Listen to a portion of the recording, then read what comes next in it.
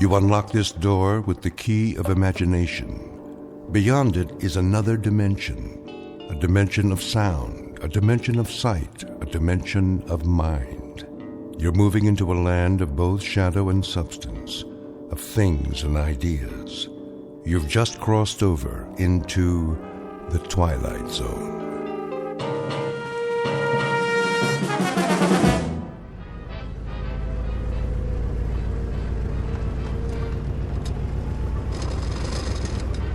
That looks like a good one.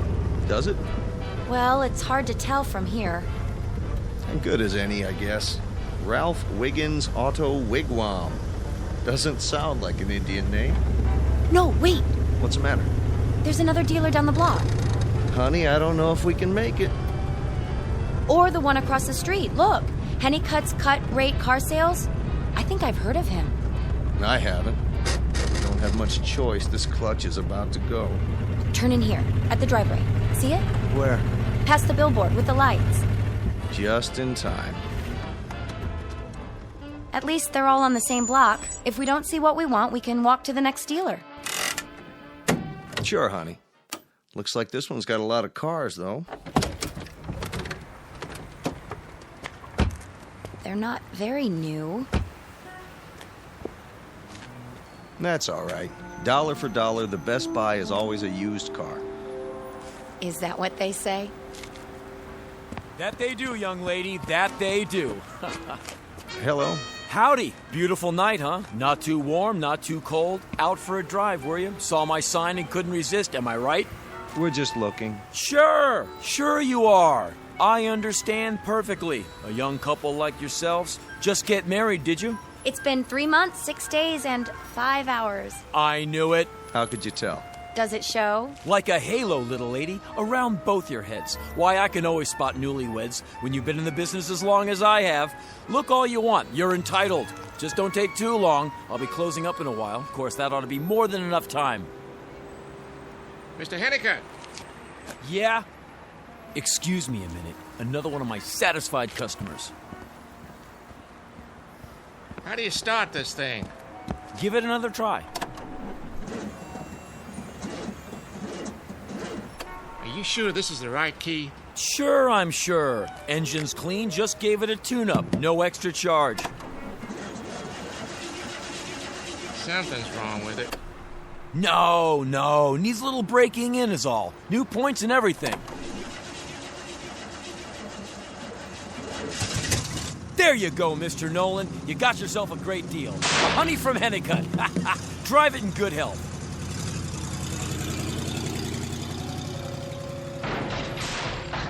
Whoa, too much power for him. Now, where was I? Oh, yeah. See anything you like, folks?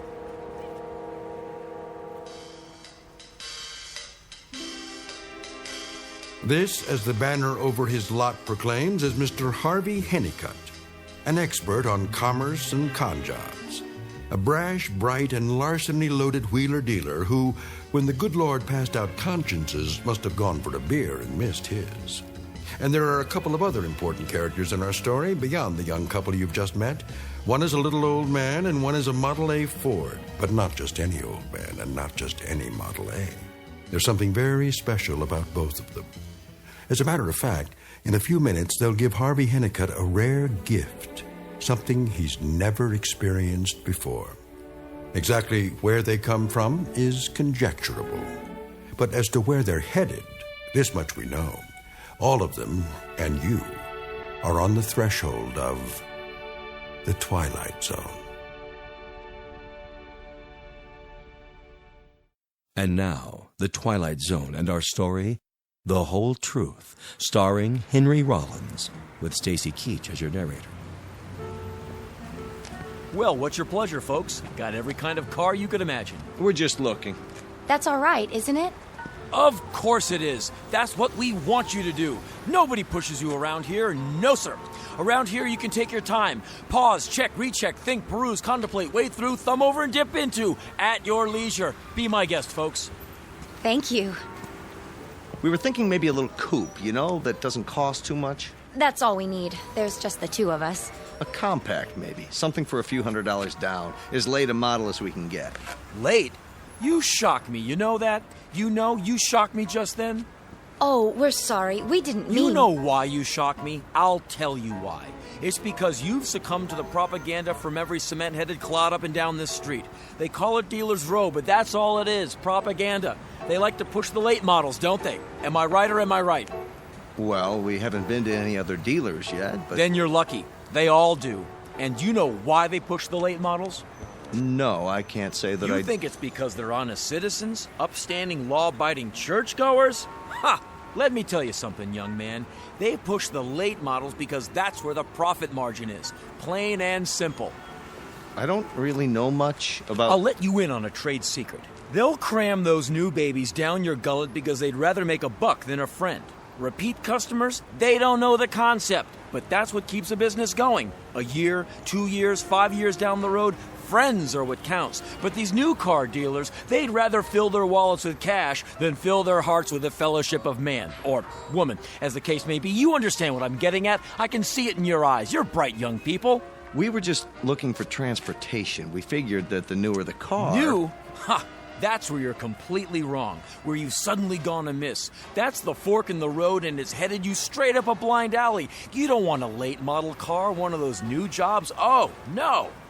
We don't? Not one of those rinky-dink jobs slapped together on an assembly line, covered with chintzy chrome and plastic or whatever they use now. Crazy designs, idiotic names, and no more workmanship than you can stick in a thimble. No. I'll tell you what you want.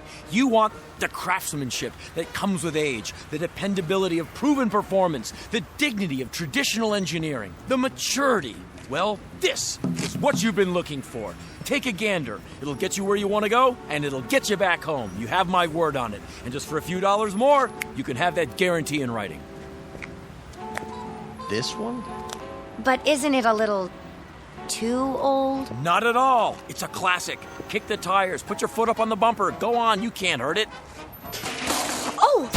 What happened? My mechanic, he just put a new grille on the front, so it'll look absolutely perfect. You can do that, anytime. All parts interchangeable. He was just about to torque down the connecting bolt, but he must have gone to get a different wrench. If you're gonna do a job, do it right, I always say. Maybe we should let him finish. Not to worry. Did you know that the original prototype of this car was a Mark II tank? Really? Oh, yeah. When you get on the freeway with this baby, everybody else, get out of the way. See where the gear shift is? That used to be a cannon. Now, why don't we sit down somewhere and talk turkey? My office is a good place, nice and private. I don't know. Well, I do, because this is the one you want, and this is the one you're going to get. I'll bend over backwards to make you a deal. When you drive it off this lot, you're going to feel so... Come on, honey. Huh? Where are you going? Well, if we could... maybe if we could look it over first and then see what else you've got. What else? Don't you know a good thing when you see it? This one will be gone by the time I close up tonight. Bargains don't last long on this lot. Here, check it over from the inside out. That's all right. No, I insist. Be my guest. Go on, slide in the front seat. Get the feel of it. Relish the luxury. Class like this doesn't come along every day. Hello? Be right with you, Grandpa. Come on, young fella. See how they built cars back when they knew how to build them. Well, if you say so. Come on, come on. You too, madam. Here, have a seat. Just slip right in. There we go. Park yourself in there and enjoy it to your heart's content. It does have a lot of room. Sure it does. Boy, oh boy, you know what you should have when you sit in a car like this? Moonlight and a bottle of good wine. To go with the music from the radio. This baby here has atmosphere, huh? But good.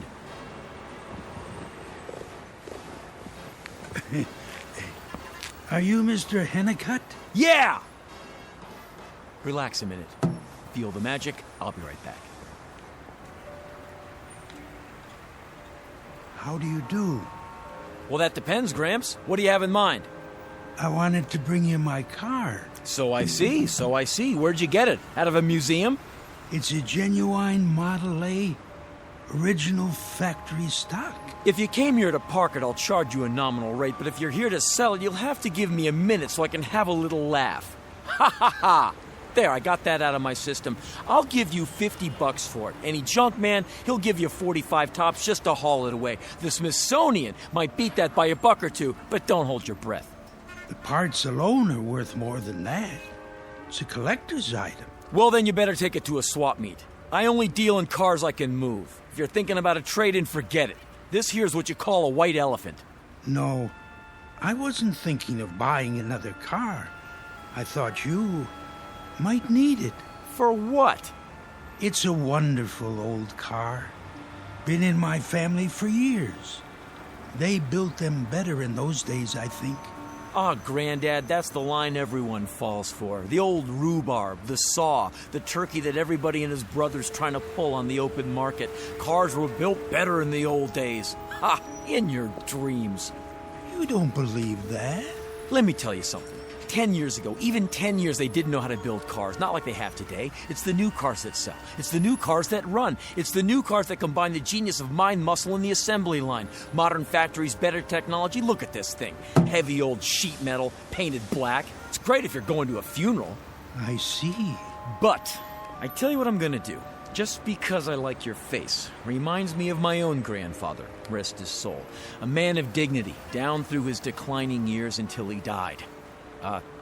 Rescuing a capsized boatload of people on the East River. Is that right? So, I can see my way clear to give you $60 for it. I'll probably have to tear it down and sell it wheel by wheel, bolt by bolt to an antique dealer, or the first itinerant junk man who comes around, but you caught me in a good mood. $60 I can go, not a penny more. $60 cash? That's the offer. Take it or leave it. Well, I kinda need the money, but couldn't you make it 70? You try my patience, old friend, to the max. What does that mean? That means 60 is going, almost gone. No, please. Just in time. Sold. 60, cash on the barrelhead. Now, I tell you what you do.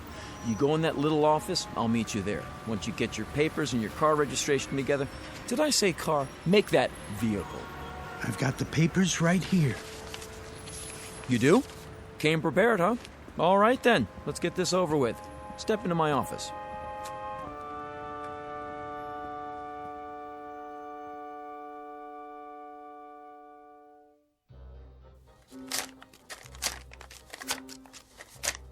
$50, $55, $60.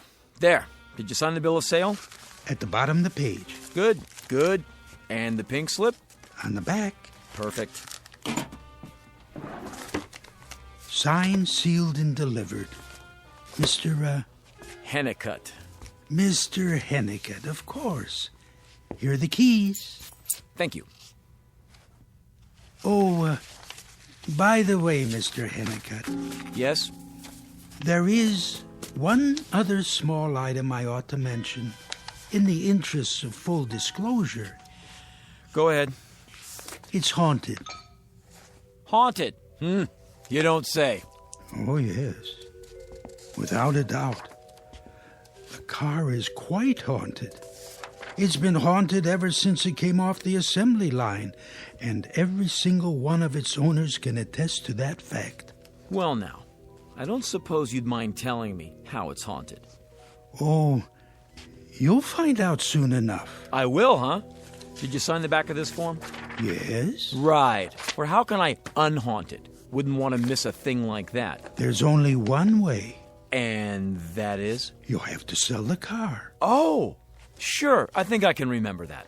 Well, Mr. Hennicut, it's been a real pleasure doing business with you. Likewise. Watch your step going out. I think you may find that you have actually gotten the best of the bargain at that.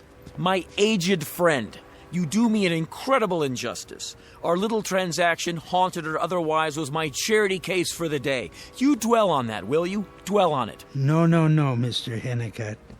You dwell on it. And I rather think you will.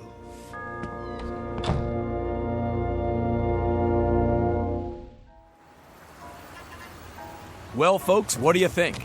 I think we'd like to get out now. Oh, sure. I'll get the door for you. Slide this way. Ladies first. I don't know about the seat. It's not that comfortable. No? Maybe you were in the wrong position. I know you young folks like to snuggle up right next to each other, but the way you've got those bucket seats, of course you could adjust them, slide them any which way. How's the engine? The engine? Runs okay, does it? Oh, it runs. Definitely. Starts right up. How much is it? How much? With the down payment. Minus the trade-in, of course. You do take trade-ins, don't you? Sure. Sure I do. Take anything I can get, hose it off, polish it up, and turn it right around. If it's too far gone, I wholesale it to this guy in New Jersey. What he does after that is none of my business. What? I mean, well, you understand. After that, it's not my worry. Of course, I cherry pick them first. If some little old lady had it locked up in her garage, then it's worth more than Blue Book. Naturally, I don't tell her that. I beg your pardon? What am I saying? Sorry, lost track for a minute there. You got a trade-in, do you? Oh, yes. Over there, one we drove in, remember? Sure, I remember.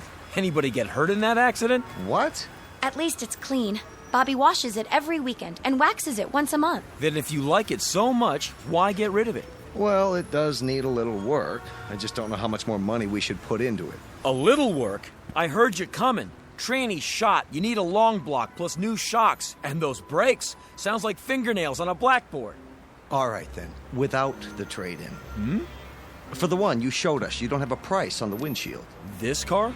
Yeah, how much is it? It's not for sale. Why not? Well, I don't know. But it's the car we were just sitting in. Wine, music, atmosphere. Yeah, sure. The one you were pushing so hard? You made it sound so nice. I know, but I guess I'm not pushing it anymore. Something wrong with it? Are you kidding? It's a wreck, a rum-dum. But a minute ago you said... I know what I said, but it hasn't got any points. It hasn't got any rings. It hasn't got any plugs. It eats gas like it owns every oil well in Texas. Just joking, folks. Don't know why I said that. But the tires. Now, the tires are... completely shot. Regrooved and painted black to look new. Plus the chassis bent. Got rolled so bad we had to weld the frame together from 3 chunkers. So, could that cause a problem? I'll handle this, honey. All we want is something to get us around. Oh, it'll get you around. It'll get you around half a block and then it'll stop cold. You'll have to tow it in and the repairs will cost you double what you paid for it. It'll get to be a regular habit every 3rd Thursday of the month. Well, in that case, what else have you got? What else? Oh, well... You must have something in our price range. Well, to tell you the truth, I haven't got anything worth the time it would take to show you. Say, what kind of place is this? Just what it looks like. Everything in this lot should be condemned. I got more lemons per square foot than a fruit grower in Salinas. Listen, kids, take my advice. What you ought to do is, you ought to hit one of the honest dealers, somebody who'll stand behind his product. And remember, you get what you pay for. Find something you really like and make an offer. Start with 20% off the sticker price and don't drop below 10. Just don't come around here anymore for your own good. Okay, buddy, we'll do that. Come on, honey. What am I doing? Hey! Yes? If you really want to make a good deal... Let's walk over to Ralph Wiggins and see what he's got. Good idea. You mind if we leave our car here for a while? Why would I mind? I got about as much business tonight as a dentist in a graveyard. What got into me?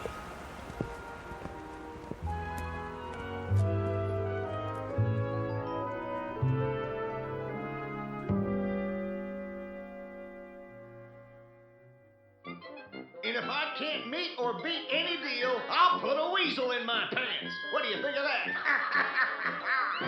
And now back to our feature, Wagons Ho, starring Fess Parker, Dan Blocker, Jonathan Harker, Chris Marker, and Iron Eyes Cody. Hey, boss. Huh? Oh, hi, Irv. What's up? Nothing. Just taking a break. Hey, sorry I'm late. I was out at the junkyard trying to find a hubcap for that Chevy. I got 2 while I was at it. Good. So how's the action tonight? Everything's pretty quiet around here. Hey, Irv. Yeah? You wouldn't believe what Believe what? Nothing. Go on, I can take it. Ah, what's the point? You won't believe me. Oh, that bad, huh? Live and learn, right, boss? Well, what do you want me to do tonight? Stand on the corner and wave him in? Hey, I could put on that monkey suit again. Nah, it's too late. How about trying to move that old Essex? Move it is right. It's not going anywhere on its own. Knock it down 100. Tell everyone it's the last of its kind. Well, isn't it? That's right, it is, so you don't have to lie. That'll be a first. But listen, you gotta keep that hood closed. When they can't see the engine for the rust, you gotta play a little hide and seek. What we got is a car that could have carried the French soldiers to the first battle of the Marne. Nice. I like that. Just don't go advertising the fact. And Irv, I want you to do something else. I want you to put a sign on the car that says it's for sale as is, no guarantees. You're joking. And while you're at it, open up both sides of the hood so they can get a look at what they're buying. You're not joking. Just do it.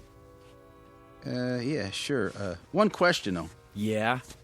You want to sell it or keep it around for an heirloom? You're right, Irv. Why am I shooting my mouth off like this?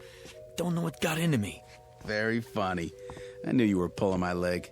Irv, do I look all right to you? What did you have for dinner? Oh, this is nuts. The power of suggestion or something. What is? Some old gleep that sold me the Model A out there. Oh, yeah, I was wondering where that came from. What should we do, sell it off for parts? You know, there's a car club meets every month. He was real nutsy. Comes in here with a song and dance about a haunted car. Uh-huh. Did you get what I said? Haunted. That's a new one. And I was stupid enough to stand there and listen to him. What I should have done was call up the booby hatch and reserve a rubber room for him. I get it. You had a little drinky, didn't you? Just a little one, right? No, Irv, not a drop. I'm as sober as a judge. Then maybe that's the trouble. There's a bottle around here somewhere, boss. Later. Go on out in case anybody shows up. I gotta make a call. Sure, boss.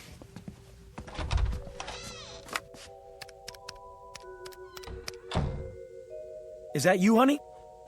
Yeah, it's me. You're ever loving. Say, baby, about tonight. I'm gonna be a little late. Well, it's inventory time. Look, I told you about that. Sure I did. Oh yeah, the whole lot. Might run into the wee hours. So what I'm gonna be doing tonight is I'm gonna be playing poker with the boys. And when I told you it was inventory time last month, I was playing poker with the boys then too. Honey, wait a minute. Hold on. I'm kidding. I didn't mean that. No, don't wait up for me because, oh, this is nuts. I'm the one who needs a rubber room. Must be sick or something. Yeah, I'm coming down with something. Look, what I'm really going to be doing tonight is playing poker with the boys. Oh, strike that. I'll call you right back. What is this? I got no control over what comes out of my mouth. No control at all.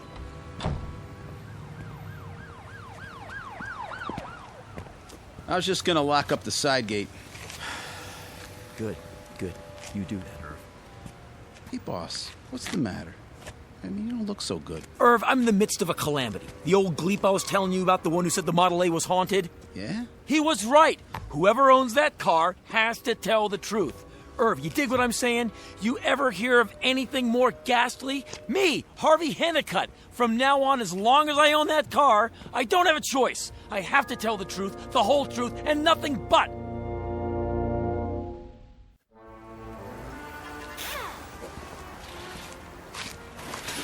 Morning, Irv. Oh, hi, boss. Wondered where you were. So I went ahead and opened up. Thanks. Thought I'd put that hubcap on the Chevy. It's not a perfect fit, though. Rim must be bent. Yeah, I gotta jack it up and take the weight off. Be my guest. Something wrong? I gotta clean up.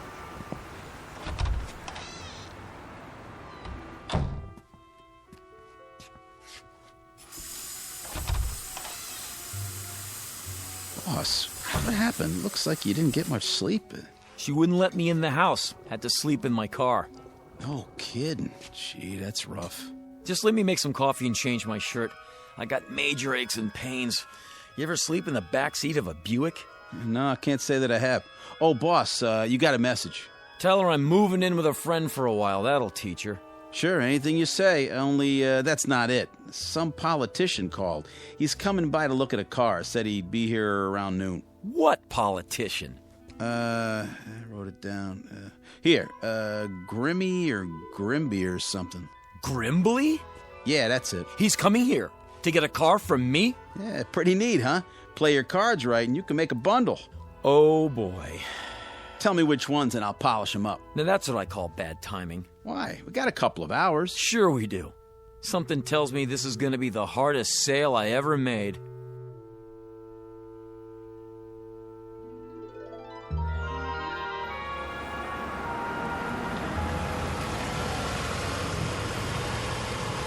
How do? Let me get the door.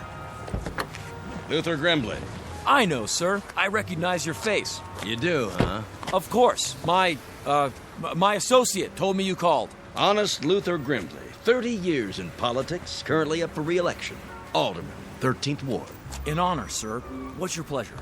Something special for the St. Patrick's Day parade. I understand perfectly. Something out of the ordinary, like a nice classic Model A, for instance. Look at those lines. Beautiful, isn't it? Well, that depends. If you take 12 aspirin and shut your eyes tight, you might call it that. But in the cold light of day, son, that's a wreck. Oh, I wouldn't say that.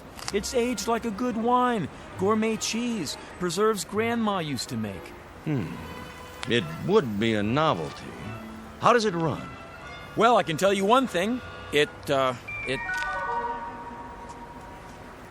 Yes? Out with it, son. The block's cracked. The block? All the way through. Let me open the hood so you can see. What else? Where do you want me to start? The tires, for example. Good rubber? Shot. Dried up. Starting to crack. Still got some tread. Might be good for a while. A while? This car's living on borrowed time. Taking that into account, what's she worth? I mean, assuming some idiot wanted a really lousy car to use for a gag or something. So the photographers would put his picture in the paper. Maybe 500? $500? Well, it is unusual. Say 600? Why not 300? What? You don't understand. You see, this is a bad car. It's a lemon, unsweetened. Why, you dirty dog. You clever wheeling and dealing son of a gun. But that's the truth, the absolute truth. I've heard all kinds of routines, all kinds. Nothing gets past Luther Grimbley. But you, clever little cookie, you, this is the old reverse English, isn't it? The old twistaroo. No, sir, that's not it at all. Why, you sharp-shooting devil, you knew I wanted it, didn't you? You knew as soon as I laid eyes on it. Something that would stand out. Tell you what, I'll give you $250 for it, mainly on account of its good politics to drive an old chestnut. The retired folks, the ones in the rest homes, they'll see that and it'll warm the cockles of their hearts. Make people realize I'm not getting rich off them. That I'm one of them. You want to give me 250 simoleons? Make that 225. Huh? I didn't notice the dent in the fender. Oh. Deal? 2 1/4? As is, no strings. You better trot out the strings right now, buddy boy. Trot out those strings. I want to know what I'm getting. Let's see here once. You're offering me 2 1/4 cash, as is, no returns. But... But what? Well... It's haunted. Haunted? This car is haunted? Yeah. Yes, sir. How is it haunted? Whoever owns it has to tell the truth. What do you mean by the truth? The whole truth, the real Megillah. And the only way you can stop telling the truth is to sell the car to someone else.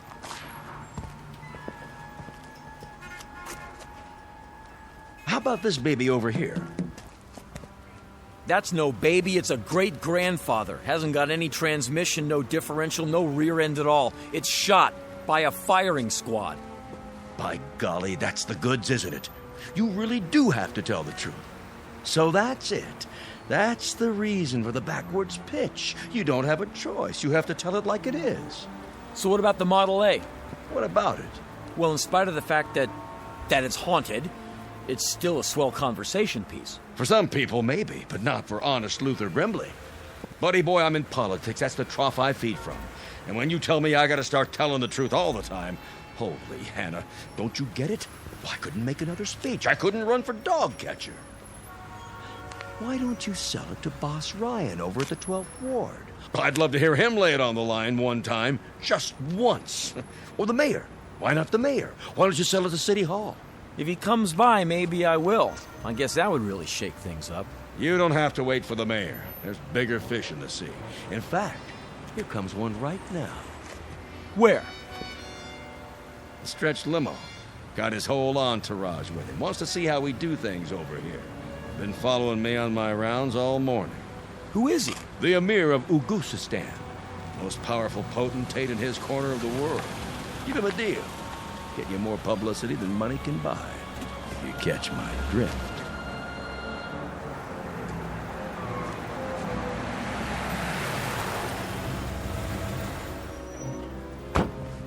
All right, get the camera set up. Over here is good. What's all the equipment for? We're eyeball news team. Give me a sound level. Where's the mic? Use the clip-on. Hey, what do you fellas think you're doing? It's all right, Irv. It's for TV. TV? Yeah, 6 o'clock news. Are you the manager? No, I am. Harvey Hennicut's cut rate auto sales, where the deals just keep on coming. So long, Amir. I gotta get back to work. You know how it is. Keeping democracy running. The Emir is grateful for your hospitality. Anytime. That's the American way, huh, boy? You better believe it.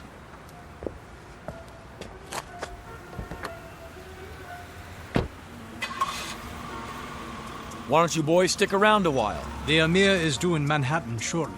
Stand back, please.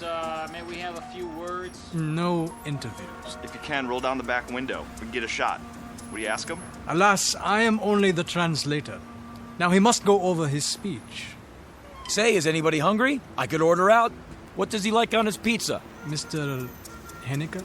That's me, Harvey Hennicut. Hennicut's cut rate auto sales, at your service. The Emir expresses interest in one of your automobiles. Oh, he does, huh? Well, why don't you step into my office so we can, discuss it in private? Here, I'll get the door for you.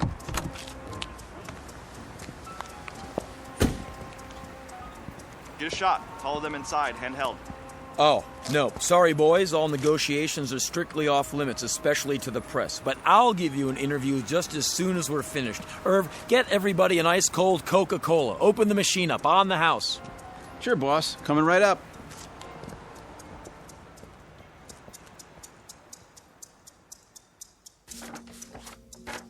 All he has to do is sign right here. You can take it out to the car if he doesn't want to come in. Everything seems to be in order. Go ahead, then. I'll get the keys. Do you need a pen? Mr. Hennicut. Yes? It's your motives I'm concerned about. Don't worry about my motives. I'm not trying to cheat you. Of course. But it is an example of Mr. Henry Ford's great contribution to your country, the production line. Quite brilliant, really. That is why the Emir desires it for his collection. And yet, your price seems overly modest. Look, I bought the car for $60. I'm selling it for $60. That's all. I don't want to make any profit. It wouldn't seem right for such a special car and a special buyer. Take your time. Talk it over with your boss. That is not necessary. I am authorized to accept your terms, Mr. Hennicut. The Emir is addressing the United Nations in a mere 3 hours. Then we've got a deal? Cash is acceptable? In American currency?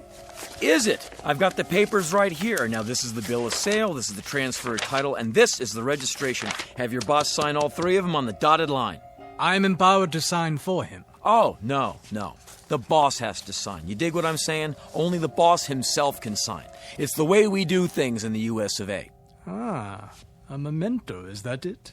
You are a autograph collector? Yeah, something like that. In that case, I'll take the papers to him. You do that, and tell him he's one lucky dog. What? I mean, you got $1 million worth of propaganda. You know that? All you have to do is tell your people back home that this is the kind of car the average American drives. Nothing too rich. We believe in equality. And truth. Most of all, the truth. Anything else doesn't go here. You tell your boss that. He keeps 1 copy, you bring the rest back to me, and that'll do it. Your boss will be the new owner of the car. In a minute, he can drive it right off if he wants. Drive it right off. I will tell him.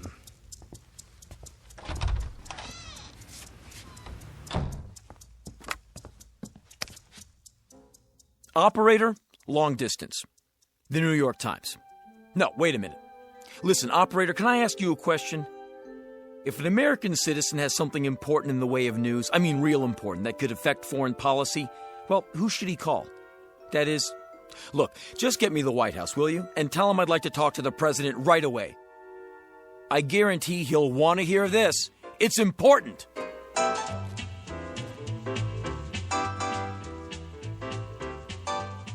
Couldn't happen, you say? Far-fetched? Way out? Possibly. But the next time you buy an automobile, remember this. If it looks as though it went through the Battle of the Marne, and the seller is willing to throw in an arm, not to mention one of his legs, be cautious.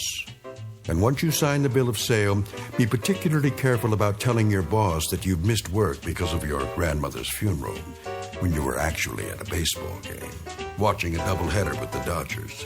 Because you'll be the proud possessor of an instrument of truth, manufactured and distributed by a dealer with exclusive rights to a territory called the Twilight Zone.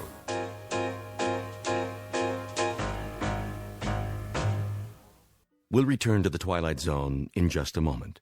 You are about to enter another dimension, a dimension not only of sight and sound, but of mind, a journey into a wondrous land of imagination. Next stop, the Twilight Zone. Hi, this is Stacy Keach. I'd like to take a moment to tell you about our Twilight Zone website at twilightzoneradio.com. At twilightzoneradio.com, you'll find the latest information on these Twilight Zone radio dramas, including behind-the-scenes photographs, plus the newest product releases, trivia contests, ways to contact us, other Twilight Zone-related info and merchandise, plus links to other fascinating websites. So make your next stop twilightzoneradio.com. Visit twilightzoneradio.com to purchase these Twilight Zone radio dramas on cassette and CD, or call toll-free 1-866-989-ZONE. That's 1-866-989-9663.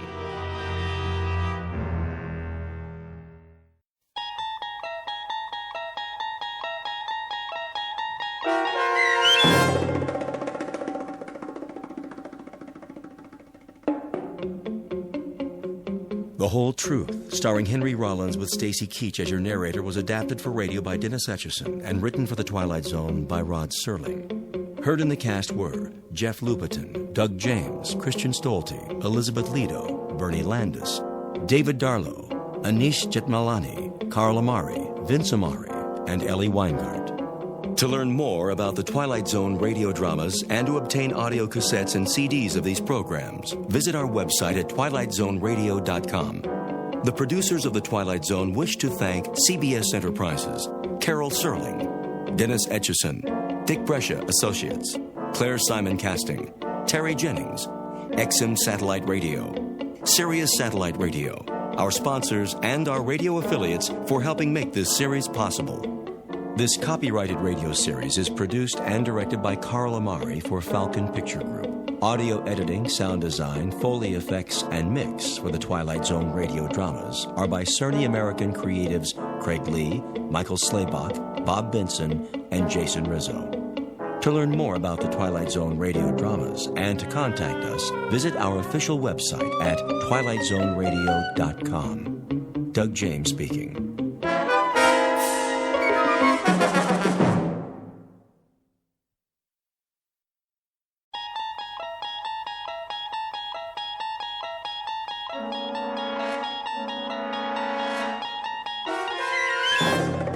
You unlock this door with the key of imagination.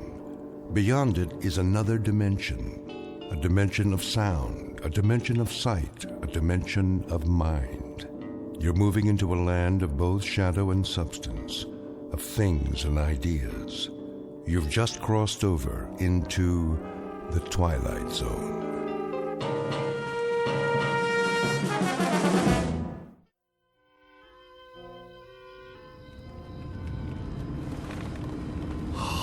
Slow down. Yes, sir. Anything you say, sir. Just get us home in one piece. Your wish is my command.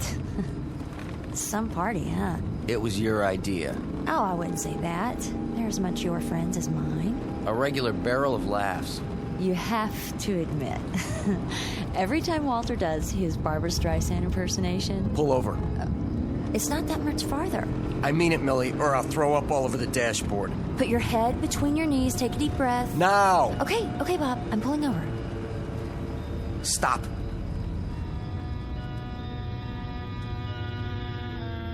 Hey, where are we? Oh, let me out.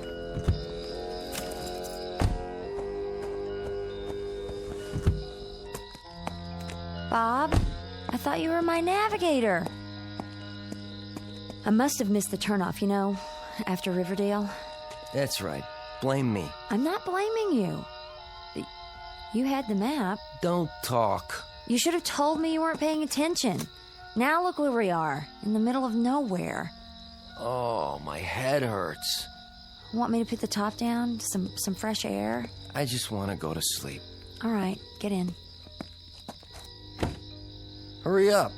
Will you look at that? All those stars.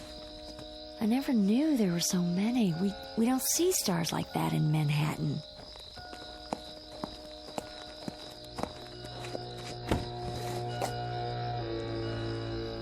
Night. Wait a minute. Let me sleep. What happened to all the stars? Sleep tight. Don't let the bed bugs bite. Did you see that? Where's the blanket? 1 minute there were 1,000,000 of them, and then something blacked them out. Oh, they're back again. Oh, must be my eyes. Hurry up, Mel. Come to bed. Sure, Bob.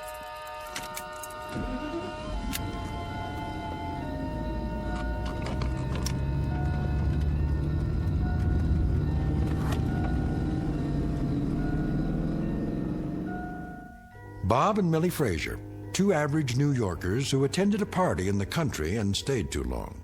They also drank too much and on the way home took an unexpected detour. But they aren't worried. In a few hours, it will be morning and they'll be home in their bed safe and sound. Or so they'd like to think. Most of us wake up knowing exactly where we are. The rooster or the alarm clock brings back the familiar sights and sounds of home and the comfort of another day's routine. But our young friends are in for a surprise. Tomorrow is going to be a day like none other, as they spend it in the Twilight Zone.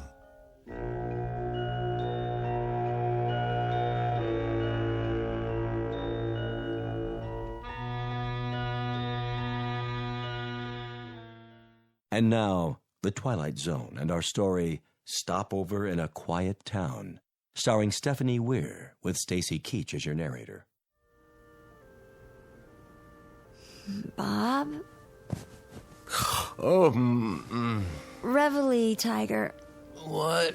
The years at spring, the springs at morn, the morns at 7. Speak softly, woman. I got a hangover that was meant for a much bigger man.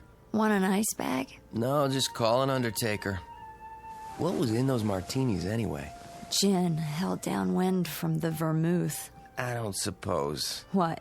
I wasn't by any chance the life of the party. You were perfectly fine. Yeah, great, in fact. You told that joke about the ball bearings. Oh, not that one. And you broke a lamp making a forward pass with the throw pillow. Was it expensive? The pillow? Not very. You spent the rest of the evening oogling that girl. Which girl? The one in the low-cut sequin dress. Oh, that girl. Yeah, pretty enough, I suppose, if you like that sort of thing. How would you know? You never looked at her face. You sure it was me? Oh, it was you, all right. Hold down the fort. I'll make the coffee. That would be thoughtful. Wait a minute. I didn't even take my shoes off? Don't tell me. Oh, Bob. I knew you were toasted, but really, you slept in your clothes. You should have helped me out of them. I couldn't even help myself. Look at this dress. It's disgusting. Now I have to get it cleaned. I didn't think I had that much to drink. Did I? Bob, this may sound like a foolish question, but where are we? What? Open your eyes the rest of the way, very carefully. Now, take a look around. I hope we are in an apartment on West 12th Street in New York City. Open them the rest of the way. Oh, no. Tell me I'm still asleep. I wish I could. Millie, answer me honestly. Have you ever seen this bedroom before in your life? Not even in my dreams. We went to sleep at home, didn't we? Sure we did, remember? Not exactly. We left the party up at Bedford Village. And I was driving. No, I was. I had to because you were... Sleepy. That's a nice way of putting it. Let's just say unable to keep the car on the road. I put the top down. I thought I did that. It was supposed to revive you. Then somewhere about Riverdale... Somewhere? You missed the turn? Wait a minute. Something came down on the car from overhead. A shadow. And then... Then? That's all I remember. You probably plowed into another car. I most certainly did not. Well, another car plowed into us. We probably got knocked out. You were already out. Please, I am trying to contact my brain. Somebody brought us here, put us to bed, leaving us fully clothed. That was respectful, don't you think? And now there's probably bacon sizzling and a plate of scrambled eggs waiting in the kitchen. I could use some of that. Yeah, me too. But I doubt there's room service.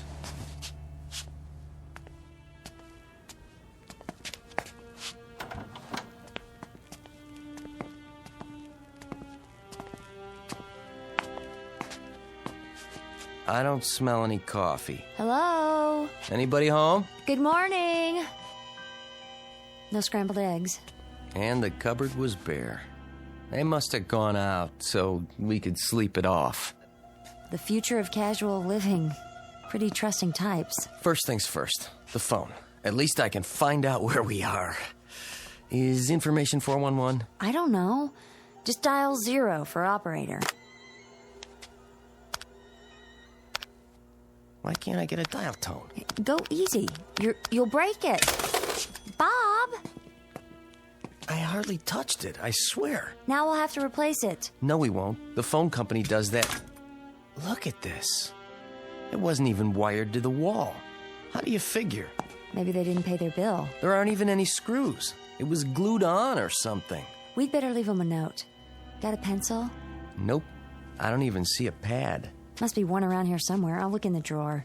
You do that while I try to stick this thing back to the wall.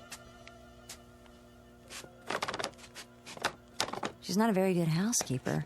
The drawers stick. Bob, would you give me a hand? Just pull. This drawer, it isn't real. Let me see that. Careful. Some kind of veneer. Just a facade glued on. They all are. The cupboards, too. What is this? A movie set? Could be a model home, the kind they build to show people. Who builds them? Real estate companies. People come in, they walk through, decide to buy, then they build them to order. Check the refrigerator. Just empty cartons. No milk, no eggs, and this bread isn't real. Nothing but cardboard inside. Well, that's what I call low carb. It's like a prop. Everything is. Let's get out of here.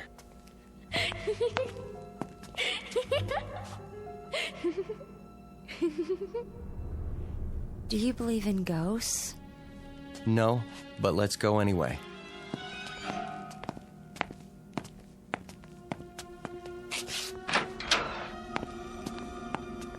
The other houses look normal enough. Nice neighborhood. Neat as a pin. Hey, kid!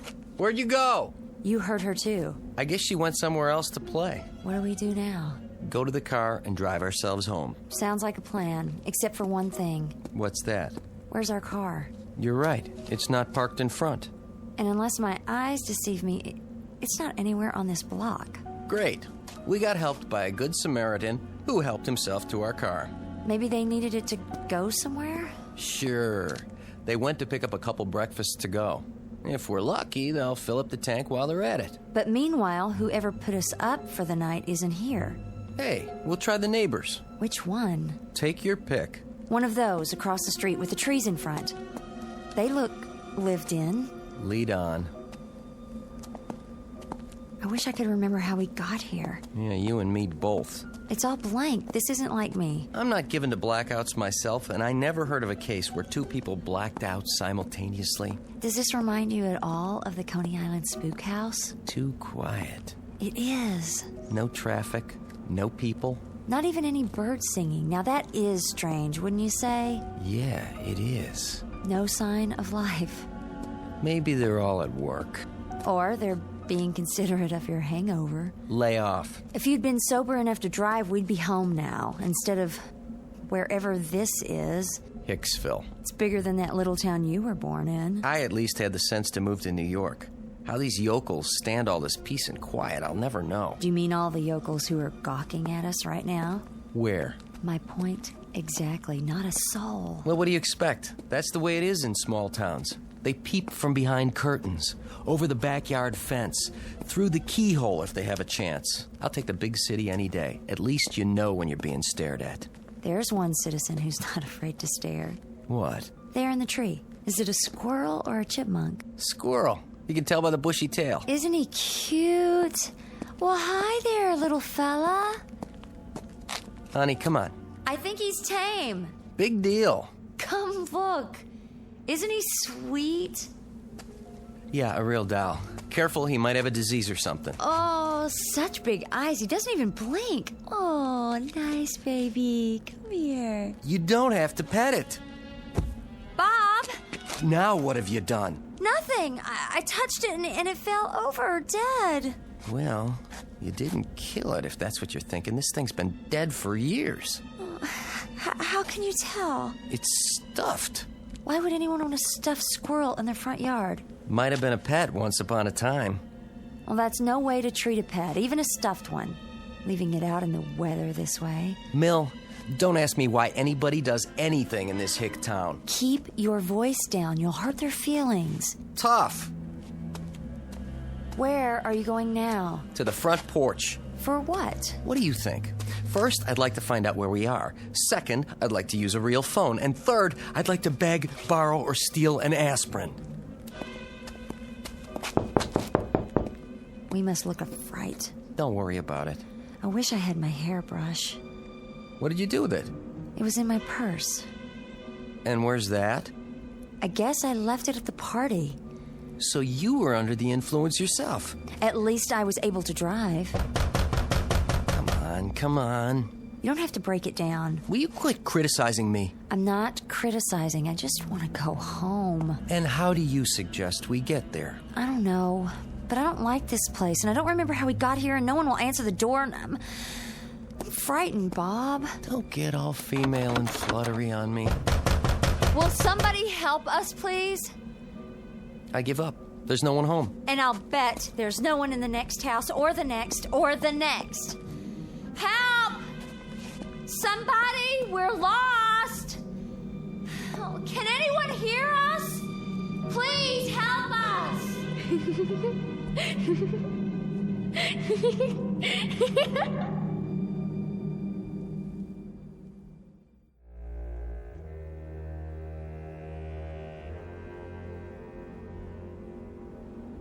What was that? Someone laughing. The child we heard before. Where did she go? Maybe she's shy. At least we know the town's not completely deserted. No, they're only hiding. They don't trust strangers. A good policy, neither do I. Could be they all went to one place. Oh, really, Bob? Town meeting or something. On Sunday morning.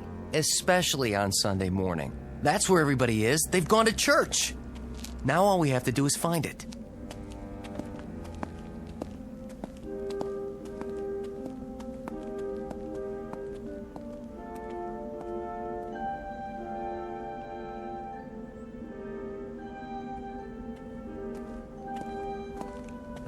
This is the place, all right. I've seen 100 churches just like it. Painted white with one big steeple, a couple trees, flower beds along the sides. Do you think they're inside? One way to find out. We can't just walk in. Watch me. What do you tell them? I'll tell him I'm tired of their creepy little town. And I'll pay anybody anything he asks to get us to a train or a bus station that'll take us back to civilization.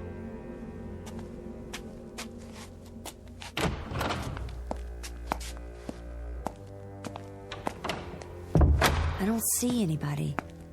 This is just the vestibule. They're all on the other side of those doors. Awful quiet. I thought they'd be singing hymns. Maybe they're praying. We'd better wait. Time waits for no man. Here's the church, and here is the steeple. Open the door and see all the... Well? Nobody. What now? I know. This'll bring them. Wait, what are you gonna do? Ring the church bell. It's the oldest distress signal in the books. Need some help? I've got it. Look outside. See if anybody's coming.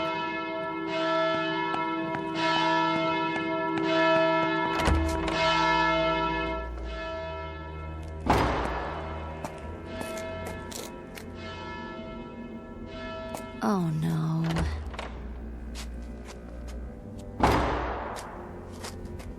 Where'd everybody go? See for yourself. I see it, but I don't believe it. There isn't anybody. Not a soul. Just us. This is too much of a stretch. There isn't a person or a thing alive in this town, and yet... What? We're being watched. Millie. I know when I'm alone. And I know when I'm being watched, don't you? Now you're getting paranoid. I'm serious. The hair on the back of my neck stands up, and right now I feel like a porcupine. Not to mention delusional. Is that a delusion? I've got to find that kid. Good luck. Where are you? Hey, kid. There's no reason to hide. We're not gonna hurt you. Whoever you are, come on out and talk to us. It's no use. All right. We're both delusional. I feel it too. We are being watched. The hair on the back of your neck? No, my spidey sense is tingling. The whole town must have a whopping case of xenophobia. Sounds dreadful. I hope it's not catching. Fear or distrust of strangers. I should have realized. It's common in these little one-horse towns. I ought to know. I grew up in one.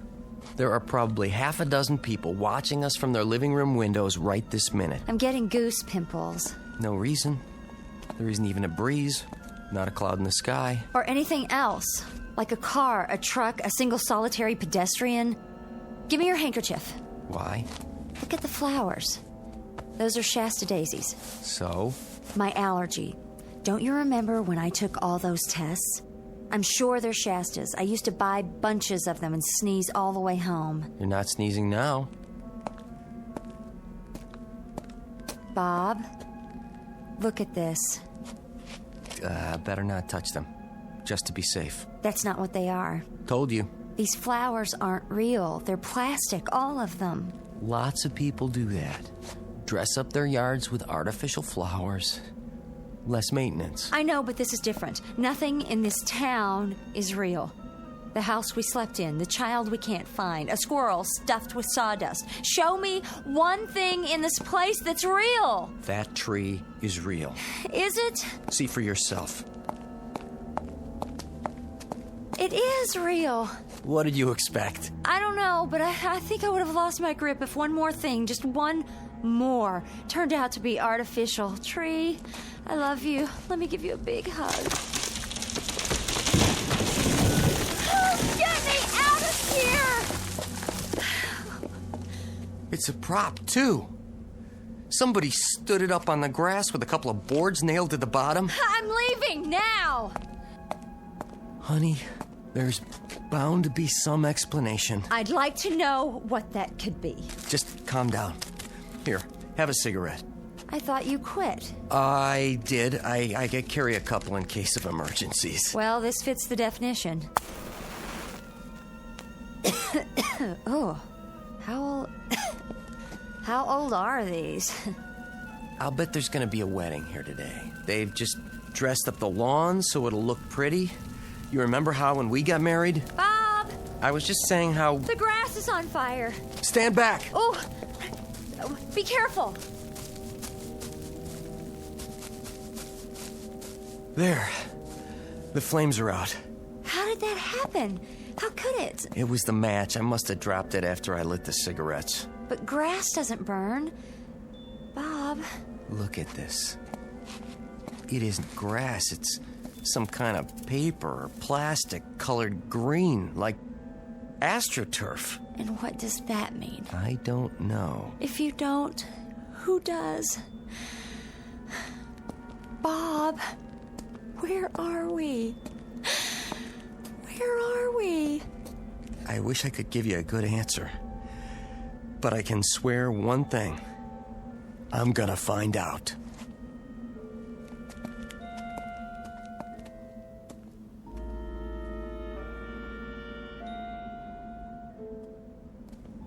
This has to be the center of town. You think so? Main Street, USA, barbershop, a 5 and dime, a bank. Just like your childhood. Are you sure you're not dreaming this? Is anybody here? Can anybody hear me? My name's Bob Frazier. This is my wife. Will someone show us the way out of here? Don't try anymore. Just keep walking till we get away from this nightmare. Wait. We'll come to the edge of town sooner or later. Just keep moving in a straight line. Wait, I said. Do you hear that? I hear something. Sounds like a music box. Where? Over here. It's coming from the antique shop. Don't. Why not? You don't know what's inside. Whatever it is, it's more than what's outside. Please, Bob. Something had to start that music box. I don't care. I just want to get away from here. I have to know.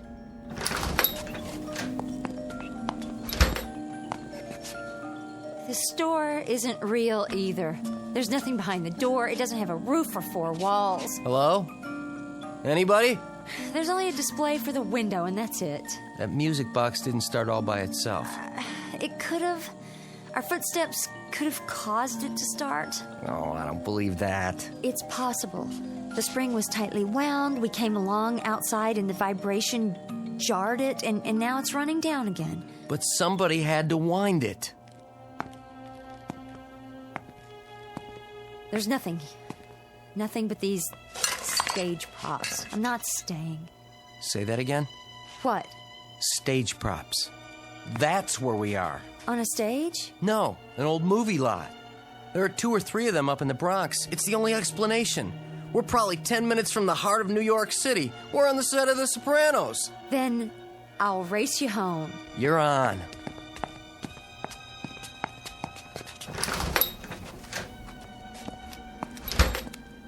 Funny that we can't hear traffic yet. We will. Keep walking. Or we could get a ride. That would sure be great. But for the time being... I'm serious. Look, what do you see? Is that a car? It wasn't here before, was it? No, it was not. Hey, buddy! I think he hears you. Oh, boy, am I glad to see you. We've been wandering around here all morning, and you're the first person... Bob, wait. Look at me. I'm talking to you. Bob. Can't you see us? Turn your head. What is the... He isn't real. He's some sort of... He's only a mannequin. Let go of it. Another trick. Some kind of joke. We have to keep going. Is somebody watching us? This has gone on long enough. We've had it. It's no use. Are you testing us? Are you watching us behind those windows? Are you taking notes to see how much of this we can stand before we turn into blabbering idiots? Well, that's it. Game over. I've had it. Come out and face me, whoever you are, so I can finish it right here in the middle of the street. We're human beings, do you hear? Human beings!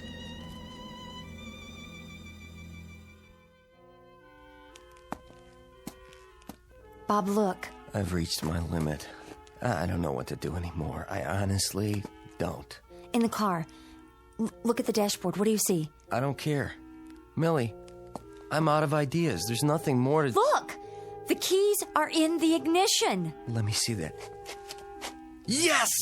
Oh, honey, climb in. We are gonna get out of here after all. Right now. Oh, do you think it runs? How else did it get here? Hurry up. So long, Spookville.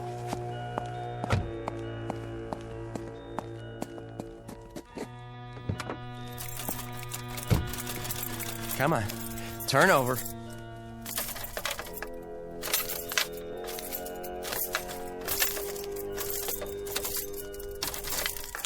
You're going to flood it. You want to drive?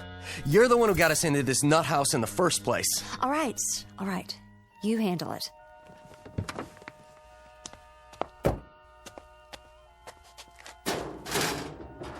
Oh, that's rich. That's really, really rich. No motor. There's nothing under the hood. No wires. Nothing.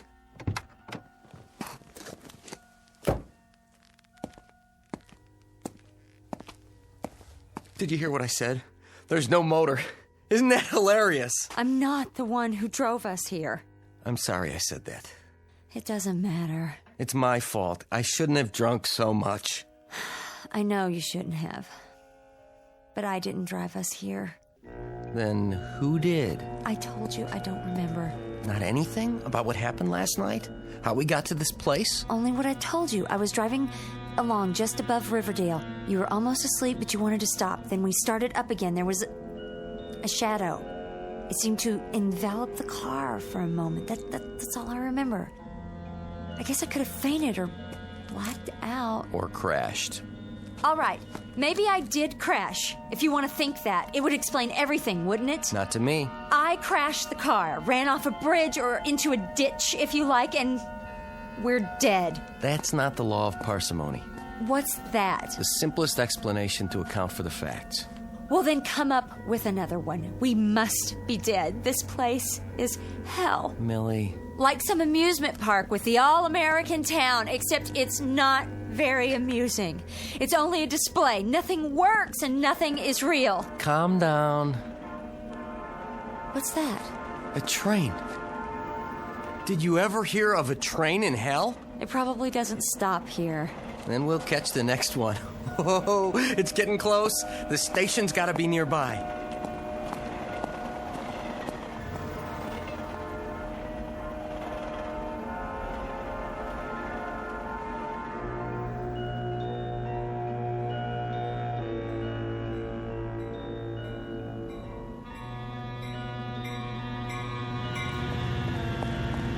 Here she comes. Is it real?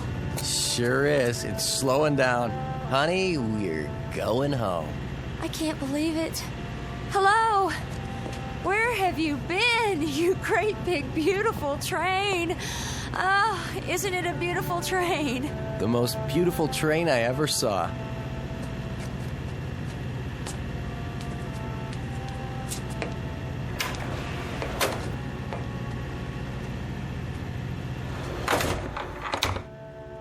What about tickets? Don't worry about it. We'll pay the conductor. Where should we sit? Anywhere. Looks like we got the whole car to ourselves. Here, you can have the window seat. Thank you, sir. Don't mind if I do. Must be a commuter train. So that proves this place is real. There's a sign outside on the platform. The name of this town is Centerville. Never heard of it. I hope we never do again. Good riddance, Centerville. Oh, it's been fun, but I can't say I'll miss it. A side trip, that's all. Centerville, you are history. Ancient history. What a nutty little town. All form, no function. Maybe it was a housing development, the ideal community. I must say, I wouldn't want to live there. Some places are too quiet, too perfect. A nice place to visit if you're passing through. I still don't know how we got there. I guess it'll be one of those unsolved mysteries. We've got a story to tell our friends, at least. Oh, they'll never believe us. It doesn't make any sense. Why don't you admit it? You did have a few drinks at the party, didn't you? One or two. And somewhere along the way they caught up with you and you got lost and ended up in Centerville. If you say so. It does sound like the kind of screwball thing I'd do. How do you put up with me? Well, I guess I got a soft spot for screwballs. Well, you sure got one. It wasn't all that frightening back there. Easy for you to say now. It's just that whenever somebody goes boo, I jump a foot. Boo. Stop it. I'm fine now. Wait till we get to the office on Monday. I can see old Mr. Peabody now. Fraser, we're a team here. If one member of the team lets us down, then the whole organization suffers. You should be glad you made it back at all. He'll never know the half of it. Another stop already? Wouldn't want him to think I had a lost weekend. Bob, Flights of fancy aren't his thing. He's strictly facts and figures. what did you say about paying the conductor? Sure, no problem. They'll take cash.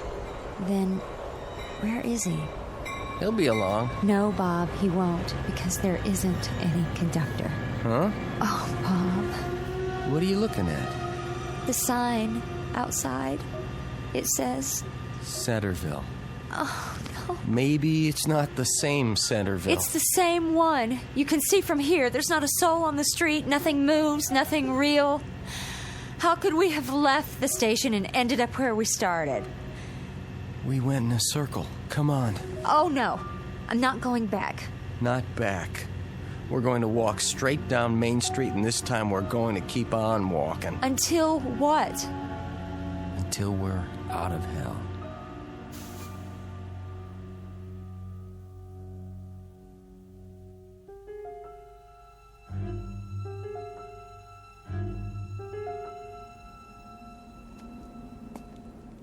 I never realized till now. Go ahead. Say it. You're hungry. And thirsty. But that's not what I was thinking. It's the little things. You don't miss them till they're gone. There's nothing here that's really frightening. It's what's not here. Like people. Cars. Besides that, no dogs, no birds, not even an airplane in the sky, not a single cloud. At least the sun's still there. Yes, but for how much longer? Nothing we can do about that. We can run. Could you? I'll take off these shoes. I'll sprint if that'll help. Anything to get us out of here faster. Oh, we better save our strength. Might be a long road ahead. We still have a few hours of daylight. Can't be that far from civilization. But what if the sun goes down first? And we slog on in the dark. Like a couple of marching morons. And when we can't keep going, we hack out a campsite. Break up trees and make a fire. Find berries to eat. Pine cones, grass, nettles. Whatever it takes. They are not gonna scare us or starve us out. Bob, who are they? Something tells me we're about to find out.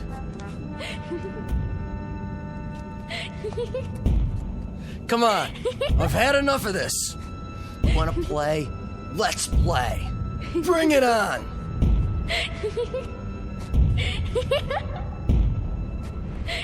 No, the sky's getting dark. Bob, we have to hide. Don't make a sound. Don't move. They'll see us. She'll see us. She? Yes! Her hand, Bob! It's cute! Oh, my... What are you... Hey! Put us down! Hold my hand, honey. What are you doing, dear? Playing. The model town again. You never get tired of that, do you? No. And your little pets. Be careful with them now. Daddy brought them all the way from Earth. Can't I play with them, Mommy? Oh, please? After lunch, dear. Put them away, then wash your hands. All right.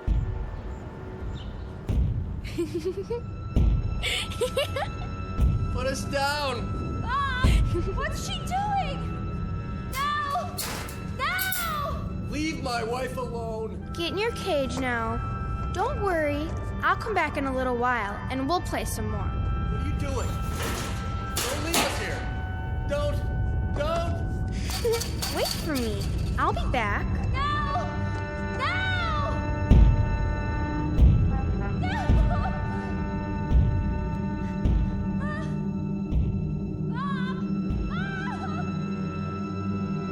The moral of what you've just heard is clear. If you drink, don't drive. And if your wife has had a couple, she shouldn't drive either. The night is dark, and the road home can be a long one. If you're not careful, you might just wake up with a whale of a headache and a king-size hangover at a deserted train stop in the Twilight Zone. More from the Twilight Zone after this. You are about to enter another dimension. A dimension not only of sight and sound, but of mind. A journey into a wondrous land of imagination. Next stop, the Twilight Zone. Hi, this is Stacy Keach. I'd like to take a moment to tell you about our Twilight Zone website at twilightzoneradio.com. At twilightzoneradio.com, you'll find the latest information on these Twilight Zone radio dramas, including behind-the-scenes photographs, plus the newest product releases, trivia contests, ways to contact us, other Twilight Zone-related info and merchandise, plus links to other fascinating websites. So make your next stop twilightzoneradio.com. Visit twilightzoneradio.com to purchase these Twilight Zone radio dramas on cassette and CD, or call toll-free 1-866-989-ZONE. That's 1-866-989-9663.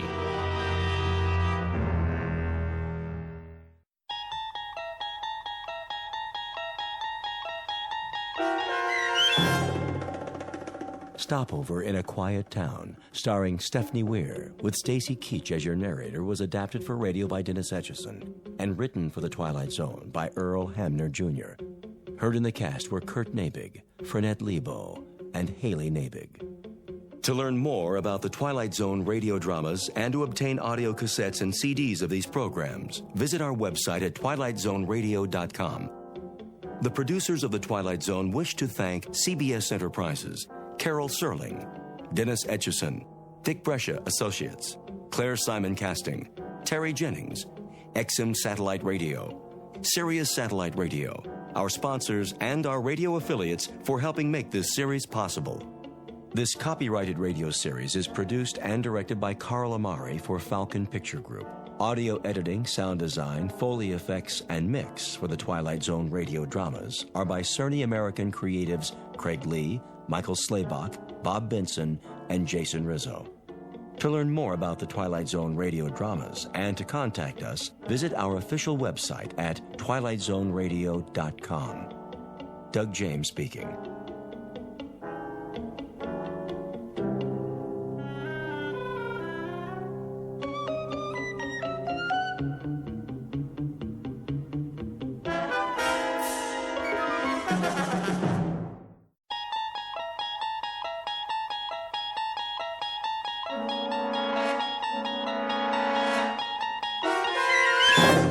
You're traveling through another dimension.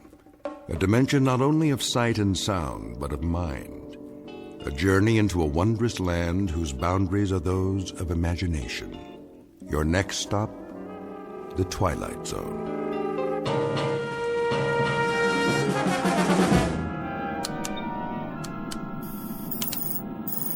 Boys. Oh, boys. Yeah, Ship. There's a planet up ahead.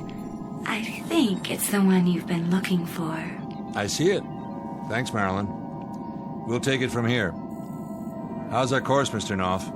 Bearing 0090, Commander. Gravitational field? 1.1, same mass as Earth. Almost. Good. We don't need to compensate. That'll save some power. All we have to do is slingshot in and follow the orbit for one revolution. This is the last planet on the list, right? Right. One more recon and it's back home. Commander. Yeah, Knopf. Think they're going to give us a parade? You mean up Fifth Avenue with ticker tape? Don't hold your breath. Why not? We've been in space longer than any other mission, right? Right, but this isn't a glamour job. We're strictly survey and reconnaissance. The guys who make Planetfall get the front page, you know that. Yeah, the pretty boys. The ones from Central Casting. So what's wrong with us? Are we that ugly?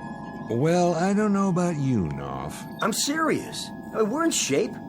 I work out every wait period. I take all the food supplements. I even got a UV tan. Look at this profile. Pretty good, huh? Heads up. The planet's in sight. Got the cameras ready? Yeah. Shutters are all set. Spectroscope? Check. Biodetector? Check. Digital storage bank? Check and double check. Let's do it and get out of here. You know, maybe I'll get a satellite interview this time. What do you think? Or a collector's hologram. An action figure, at least. Ready for flyby. That's your mark. It's not like I want more money or anything. I mean, I'm not greedy. Set coordinates. I just want what's coming to me. A little respect. On one. On one, got it. I mean, 6 months in deep sleep for every mission. 3, 2, 1. That's the same as staying in bed. While everybody else is doing things, going places, having a life, in other words. One. Set. Okay. Oh, good Lord, there's a meteor belt. That's not in the database. Fire retro rockets. We're going too fast. They'll stall out. Manual override. Now? That's in order. If you say so. Manual firing of retro rockets is not recommended at this speed. Severe damage may result. I'll say that again, boys. Manual override is not. We'll have to ride this out. No sweat, Commander. Those meteors are the size of fleas. We missed the orbit. Scuttle the flyby and get us out of here. Too late. Gravity field's got us. Then set her down or it'll tear us apart. Fire side retros. Did you know that firing retro rockets in a gravity field wastes energy? I really think you should wait to attain proper cruising speed. Boys, I'm not kidding about this. I'm feeling pretty shook up right now. Shut your mouth, computer. Retro's on. Turning. We have to set down now. Look for an open space. Looking, Commander. But we're losing altitude fast. Then go for the first clean landmass, you see. We're in a dive. Level her out. Tail gear down. I'm trying. Hard starboard.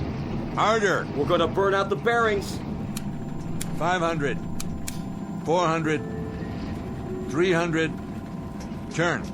Turn! Landing at this angle is unsafe at any speed. Please apply your anti-vibration absorbers and abort your present course.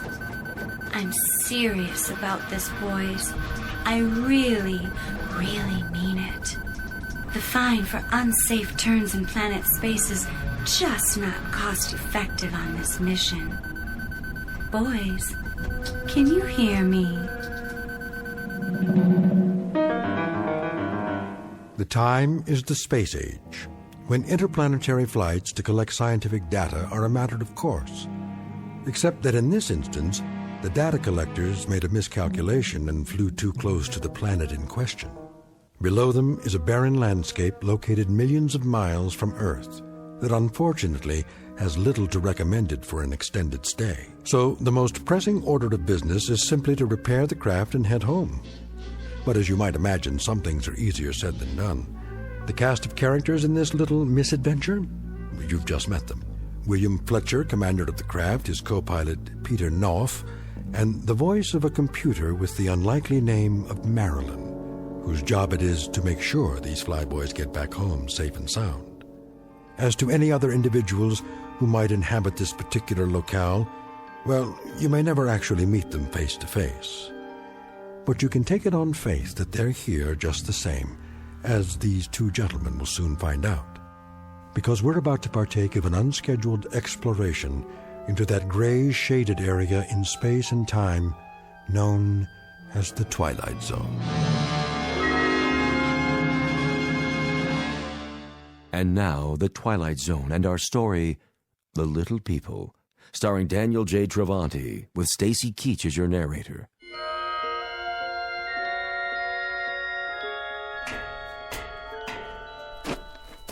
Well, Commander, did you get the engine compartment open? I did. How's it look? The ship's repairable, but I can't touch any of those gimbal bearings for a while, even with the gloves. It's like a furnace in there now. Needs to cool down first. And that grand event will come when? Tomorrow night, maybe. Or the following morning. That's a swig from the old bottle, isn't it? You picked a nice place to sit down, Fletcher. Real nice. The floor of a canyon. You must be some kind of 8-ball artist, because you snookered us but good.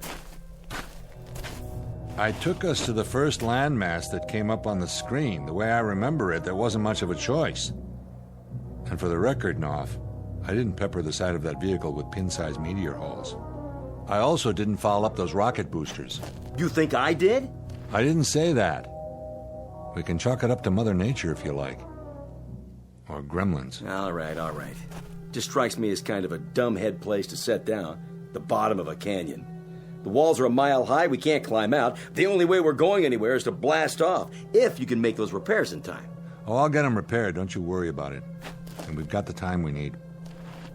There's enough rations in the hold right up that ladder. Matter of fact, I brought some down so you wouldn't have to exert yourself. Here, knock yourself out. Food concentrate, A163, modified luncheon plan. Kind of gets the old juices flowing, doesn't it? Yeah, there may come a moment in time when I'll enjoy this. But that time hasn't quite hit me yet. Wonder what we get for dinner. A pea-sized steak and a capsule of Tang? Better chow down now. If you don't, you won't have enough strength to do anything. Hold your socket wrenches for you mean? Look, if you don't want to get your little hands dirty... I'm eating it, all right? Oh, jeez, what is this stuff? Petrified wood? You know, there may come a moment in time when you'll lick a rock as if it were the drumstick of a Thanksgiving turkey. But for the time being, buddy, you'll eat what's prescribed to eat. And if you've got any deep-rooted complaints, enter them into the ship's ledger, for the record. But don't spray them all over me, because it's a waste of effort and a waste of food. Do you read me, Knopf? Yeah, loud and clear. Then dwell on it. And while you're dwelling on it, you might count a few blessings. We don't have any extra food and water, that's a fact. But we've landed in a place where there's oxygen and we can survive. We walked away from the landing without a single bone out of place. And all things considered, I'd say we happen to be a couple of extremely lucky people. Now, the standing order is as follows. You got tears to shed, save them for sleep time, and shed them into your pillow. Just don't bother me with that. Now, do you read me? Still loud and clear, Commander. But there are times when a man gets sick of being led around by the nose, and I mean sick to death. That's a big thing with you, isn't it, Knopf? What is? Taking orders. Being on the receiving end of a command.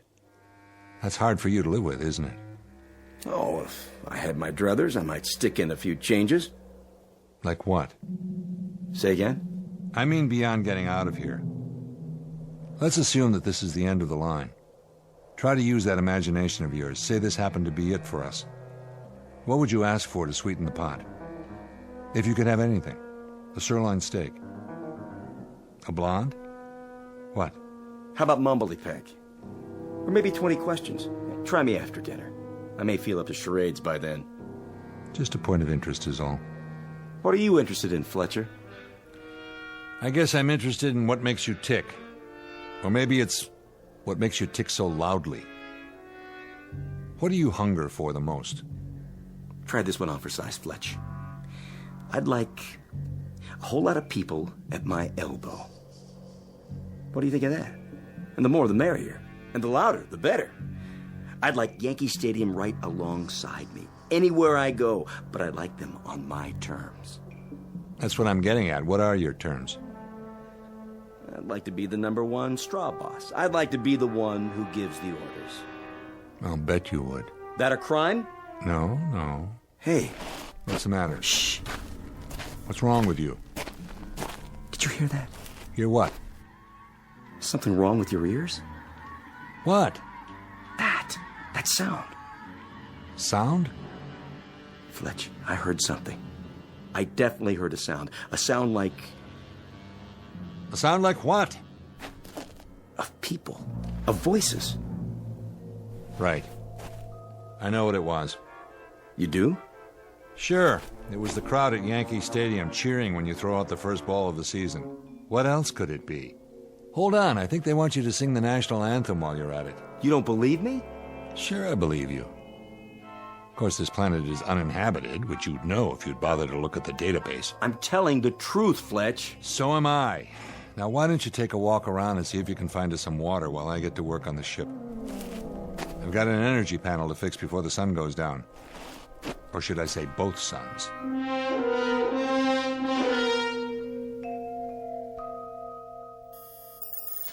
How's the repair coming, boys? It's coming. And it's just me, Ship. Where's Peter? Lord only knows. Off communing with nature or something. That's not very considerate. We need him if we want to get home. Wouldn't you agree, Commander? I can handle it, Ship. Well, it is hot in here, and frankly, I don't think you can tolerate the temperature as well as I can, Willie. Me? I'm doing fine. But you've got circuit boards that'll fry if they overheat. You want me to turn on the air conditioning? I don't think that's such a good idea, Commander. It would only use up more of our power. Then why don't you give it a rest? How's that, Willie? Shut yourself down so I can get my work done. Do my conversational skills displease you? No more than normal, but every word I say uses up 7 calories of my energy. Are you sure? I don't see that information in my databank. Take my word for it. Oh my. Then you've just wasted, let me see, 35? No. 102? No. 200? I can count, Ship. 28 more. I'd better switch to monitor mode before you collapse. It is odd, though, that your vital signs don't show any extra loss of energy. Nap time for you. Sweet dreams. Thanks, Willie. And don't call me Willie. Nobody calls me that. Nobody human. I'll make a note of that in my crew profile, Commander. And remember, if you need me, I'm always here for you. How could I forget? Don't let the bedbugs bite. Sorry? Forget it, Ship. Catch you later.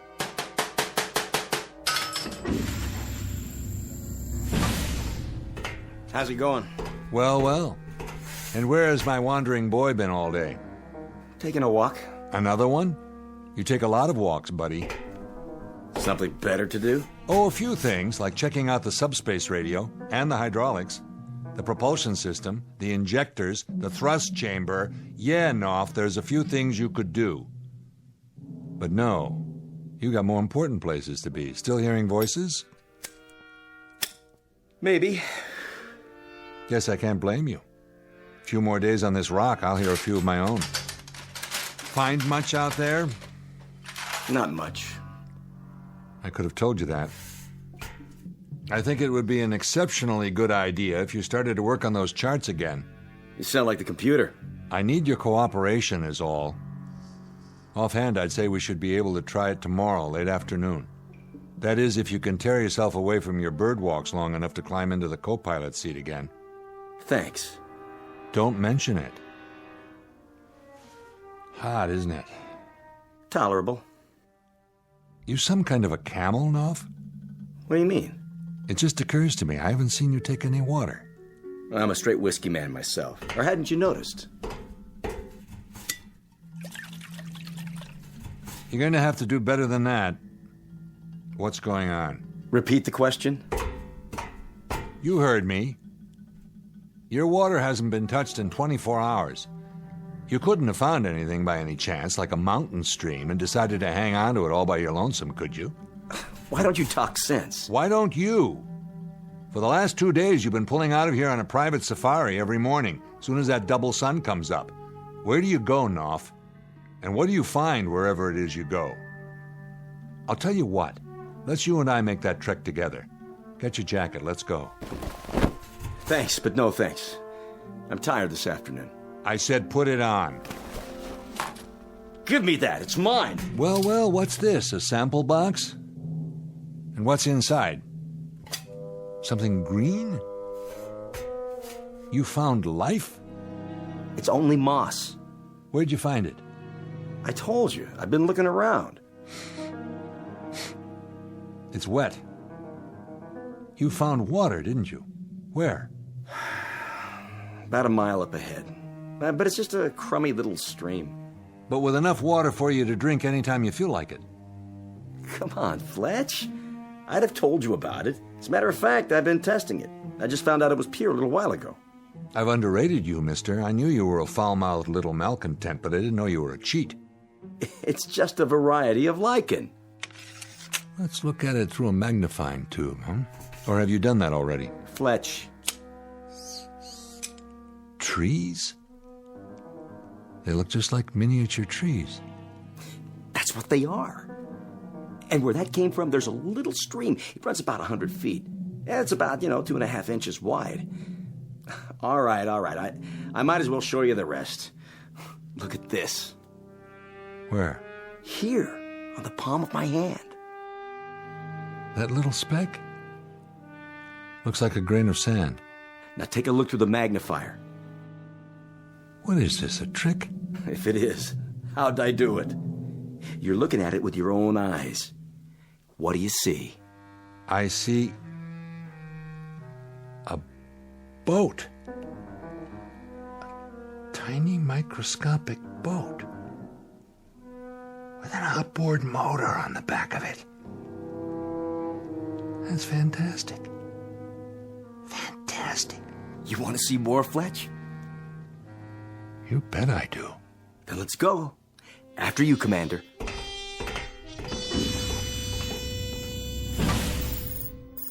Good afternoon, boys. I just had a good rest. How's that energy grid coming, Willie? I mean, William. Pete? Peter? Are you there?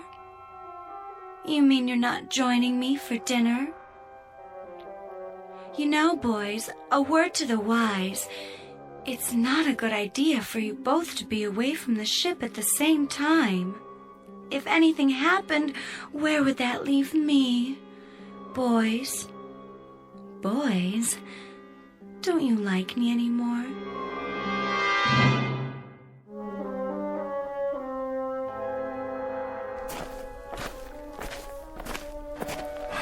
Now, where's this stream of yours? A little farther, just past the boulder. I don't see... Here. I still can't see... Look down, next to your boot. Yeah. Oh, yeah. How did you spot a thing like that, Knopf? It's just a green line between the rocks. Doesn't look any wider than my finger. I was out getting soil samples the first day. I wouldn't have noticed it either, but I sat down to rest, and all of a sudden I felt something wet under my hand. It really is a stream. My God. Yes? Just kidding. Fletch, get this. To us, this stream is just a tiny trickle, and that clump of little green weeds, see it there? Is only so much moss. But if you look close, I mean real close, you'll see a couple of other items that aren't par for the course. I'm not sure I... Here, use the magnifying tube. All right. Lean right in. If you showed me a picture of this, I'd think it was an optical illusion. But I'm looking at it with my own eyes. And I still don't believe it. Aha. And what do you see, Fletch? I see... It looks like the shore of a lake. And little houses. With docks. Boat launches next to them. Now you know why I kept my mouth shut. No way you would have bought it, would you? Who lives in them? Lean down.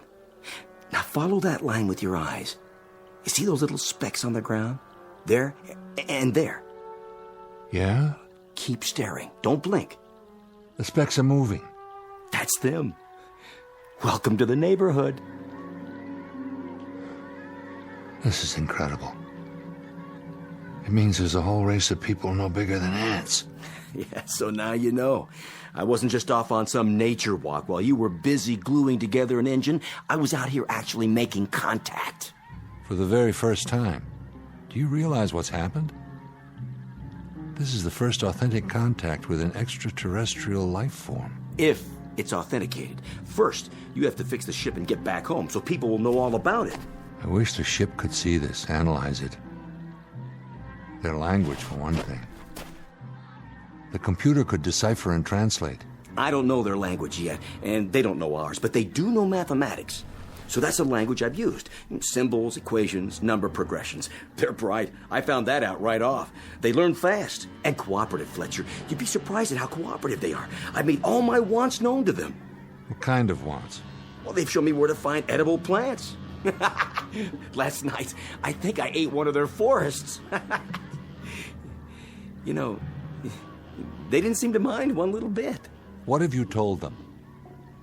What have they said to you? Mostly basic stuff. Where we're from, how we got here, what it's like on Earth, how advanced we are. I mean, they eat it up. And I've only scratched the surface, Fletch. I've only just begun. Begun what? What do you think? All my life, I've wanted to sit up in front of the wagon and hold the reins. What do you think I've got here now? They're scared, Fletcher, petrified. And so they do what they're told. Because this giant is like some avenging angel to them. I've graduated, Fletch, from a slob technician to a god. Knopf, if what you say is true, they're sentient beings.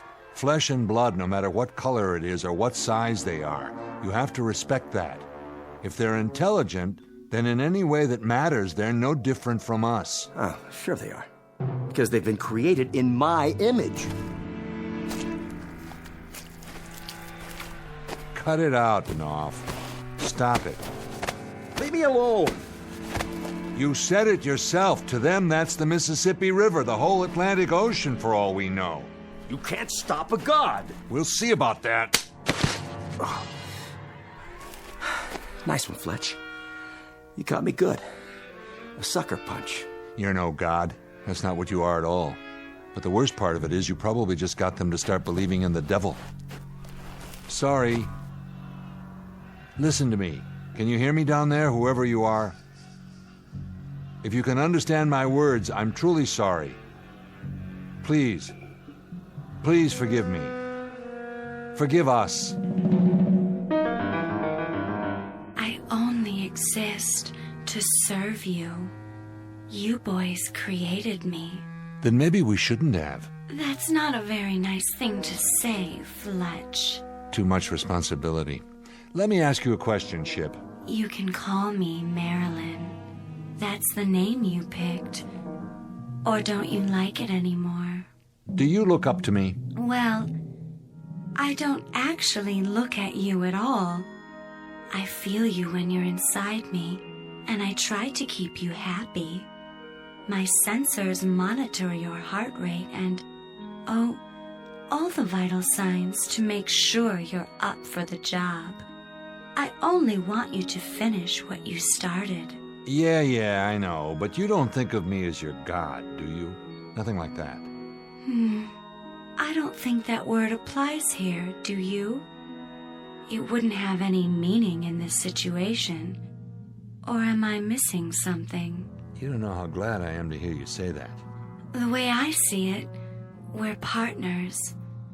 We work together for a common goal to blast off and stay up till our time together is over. After that, well, I wouldn't want you to worry about the future. All you have to do is take me home. I'll be there whenever you need me, day or night. If we're going to do this again, that's strictly up to you. I like your attitude. Thanks, boss. I like yours too. Ready to test. Set your tail levelers. Tail fins spread and in position. Then here we go. Contact.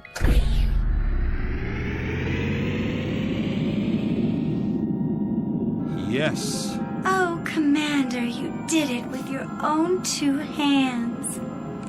I think I'm ready. Pack your bags, sweetheart. We're out of here.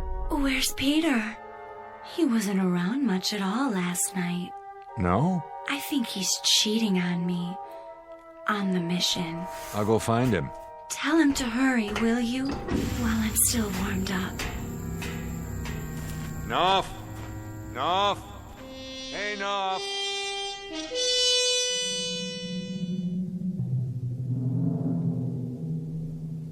Knopf!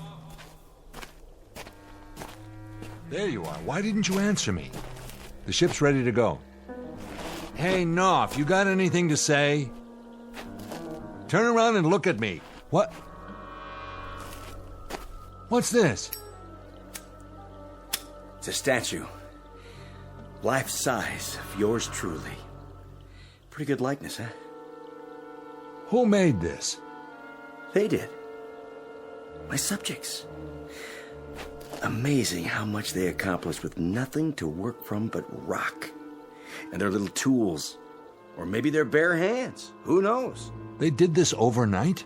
Sure is impressive what people can do when they put their minds to it. You know how many of them were on the job? Any idea? Take a guess. 2,000. That's how many. 2,000 little sculptors working 24 hours a day without any rest, just so they could put this up for me. Kind of makes a man proud. A statue of you. Would it be presumptuous of me, Knopf, to ask why? A humble offering. Something to placate me. You should have seen him. It was a very impressive sight. 1,000 starting from the ground up at first, before the others climbed on and finished the top. Like the Egyptian slaves on the pyramids, or those Lilliputians with the, what was his name? Gulliver. Oh, it's a sight to remember. A sight to remember, Commander, believe me. And what do you give them in return? My beneficence. My smiling, selfless generosity. And my promise that I won't stamp my feet down on the middle of their town. At least not if I can help it. They've picked themselves a corker of a deity. If they only knew who they were breaking their backs for. Meaning what? Meaning that they're wasting their time worshipping a heartless slob, whose insides are made out of the same stuff they used for that statue. You better watch what you say to me from now on, Fletcher. A very good likeness, Mr. Knopf. But an hour from now, they'll break it down and sell it for junk. Why would they do that? Get your gear together. We're taking off. The orbital position's perfect. We'll start a countdown in 15 minutes. You really did fix the ship? That I did, all by my lonesome. And maybe 1,000 years from now, when your little friends realize how they got taken, that I'm the only guy who did them a favor and removed you from their lives permanently, maybe they'll build a statue of me. Pity they couldn't capture that look in your eyes. That cynical expression. It goes perfectly with a sick, scared little man who's suffering from delusions of grandeur. Let's go, buddy. We don't have much time. Put the gun away. You'll have to navigate on your own this time. I said put it away, Knopf. After I see you climb aboard that ship and take off, that's when I'll put the gun away. Sick, yeah. Till now I didn't realize just how sick you are. You've only got about 12 minutes, Commander. Now you can waste that time psychoanalyzing me. Or you can play it smart, get on that ship, and head for home. Why, Knopf? Reason this one out, will you? Will you make an effort and reason this one out? You'll play make-believe for, another 48 hours, and then you're gonna crack wide open. You'll have 1,000,000 little microbes honoring you with torchlight parades, but you're still going to die of loneliness. Come on, Knopf, put the gun away and come with me. Did you hear what I said? I ordered you to put that... You're even a lousy shot. So what? Plenty more where that came from. Don't you get it?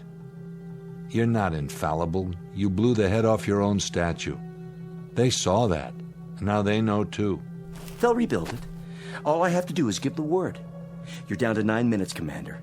If you're still here in 8 minutes, I'm going to have to kill you. You'd do that, wouldn't you? You'd actually do it. For what? This is a monotheistic society here. There's only room for one God. So take off! I feel sorry for you, Knopf. I really do. Yeah. But tell the truth. Don't you wish you could be me? Bye now. Hope you and Marilyn live happily ever after. No, it's more than that. I feel pity. You make me sick to my stomach.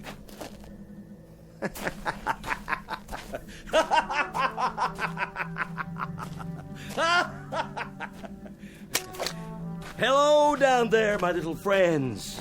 How you all doing today? Nice day for something, wouldn't you say? Well, I would.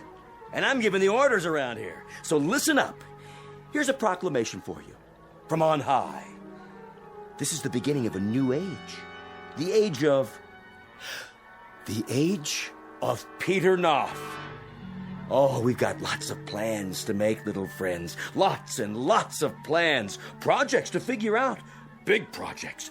Much work. Oh, more work than you've ever done before. All for my greater good. All for my ever-loving greater glory. You see this right here? It used to be part of my statue. The right arm by the looks of it. Well, behold. What was that for? Ask and you shall receive. I'll tell you, it's a reminder, little friends, there's going to be discipline here. Discipline above all. There'll be times when I lower the old boom on you with my terrible wrath. Well, just to remind you not to get me mad, see? That's important. You must never get me mad. The devil did.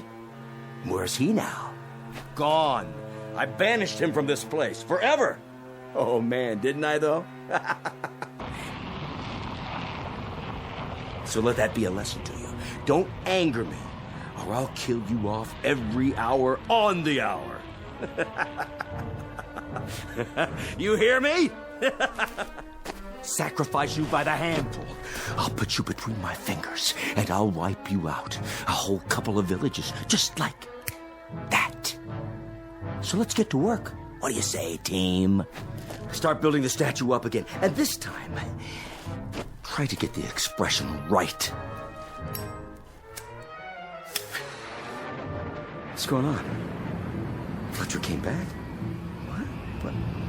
What did he do? Change his mind? Wait a minute. That doesn't sound like Fletch. Some other ship. But from where? There aren't any other expeditions in this star system. Unless it's not from Earth.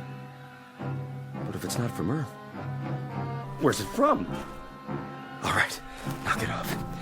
Everybody keep quiet for just a minute. It's just a ship, that's all it is. They'll take one look around and they'll say that there's nothing here and they'll go away. So keep quiet, you understand? If you keep quiet, it'll leave. Shh. I'm gonna try to get a peek at him.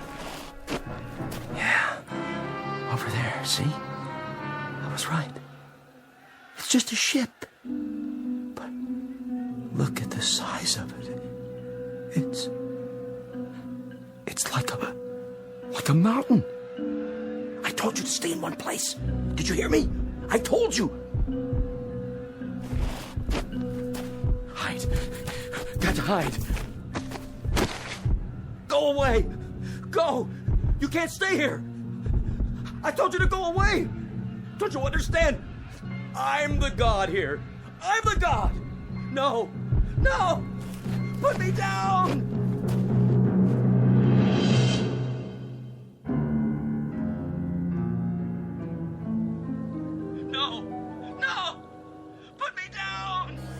What have you got there? A man. A tiny little man. You've killed him. Crushed him to death in your fingers. Not quite. Look, he's still wriggling.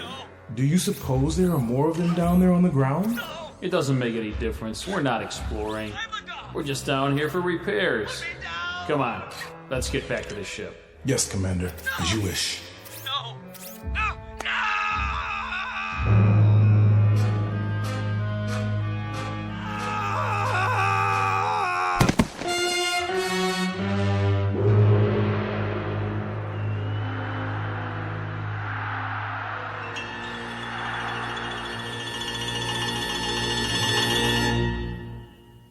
The case of navigator Peter Knopf, the victim of an unfortunate delusion. In this case, the dream dies a little harder than the man. A small exercise in space psychology and relativity for you to try on for size in the Twilight Zone.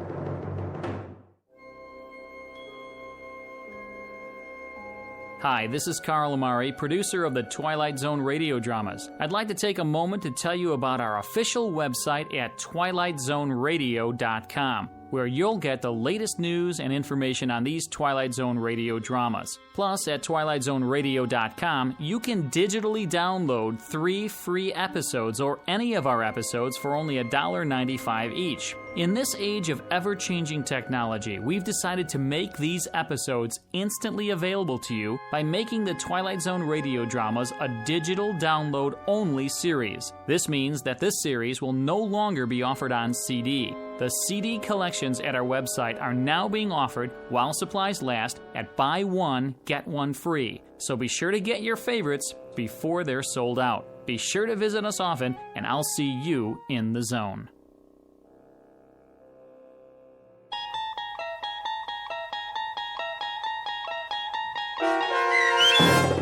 The Little People, starring Daniel J. Travanti, with Stacy Keach as your narrator, was adapted for radio by Dennis Etchison and based on a script by Rod Serling.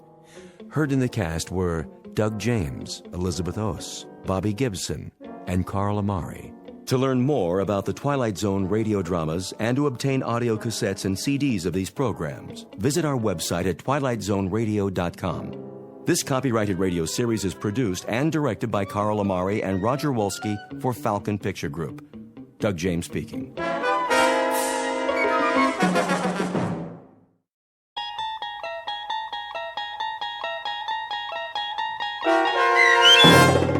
The Self-Improvement of Salvador Ross, starring Luke Perry with Stacy Keach as your narrator, was adapted for radio by Dennis Etchison and written for The Twilight Zone by Jerry McNeely from a story by Henry Slesser.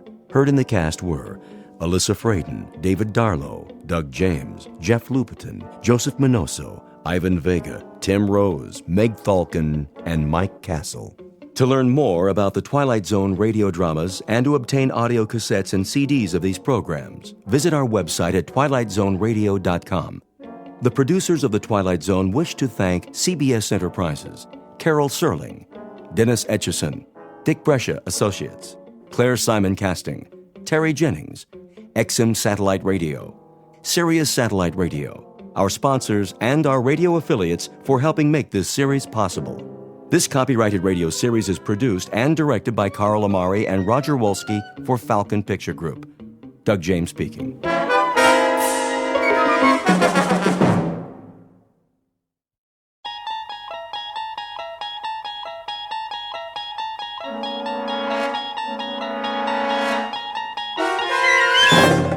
You unlock this door with the key of imagination. Beyond it is another dimension, a dimension of sound, a dimension of sight, a dimension of mind. You're moving into a land of both shadow and substance, of things and ideas. You've just crossed over into the Twilight Zone.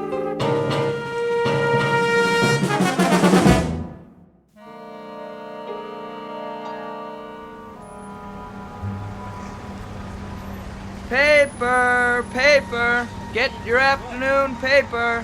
Many are dying and many are dead. Oh, hi, Miss Maitland. Hello, Vincent. How are you today? Can't complain.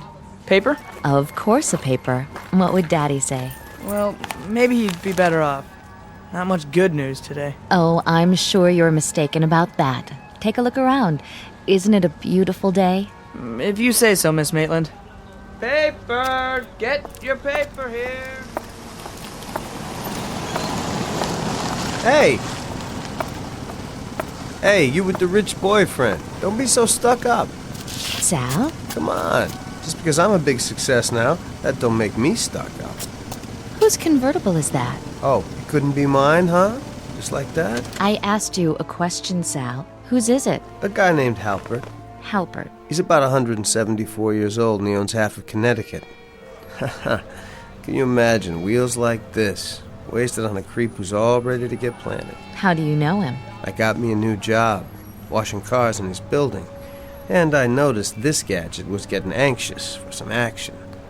I'm serious. The battery could have run down. He doesn't know you have it. What's the difference? He wants to go somewhere, he's got a chauffeur, drives him around in a big black battleship. He doesn't use this baby once a month. So you took it? I borrowed it. It's okay, honest. He digs me. I've been doing little favors for him. He wouldn't care. Come on, get in. Thanks anyway, Sal. I'm not lying. The only time old man Halpert uses this is to go to try to pick up chicks. Reminds him of when he was a kid or something. Sal, I'm tired. I've been at work all day. So what? And I promised Dad I'd stay home with him tonight. Ah, for the love of... Bye, Sal. Okay. Watch how I can make nice. Gee, that's too bad. So, I'll borrow the wheels again Friday night and pick you up, okay?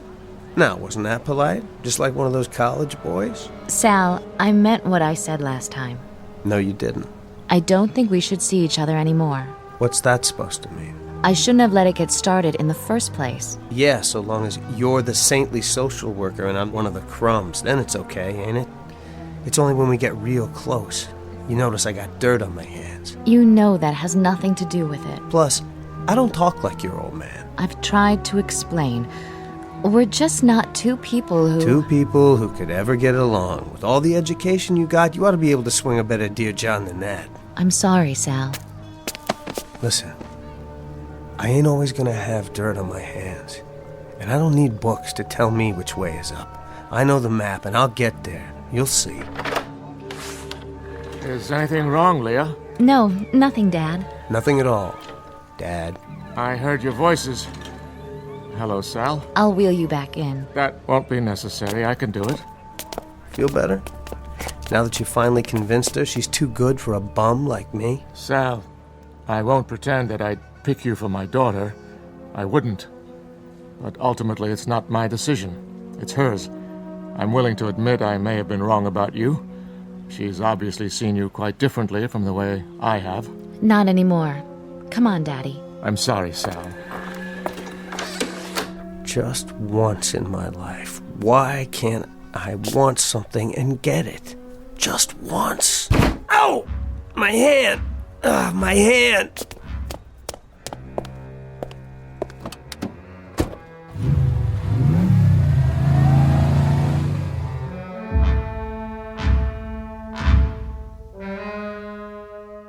Confidential personnel file on Salvador Ross.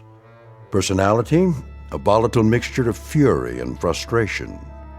Distinguishing physical characteristics, one badly broken fist injured by striking a closed door and requiring emergency treatment at the nearest hospital.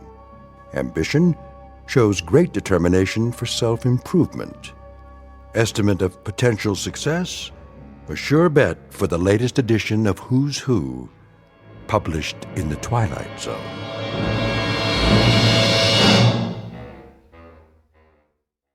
And now, The Twilight Zone and our story, The Self-Improvement of Salvador Ross, starring Luke Perry with Stacy Keach as your narrator.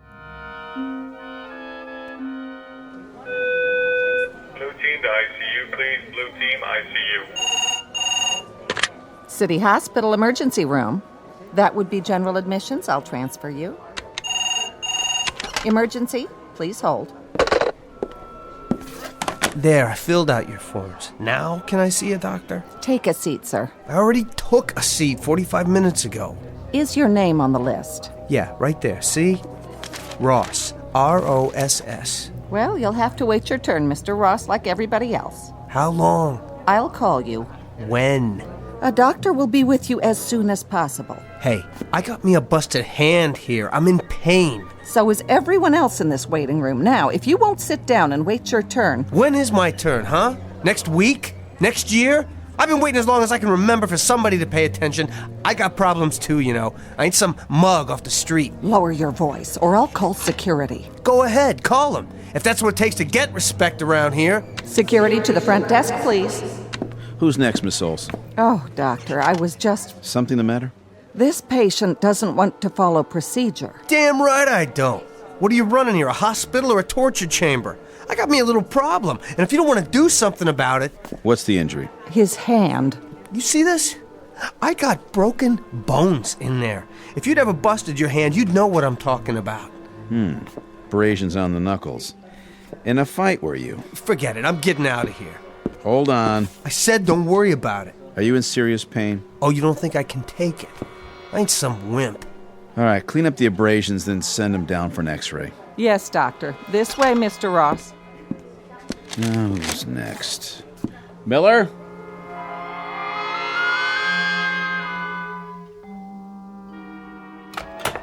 Here we are, Mr. Ross. What's this, the charity floor? The orthopedic ward is full, but you'll be fine in here for tonight. You're sharing with, let me see, Mr. Armstrong. Hey, Sonny. Hi yourself, old man. I'll put your clothing bag in the closet. Bet if I was some rich guy, I'd have my own private room, right? It's just for one night. Look, Why don't you let me go on home? The doctor has to prepare the cast after he's seen the x-rays in the morning. For now, the splint will have to do. Just don't put any pressure on it. Yeah. There you go. You adjust the bed with these buttons. If you need anything, press this one for the nurse's station. Right. Good night, Mr. Ross. Hey, nurse. Yes? What's the button for room service? The button for... Chow. What's the guy got to do to get a burger and fries up here? Oh, you mean dinner. Food services will be by any time now. Good. That's okay, then. Good night again. Mind if I watch my program? Be my guest. Do something to your hand? No, I just stopped in for a good night's sleep. The Waldorf was getting on my nerves. I bet it hurts. You got that right. Don't worry. They bring you pills every few hours. Great. You're lucky, though. Yeah, I ought to be on TV. No, I'm serious. I've got this congestion in my chest. You griping about a cold? At your age, it might be just a cold. At mine, it could turn into pneumonia. Excuse me while I turn on the tears. You should appreciate what you've got. Know something, boy? You could break both legs and you'd be running the 100-yard dash inside a month. Yeah? Well, if you think this feels so great, let's swap. You take the broken hand. I'll take your lousy cold.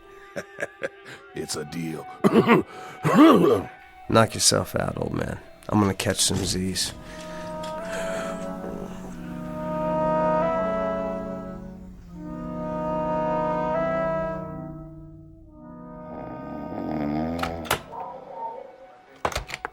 Mr. Ross, are you awake? Yeah? I brought your pain pill. Goody. You've been a good boy. You didn't ring for more medication. I must have fell asleep. I'll leave your pills on the side table. Thanks. Doctor will be in the morning. Till then, get some rest. And be careful of that splint. Yeah, right. Hey, what's going on? My hand don't hurt anymore. I didn't even take the pill. Old man. Old man. What? Oh, my hand. What's the matter with my hand? Hurts, huh? Oh. Sure it does. And me, all I got's a head cold. Some bargain we made, huh, Pops? Oh, no, please. I want to swap back. Sorry, all deals are final. Please. It'll never heal. Not at my age. Later, Pops. I'm gonna put my clothes on and blow this joint while the going's good.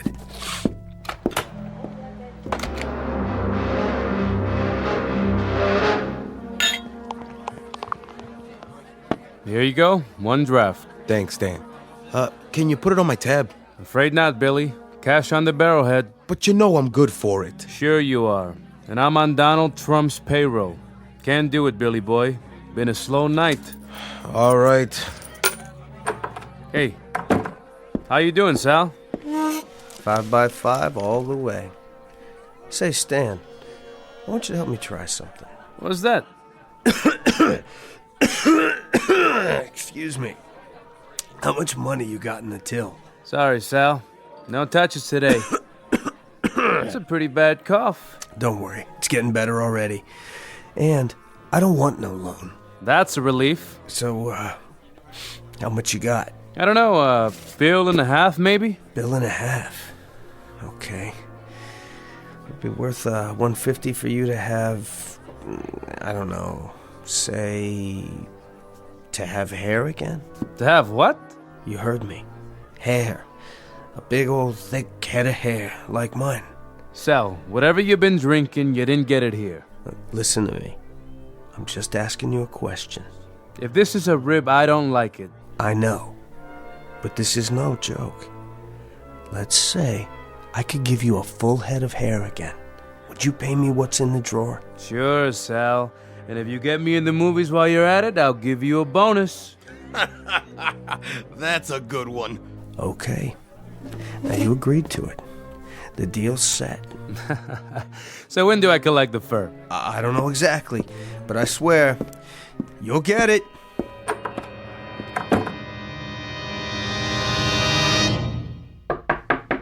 Mr. Ross! Mr. Ross, you've a telephone call. Sal, are you in there? Yeah, Mrs. Olaf? There's a phone call for you. Please tell your friends not to call in the middle of the night. There's a limit. Okay. I was sound asleep. You're not the only one. Why, Sal, what happened to your... Hello? Yeah, this is me. Stan? I know. Never mind, Hal. You got what you wanted, didn't you? I said it ain't your business, Hal.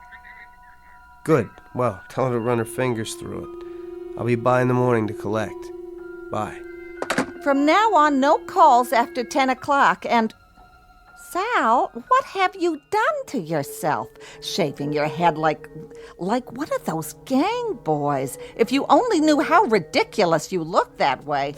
Why, where are you going? Do you know what time it is? I gotta go out.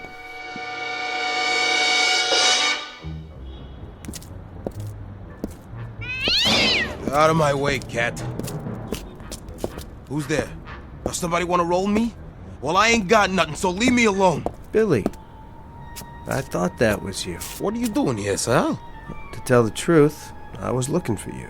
What for? How's Stan doing? Oh, Stan? He's great. Oh, you should have seen him. Once it happened, he called free drinks all around. You mean his hair? That's right. I took me a little nap, and when I woke up, he must have had a wig or something. So happy to have hair he could spit. How'd he look? Oh, like a new man. Hey, Sal, what happened to you? Is something wrong with your head? It looks like you shaved yours. You like the way Stan looked, Billy? No, you wouldn't. You got yourself a nice full head of hair, thick and black. Same as mine used to be. Of course, it could use a good washing, but that's no problem. What are you talking about? Oh, nothing much. Just a little deal between you and me. Strictly business. Could you use some extra money, Billy? Sure. Because I'm about to come into some cash as soon as I see Stan. If you want, I could see my way clear to let you have, say, 75? How does $75 sound? In exchange for something you won't even miss. Just think. You won't have to worry about combing it or anything anymore. Say what?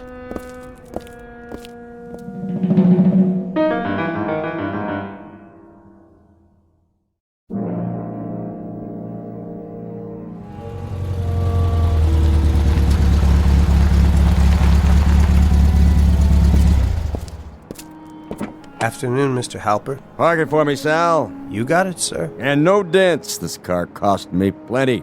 It sure must have. Don't you worry. Here, give me a hand.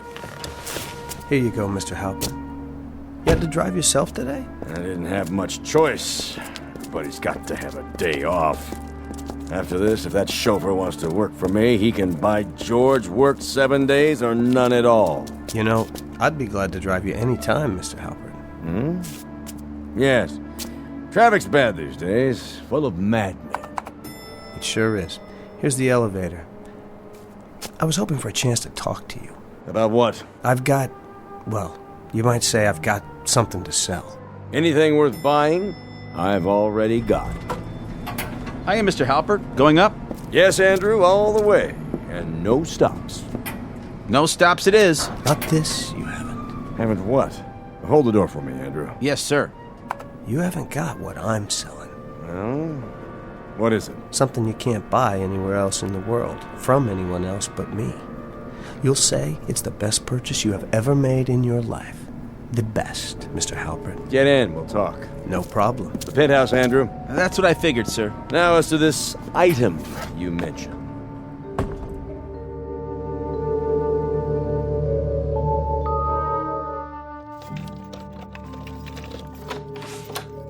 As I recall, you've not seen my apartment before. That's right, I haven't. It's, quite a pad, Mr. Halpert. And a strange one for a man of my age. Is that what you're thinking? You mean modern art and everything? Oh, no, I always figured you still knew how to swing. I keep it this way for my new friends. I bet you really wow the chicks, don't you, sir? Well, let's see it. What? This marvelous item you think I should purchase. You're looking at it, Mr. Halpert. What am I looking at? Youth. That's what I want to sell you. All right, boy, that's enough. Get out of here. I know it sounds wild, but I mean it. Sir, I'm telling you the absolute truth, and you can take that to the bank. I warn you, if you have any half-headed idea of robbing me, the security devices I've installed... I ain't interested in robbery. I don't have to be. I'm telling you, I got something to sell. Something that you want more than anything else. Youth, eh? So you bottle it? Is that it? Some sort of tonic? If you'll just give me a chance. Now, I read in the paper where you're 76 years old. That's correct. I'm 26. Congratulations. Now, if you don't mind... What would you give to be 26 again, Mr. Halpert? I'm beginning to think you're the craziest kid they ever let out onto the streets. Okay, think that. Just play along with me for a minute. It ain't gonna hurt you one bit. Now, what would you give? Let's say $1 million? All right, let's say $1 million. I'd gladly give that to be 26 again, if such a thing were possible. Tell me about this pad. What about it? You own it? Of course I own it. I don't see what that has to do with... Would you throw it in? What? Into the deal. Just how do you propose to deliver this fountain of youth you're raving about? By selling you years. My own years. Off of my life. Well, boy, I'll tell you what you do. You gift wrap those years and mail them to me. Just be sure you don't send them COD. For now, if you don't mind, I'll show you the door. The apartment. You didn't say. Is it part of the deal? Why, of course it is. I wouldn't want to take your years for a penny less than they're worth. $1 million. And this apartment? Done. What is? You just bought yourself 50 years. I'm sure I did, boy. No, you're not sure. But trust me, Mr. Halpert, you've got a pleasant surprise coming real soon.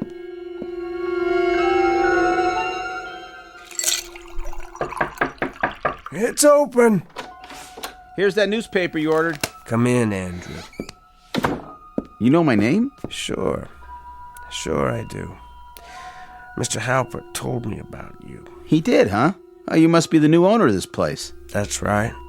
Did we ever meet before? I don't think so. Funny, you look kind of familiar. Oh, I've been staying in, but I know you run the elevator. Yep, that's me.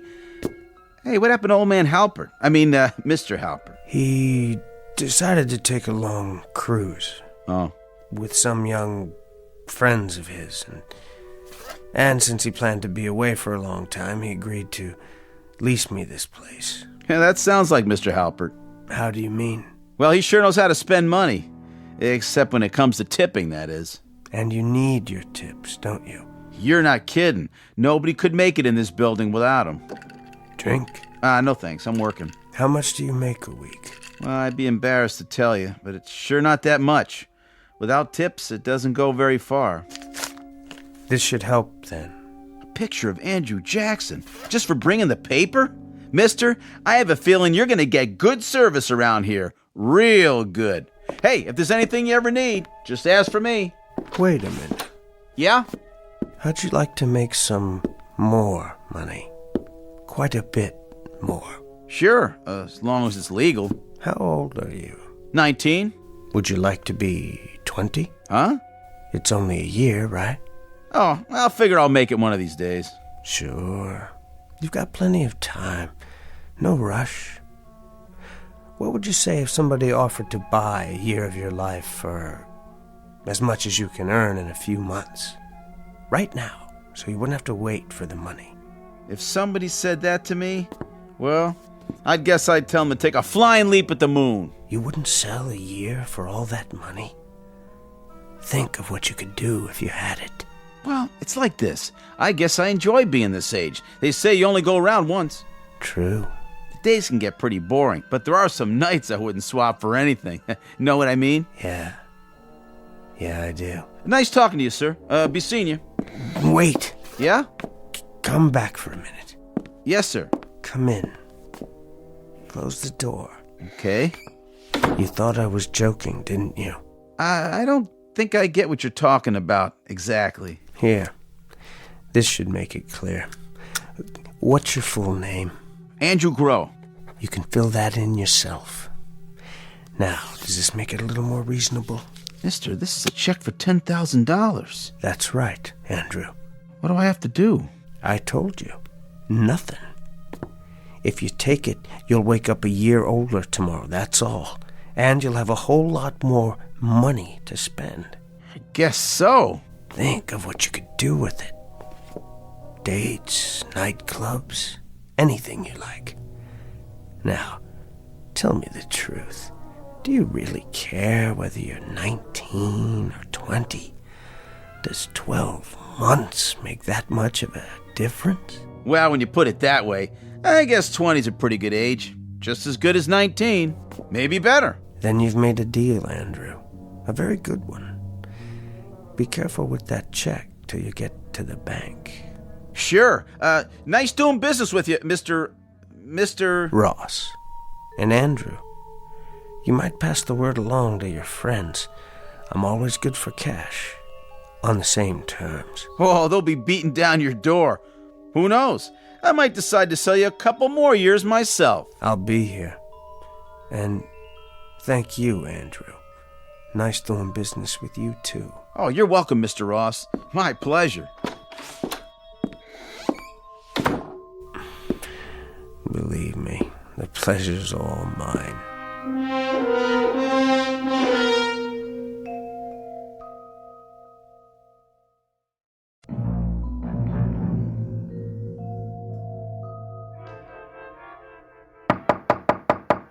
Yes? Who is it? Give me a moment. Sal. Hello, Mr. Maitland. Is Leah home yet? No, she isn't. What are you... You don't mind if I wait, do you? You're certainly looking successful. We haven't seen you for quite some time. Well, you see, I've been busy, Mr. Maitland, moving up, making myself worthy of your daughter. You should be happy. Do something for me, Sal. As a favor, please, leave her alone. Come on, look. The fingernails are clean now. Manicured, even. I've got the right shoes, the right clothes. Yes, you certainly do. I told you I was going to improve myself, and I always keep my word. You're obviously doing very well, Sal, and I applaud that. I'm glad for you. Well, then, don't ask me to leave her alone anymore. I'm a catch, Mr. Maitland, a real catch. Not for Leah. Well, we'll just see about that, won't we? Sal, I don't want to play on your pity, but the truth is, I'm going to die soon, and when that happens, Leah will have no one. Now, don't you worry, Mr. Maitland. She'll have someone to take care of her from now on. You've got my word on it. Not you. It mustn't be you. Yes, as a matter of fact, it must be me. I don't know what made you so superior. I just don't get it. What have you ever done that's so great? Teaching in that rat trap school all your life? No, not even teaching, just babysitting. I think I've heard enough. Even in the war, what did you get? A gimpy leg and a few souvenirs. A couple of crummy guns to hang on the wall. Old, same as you. You're a loser, you know that. Even worse than I used to be. I suppose you want Leah to marry someone just like you. I'll have to admit you're making some sense, Sal. Do you think you'd be a good husband to her? I can buy her anything if I want to. Anything.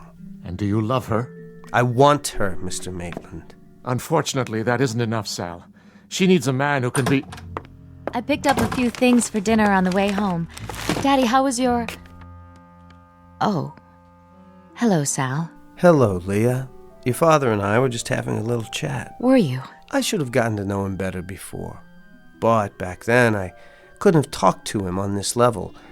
I can now, can't I, Mr. Maitland? I've spent a lot of time improving myself. You're certainly looking prosperous. Oh, you know how it is. I had some luck, that's all. You even sound different. You noticed that.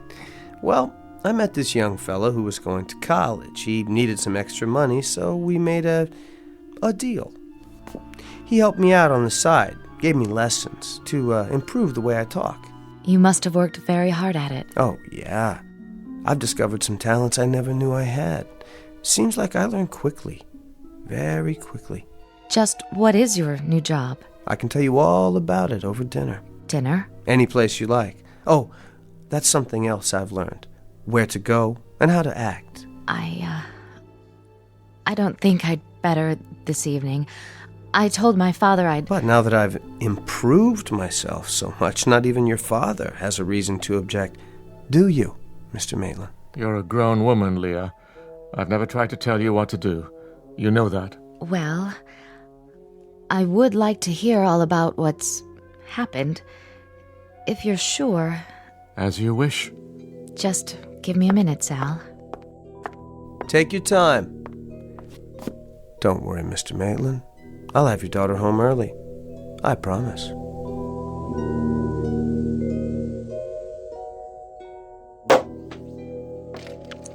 Let's take our champagne onto the balcony, shall we? I'll open the French windows. If you like, Sal. Like the view? It's lovely. Your entire place is lovely. But, Sal... Don't worry. Every dime is not only legal, but honest. A businessman's well-earned reward. What sort of business? You're not getting all my secrets. Maybe someday I'll explain it to you, after we're married.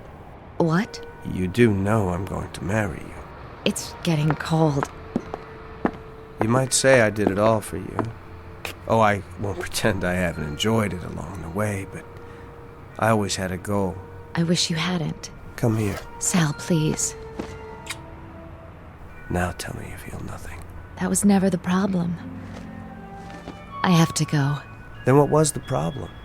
You broke off because I wasn't right for you. What kind of guy is right for you, Leah? Just tell me. I'll be that guy. It doesn't work that way. Well, I've got a surprise for you. It does with me. I can buy anything I want, and I can be anything I want. I wish I could explain it to you. It's not something you can buy. No? You name it. Sal, I'm talking about the kind of person you are. The way you feel about things and people. I'm not criticizing you. It's just the way you are. What way? The man I marry will have to be a kind man, gentle. He'll have to be... what word can I use? Compassionate. I couldn't love him otherwise. You mean a patsy? Like your father, always ready to get pushed around? I mean a man who cares about other people just because they're people. And since you brought it up, yes, I think my father's a compassionate man. So you see, it's not something you can buy. Not even if you had your own private mint. Don't be so sure.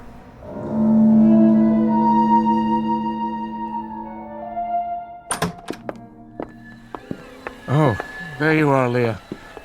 Sal? You didn't have to wait up for us, Mr. Maitland. Here she is, safe and sounder than when she left. Have a nice evening. You certainly look as though you did. I'm sorry, Daddy, but it is nice to think that someone worries about me. Don't flatter yourself, my dear.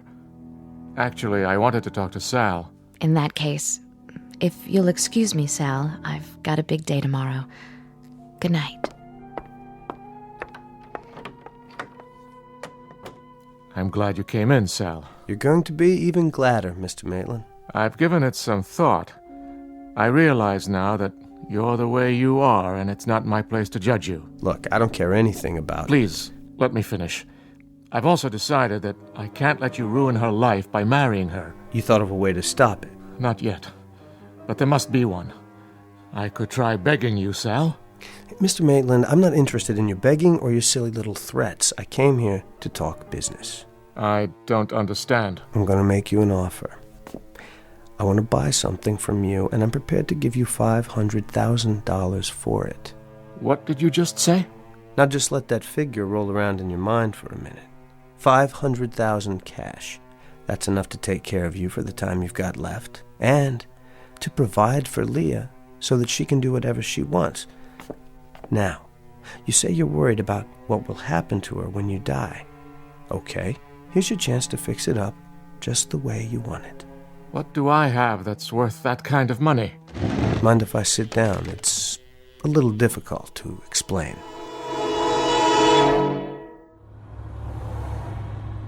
Something the matter, Sal?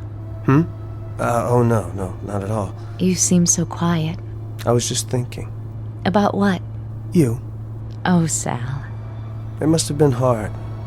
For you, working, going to school, taking care of your father. Oh, I never really thought about it. Well, I have, since yesterday. I never understood you before, but I think I'm beginning to now. You're a wonderful person, Leah. You deserve the best from now on. And I'll do my best to see that you have it. Sal, honestly, what's gotten into you? I'm finally seeing things clearly. Is your father home? I want to tell him how I feel now so he won't be concerned. Don't worry about Daddy. He only wants what's good for me. But I'm a grown woman. Hold on. Let me get the door for you. I think I'm capable of getting out of a car. I'm sure you are. But I want to.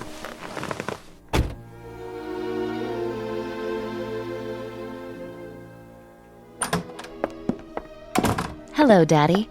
Did you have something to eat? I left a meal in the refrigerator. Yes, thank you. Hello there, Mr. Maitland. I was hoping you were here. I find that hard to believe. I wanted to talk to you. May I come in? Why ask my permission? You must be cold, Daddy. Here, let me straighten your blanket. No, let me. Why, thank you, Sal. Leah, would you excuse us for a few minutes? Well, all right. I'll just freshen up. Go ahead, Sal. Say your piece.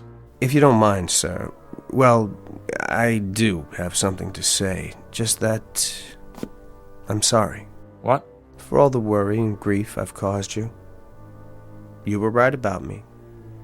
I wanted to marry Leah to prove something. She was a prize, a symbol.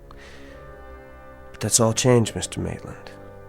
I realize now how much I love her. And I will make her a good husband. I promise you. I warned you I would not let it happen. Please, Mr. Maitland, hear me out. It's different now. I've changed. Have you? I'm asking you for forgiveness, Mr. Maitland. Compassion. Oh, yes. A sterling human quality. Sir, your blanket. Let me fix it. Wait. What's in your hand? Isn't that one of your war souvenirs? I hope it's not loaded. Be careful. Compassion. But don't you remember, Sal? I don't have any left. I sold it to you yesterday. No, please. Wait! The Salvador Ross program for self-improvement. The all-in-one, surefire course that lets you lick the bully, learn the language, dance the tango, and anything else you want or think you want to do. Oh, and there's a money-back guarantee. But the offer is strictly limited to the Twilight Zone. More from the Twilight Zone after this. You are about to enter another dimension. A dimension not only of sight and sound, but of mind. A journey into a wondrous land of imagination. Next stop, the Twilight Zone. Hi, this is Stacy Keach. I'd like to take a moment to tell you about our Twilight Zone website at twilightzoneradio.com. At twilightzoneradio.com, you'll find the latest information on these Twilight Zone radio dramas, including behind-the-scenes photographs, plus the newest product releases, trivia contests, ways to contact us, other Twilight Zone-related info and merchandise, plus links to other fascinating websites. So make your next stop twilightzoneradio.com.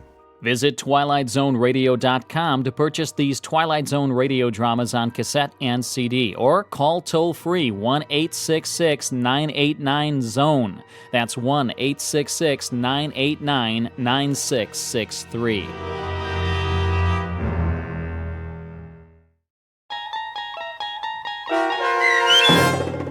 The Last Rites of Jeff Myrtlebank, starring Robert Knepper with Stacy Keach as your narrator, was adapted for radio by Dennis Etchison and written for The Twilight Zone by Montgomery Pittman. This This copyrighted radio series is produced and directed by Carl Amari and Jason Mallow for Falcon Picture Group. Doug James speaking.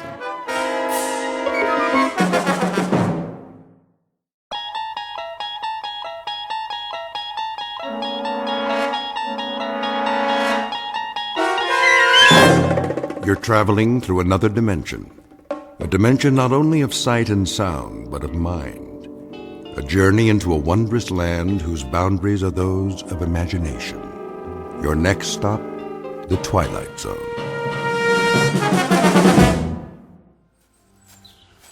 Come on, let's take a look in the window. How are we gonna do that? Climb up. Aw, just sneak in. Not me. I ain't going to church. No Sunday school today. We could open the door and take a peek. Nah, we couldn't see him. Where is he? In the box, in front of where the preacher's standing. I thought he was supposed to be in a coffin. Silly fool. That's what the box is, a coffin. Oh, well, I gotta see that. Yeah, me too. But I told you, we gotta look in the window. What are we gonna climb up on? The rain barrel, over here. I'll show you. Thank you, Sister Ruth. That was mighty fine playing. Yes, sir. Amen. Yes, sir. Now then, to get to it. Brothers and sisters, we're meeting here today so we can pay our respects to one of our own. Our dear departed brother, Jefferson Myrtlebank. Oh, bless his soul. There's his family. Yep, you all know him. His pa, Reverend Siddons. Henry, and his ma. Very fine. Thank you, Reverend. God bless you, Ethel. And little Liz Myrtlebank ain't but 10 years old. Bless her heart. Look at her. What an We all know Jeff Myrtlebank. He was a good boy. Yes, fine young man. Oh, real good fine. That he was, Miss Gatewood. Oh, Mama. Take my hanky, Comfort. Comfort Gatewood, you go ahead and mourn for that fine, fine young man that's laid out in his coffin. There wasn't none better in these parts. Not a one. Not a one. Absolutely. Oh, he didn't always show up here on Sundays, but nobody ever saw him at the bootleggers on Saturday night either. As they come. But the Lord giveth, and he taketh away. And no man knoweth the reason. As it's written. We're all gonna miss this strapping youth. The good Lord must have had a powerful, powerful reason to take him so young in life.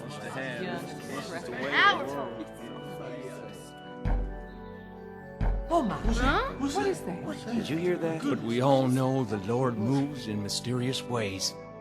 His wonders to perform. What is going on?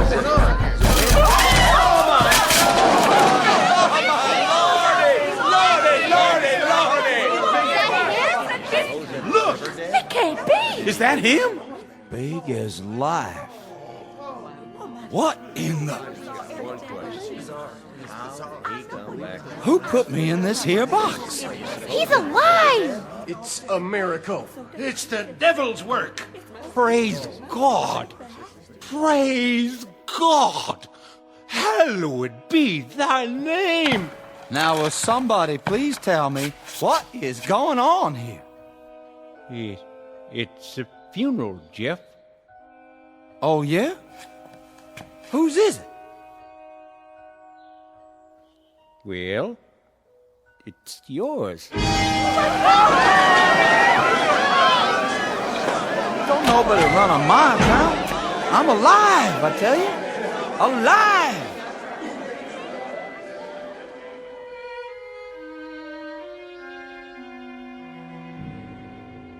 Time, the mid-1920s. Place, the Midwest. The southernmost section of the Midwest, in the state of Arkansas, to be exact. This particular area hasn't changed much since the Civil War, though progress has brought an easier way of life to some.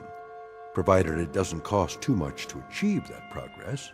The church is a simple one-story wood-frame building. It hasn't been painted for some time, and there's a chimney in the roof for winter heating. The faithful come to this church on foot, a few in their Model Ts, and some still in horse-drawn wagons, for this is a population that can't afford to change with the times. They're all hard-working, God-fearing folks who believe in the good book, and today they've come to say goodbye to one of their own, a certain Mr. Jeffrey Myrtlebank, age 26. Only it seems that the funeral in question will have to be postponed. It may be a bit premature, thanks to some unexpected intervention from the Twilight Zone. And now, The Twilight Zone and our story, The Last Rites of Jeff Myrtlebank, starring Robert Nepper, with Stacy Keach as your narrator. Excuse me. Let me out, please. Please let me out. Excuse me. I'm getting out of here. Where's everybody going?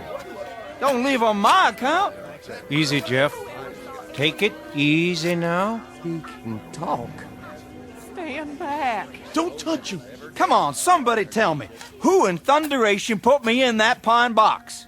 Now, brethren. Let's not give way to panic. What we got here is a little mistake. Little? Brother Siddons. Why don't you sit down on the steps? 'Cause I don't need to sit down. I feel fine, don't you? Jeff? Is that really you? Course it is, Ma. You're looking a little pale, son. Just a minute, Pa.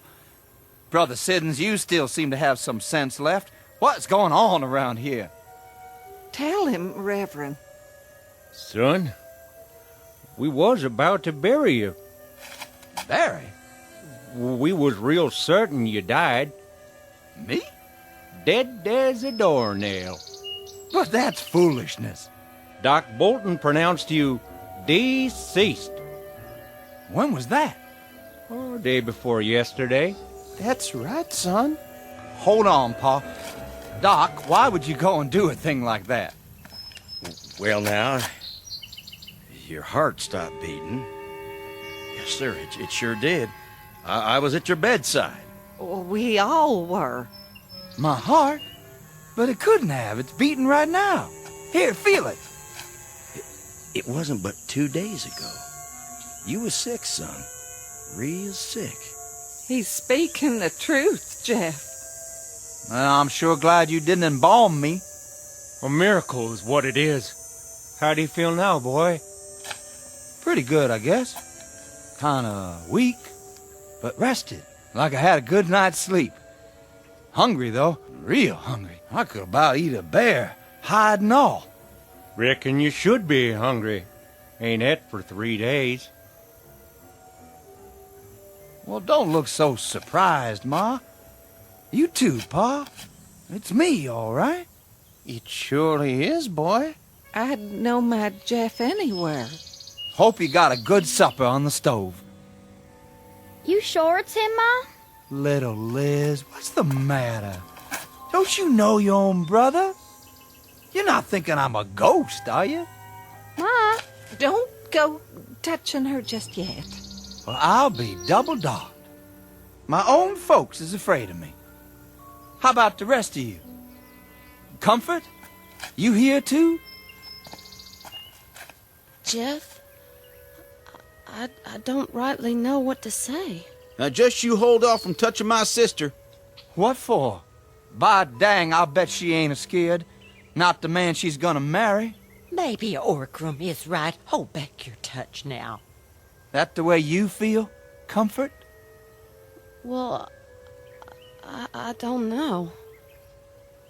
I reckon maybe you are, at that. Little Liz, where are you? Let go of Ma's skirts. You're not as scared of me, are you, honey? Well... Lizzie? You fooled him, didn't you, Jeff? Yes, honey, I fooled him. Give me a hug now. You swear you're really and truly my boy, Jeff? None other. in the flesh. Praise be, son. Come on home where you belong. Look at They're family again. brings a tear to my eye. Give me your hanky. I know what it is. Listen to me. I know what it is. What's that, Doc? It's a medical miracle, and it happened right here in our county. Now, the scientific term is ipso-suspendoanimation. Say that again? Very rare. In fact, there have been only, let's see now, 30 cases in the last 1,500 years. You sure you ain't trying to cover up your own miscalculation, Doc? I never heard of no sickness like that. Not likely you would. 30 cases in 1,500 years, and all of them in Europe. But everybody's going to hear about this one as soon as I write it up for the medical journal. I don't know if I want to be famous, Doc. Can't we just keep this twixt ourselves? Best thing you can do is to stop trying to slander my name and get this boy home. I do feel kind of weak. Give him a bowl of soup. Put him to bed. He's going to need his rest. Bless you, Doc. We'll do that. Come on now, Jeff. We're going home. Soon as I crank the car. If I could just sit down for a minute.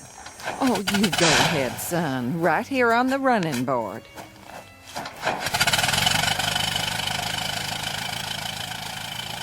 Jeff, can I speak to you? Go ahead. Sorry I acted funny. It was so sudden. You're taking sick and all. I like to cry my eyes out. Did you? But now, I don't have to cry anymore, do I? Not one bit. I just want to say, it sure is nice to have you back. Well, thank you kindly, Comfort, honey. But you know something? What's that, Jeff?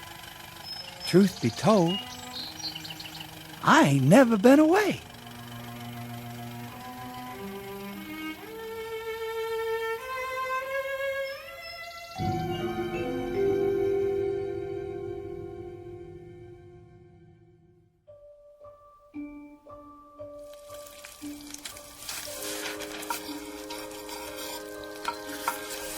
How does everybody like their breakfast this morning?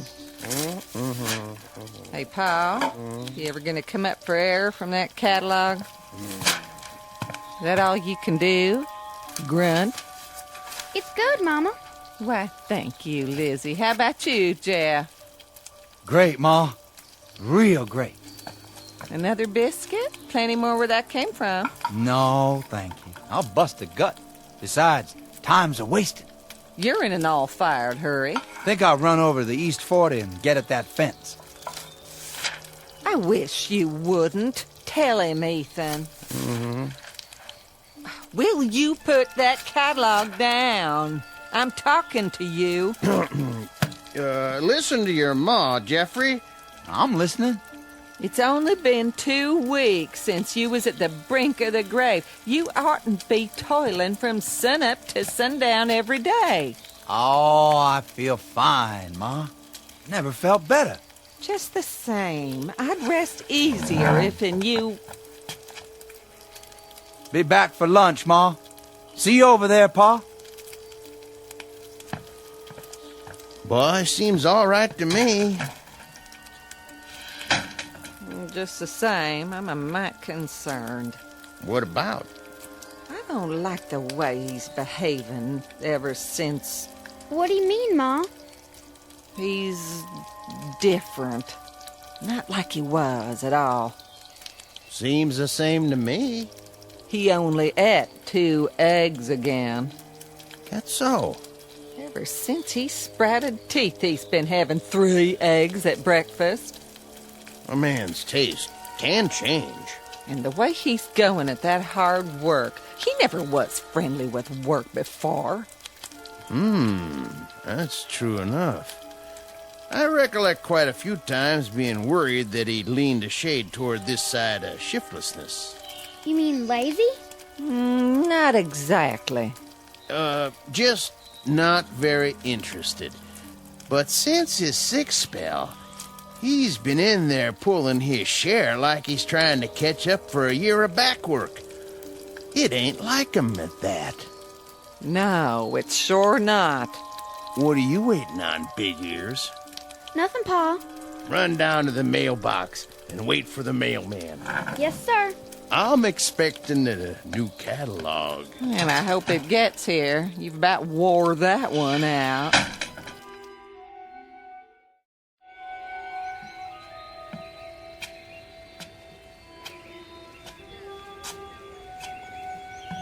Hello there, Peters.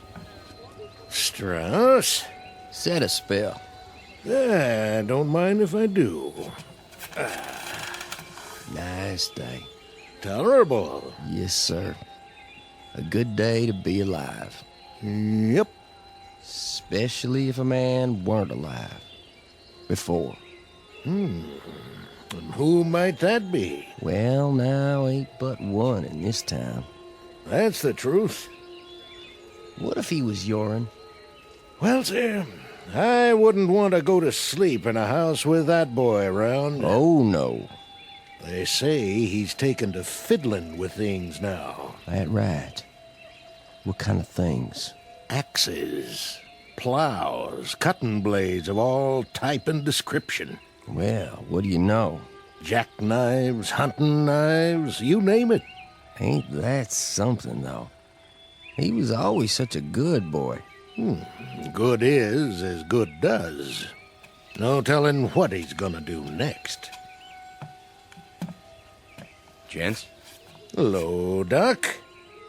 We was just discussing the Myrtle Bank boy. What about him? We're just wondering about him. Guess you've heard how peculiar he's been acting lately. I've heard. I'm not one to pass along gossip. Why don't we just come out and say it? We're all thinking the same thing. You say it, Petey. You got the floor. All right, I will. How do we really know that the man who got up and crawled out of that coffin is still Jeff Myrtlebank? Now, that's crazy. Is it? If I were you, gentlemen, I wouldn't spread this kind of talk. It could cause trouble.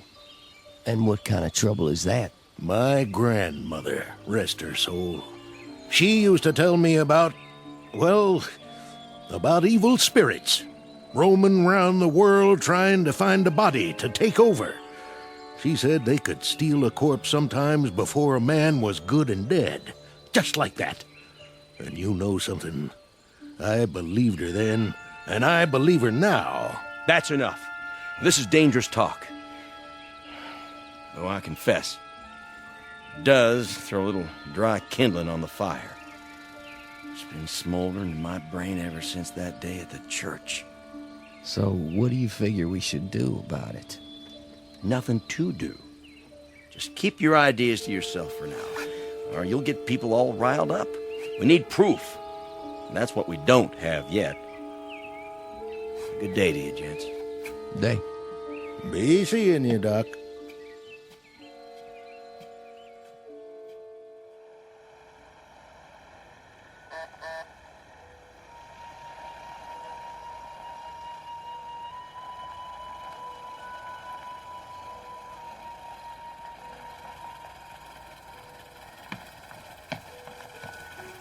It's him. Get away from the window, girl. I knew he'd be by. Comfort's right. It is him. Dag nabbit. Now's the time to tell him. Right to his face. I won't. Now, I am a grown woman. Almost. And you can't tell me who to see. Maybe Orgrim is right, dear. Leave me alone. But you know what everyone in the county is saying about that boy.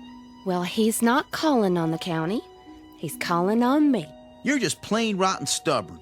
You marry that one, and I'll bet all your kids are born with horns on their heads. Orgrim. Oh, he's at the door. Okay, you two go in the kitchen and let me entertain my young man. Mind how you do that, little sister. We'll be listening. Come along. Comfort's entitled to her privacy.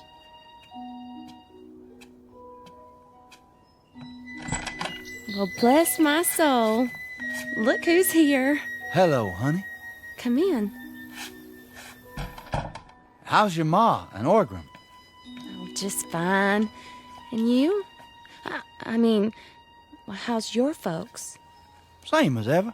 Only ma's gonna be mad as a hornet tomorrow. Mad? Yeah. I raided that vine of tame roses she's so proud of. Thought you might like a little bouquet. I wrapped it up and everything. You brought me flowers? How sweet. You oughtn't to have done that. Go on. Put them in some water before they die. All right, I will. Oh, What's the matter? I guess tame flowers don't last long, do they? Huh? When'd you pick them? Just before I came over. Well, look at them now. They're dead. All of them? Every last one. Dried out. Black as night. Oh, well, I'll get you some new ones. That's all right. Dangest thing I ever saw. Give me a little hug anyway, would you, honey? Well, why don't we have some music first? If that's what you want.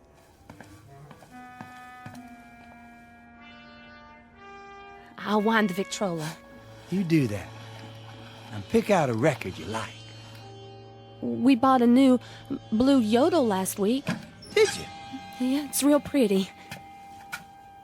You mean like you? Oh, silly. You'll like it. Here, let me play it for you. Can we dance to it? Oh, just you wait now. Comfort, honey. Don't. What'd I do? Nothing. Only don't go try touching me. I thought you was my girl. I'm sorry, Jeff. It's just that the way those flowers died. What about them? Maybe you've got poison on your hands.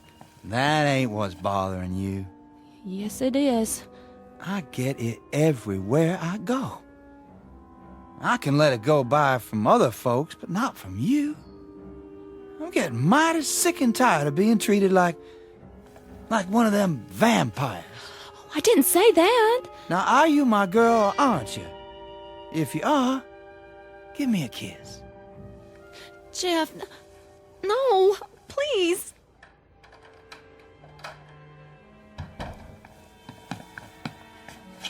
Land sakes, child, you look scared half to death. I'm all right. What'd he do? Nothing. It's time I put a stop to this. I'm the man of the family now. He didn't do anything wrong. No?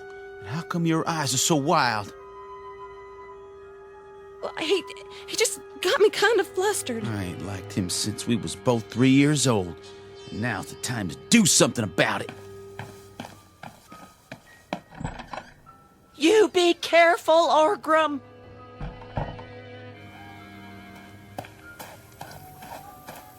Jeff! What do you want? I don't want you hanging around here no more. Let me give you some advice, Orgram. I'm pretty mad right now. I ain't mad at you in particular, so it'd seem a shame if you got in my way and I took the whole thing out on you. You threatening me? That the way you take it? Man, don't forget who I am. And who is that? We go way back. If I had a dime for every time I whooped you, I'd have $100. True enough. But you haven't whooped me lately. Now get out of my path. Make me. If that's the way you want it.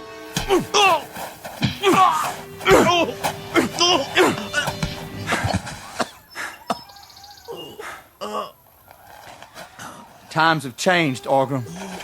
Times sure have changed.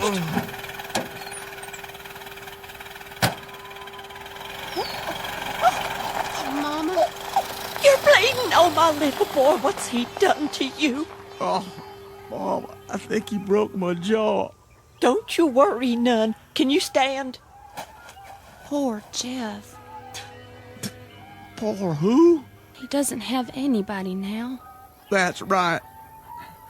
And now you don't neither. Comfort, go and hitch up the team. I have to go to him. Hush. We got to get your brother into Dr. Bolton right now. But Jeff needs me. He needs a lot more than you can give him, girl. A lot more. Now let's get moving, unless you want to see your brother in a pine box, too. I ain't that bad, Ma. No, but if somebody doesn't stop Jeff Myrtlebank in his tracks, this whole town's headed for trouble. It's gonna be just like the good book says. When the dead walk, the end times is near.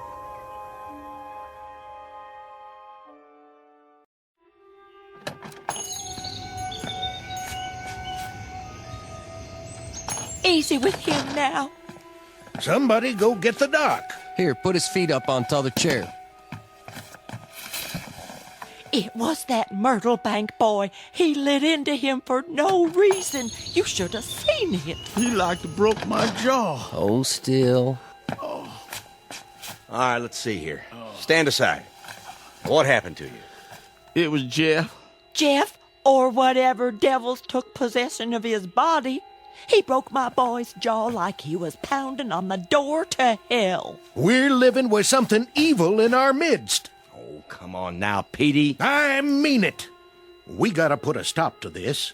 We have to, sooner or later, and I, for one, can't see any reason for putting it off. Yeah, that's right. Now here you go. Come on now. Where's she going? Come on, horses. Comfort, Gatewood, you come back here right now. Sorry, Mama. I gotta go to him.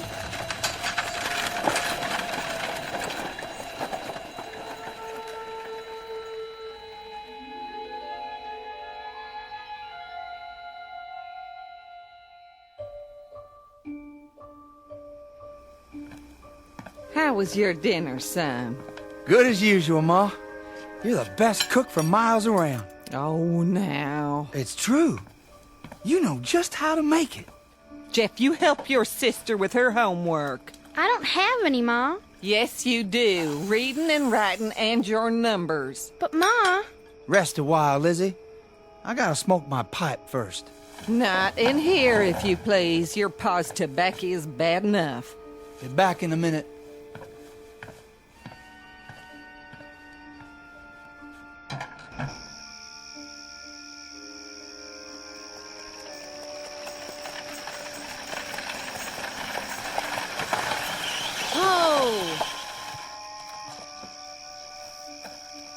That you, Comfort? Hello, Jeff. You come out here all alone? That I did. Well, I sure can't think what for after today. I rode out to warn you. Warn me? You think I need warning? There's a group of men coming. I heard them in town. They are, huh? What do they want? They're gonna ask you to move. Move where? Out of the county. That's so. Well, all I can say is, let 'em come. Jeff, please, at least get inside. I can't do that, Comfort. This here is my property. Always has been. And what I like to do of an evening is stand out here and smoke my pipe. Same as ever. This is serious, Jeff. They're not kidding. Neither am I. Jeff, I'm begging you. What do you say about it, Comfort? You with them? Or with me? I reckon I love you. Or else I wouldn't be here now. I reckon you do. And I love you too. I want to marry you. So which way is it going to be? You best make up your mind right now. Oh, Jeff.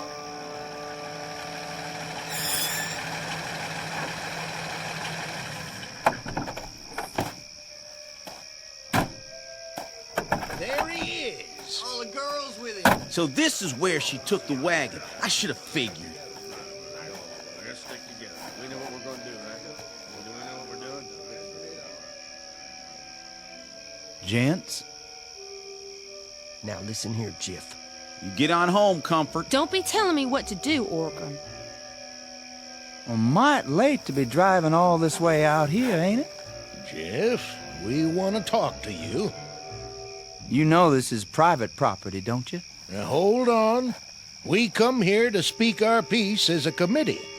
You did, huh? Yeah, we're speaking for the town. We all talked it over, and we reached a conclusion. Well, now, why don't you just come out with it? You know you're going to anyway. Well, our conclusion is Jeff Myrtlebank is dead.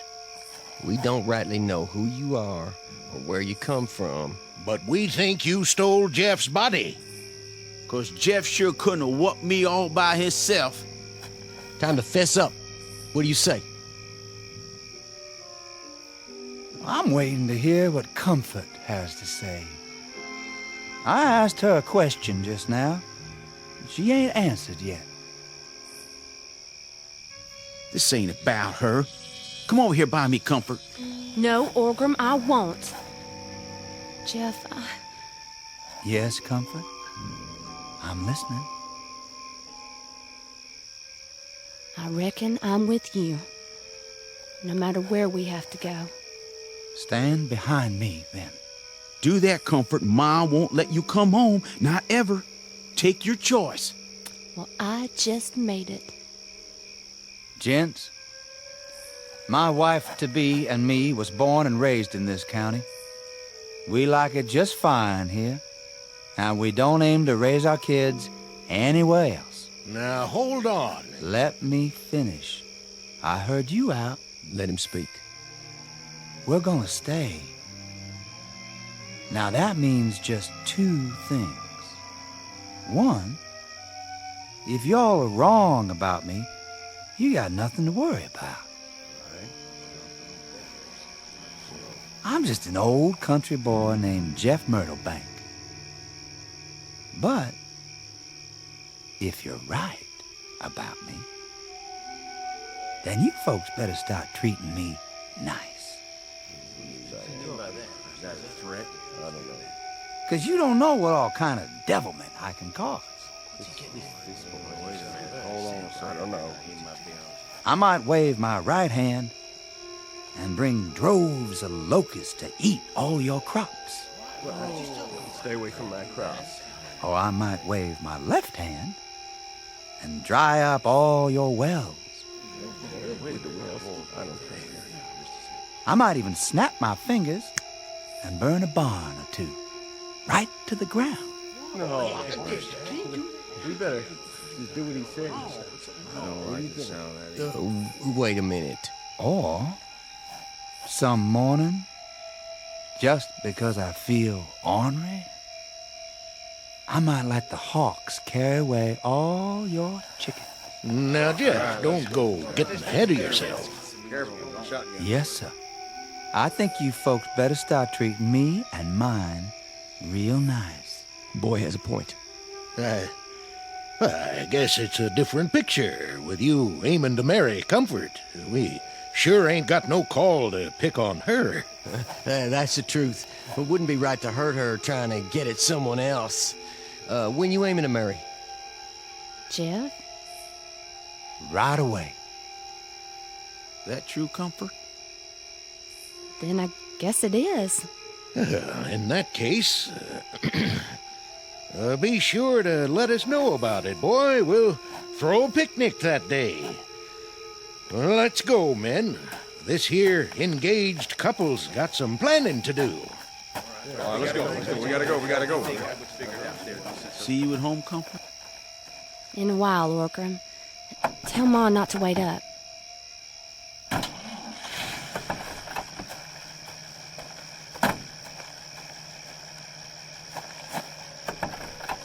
I guess things are gonna be different now. Aren't they, Jeff?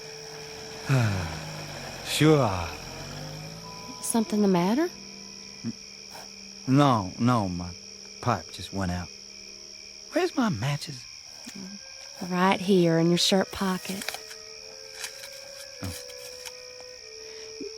Can I ask you one question? Sure, honey. You couldn't really do all those things, could you?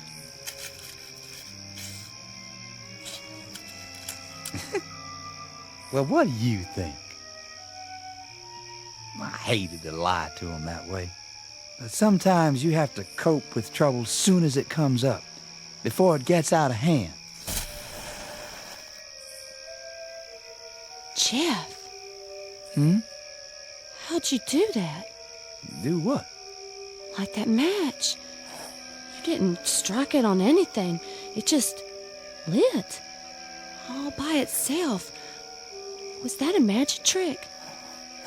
Nope. Well, then what was it?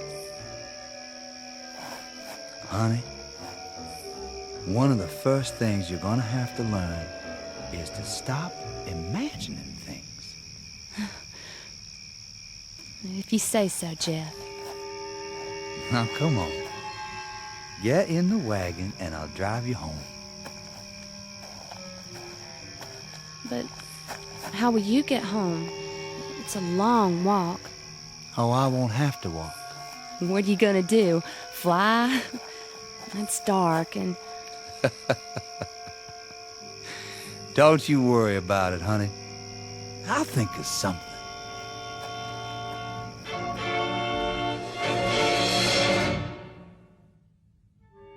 You'll be relieved to know that Jeff and Comfort are still alive and happily married after all these years.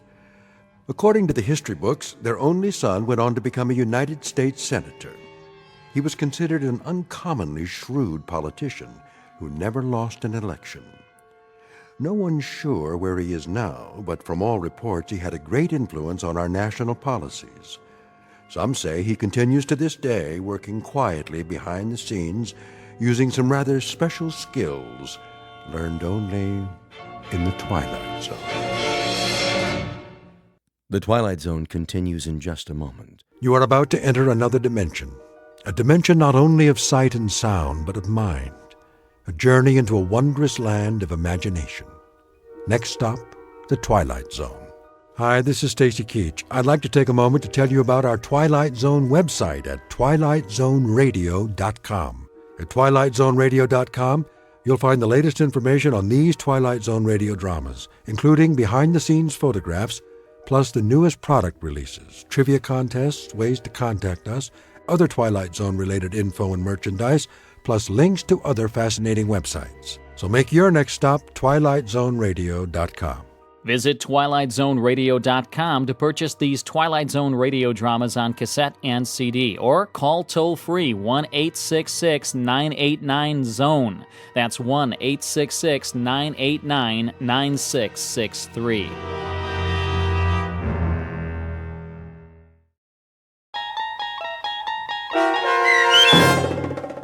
Gentlemen, be seated. Starring Stan Freberg and Mike Starr, with Stacy Keach as your narrator, was adapted for radio by Dennis Etchison and written for The Twilight Zone by Charles Beaumont. Heard in the cast were David Darlow, Anna Savrutsa, Doug James, Joby Cerny, Kurt Nabig, Jeff Lupetin, Carl Amari, Linda Reiter, Christina Verba, Peter DeFaria, and Chad Reinhardt. This copyrighted radio series is produced and directed by Carl Amari for Falcon Picture Group. Doug James speaking.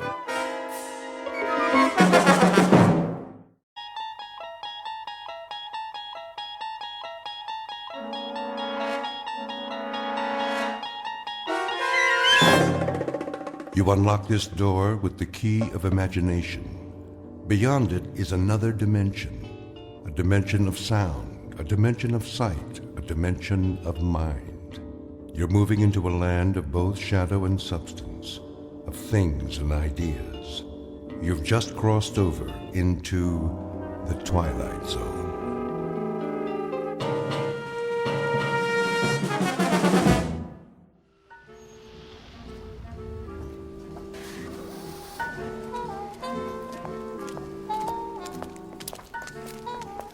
Welcome to the Madison Avenue track. Step onto the moving sidewalk. Single file, please. No pushing or shoving. The time is 8:37 a.m. Excuse me. Certainly. I'm in line here. Yes, of course. I was next. I don't believe... I have to get to work. Do you? We all do. If you don't mind... Make room, please. I'm late. The line starts back there. Are you being rude? Why, no, I don't think I am. But if we all enter the pedwalk at the same time... You stepped on my toe. That wasn't me. I believe it was. I believe that's the imprint of your heel on my shoe. If it were, you'd have even worse fallen arches. I don't appreciate that attitude. I have a suggestion. If we all go barefoot, there'd be more room. You know, more foot space per square inch. Squeezing heel to toe, so to speak. Why, I never. Of course, if someone fat comes down too hard, those little piggies would suffer, crying, wee, wee, wee, all the way home. Or to work, as it were. Your remarks are most distasteful. Not making a joke, is he? No, I assure you. He was. Completely inappropriate. Yes, indeed. This is a serious world we live in. No place for that sort of thing. None at all. I've a good mind to report him. I give you my word. I would never make a joke about anything. That's better. Unless someone weighs over, say, 250 pounds. It'd be hard to take that lightly. Did you say something? Me? You. Not at all. Well, see that you don't. Absolutely. I should hope so. You have my word. Some people. Not another syllable. You gave your word. Positively. These are serious times. For serious people. It's a necessity. With all that's going on in the world? I couldn't agree more. Well, then, see that you do. My lips are sealed. Madison Avenue, next corner. Step off the moving sidewalk. Single file, please. No pushing or shoving. The time is 8:39 a.m. Excuse me. I have to get to work. Wee.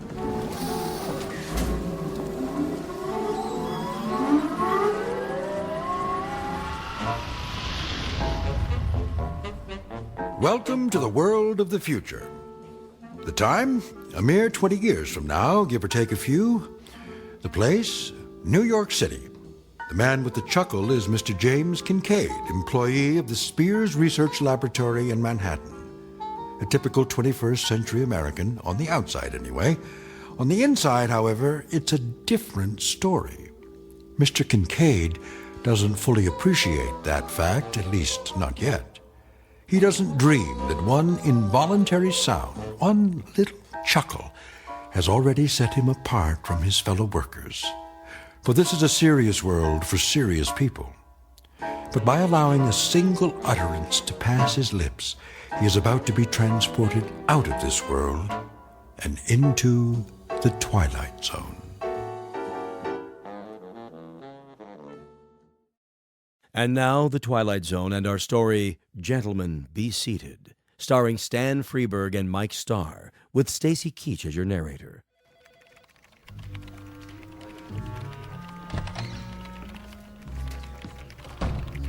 Morning, Kincaid. Morning, Miller. Not late, am I? You're cutting it pretty close. Sorry, Lindsay. Little skirmish on the pedwalk this morning. Skirmish? So many people nowadays. I hear there used to be cabs in New York. Think of it. Cars with drivers that took you all over. Up one street and down another. Shortcuts. Sounds like a nightmare. Yes, I guess it does. Biddle's not in yet, I take it? Mr. Biddle's never late. It's 8:59 now. That means he'll be here in, well, less than a minute. 30 seconds, to be exact.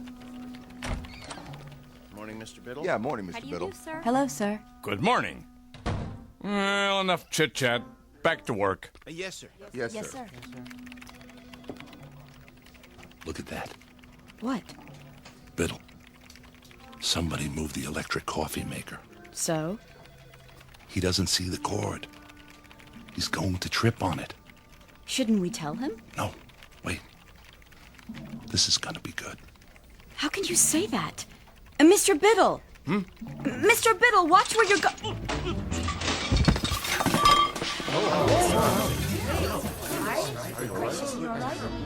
Oops.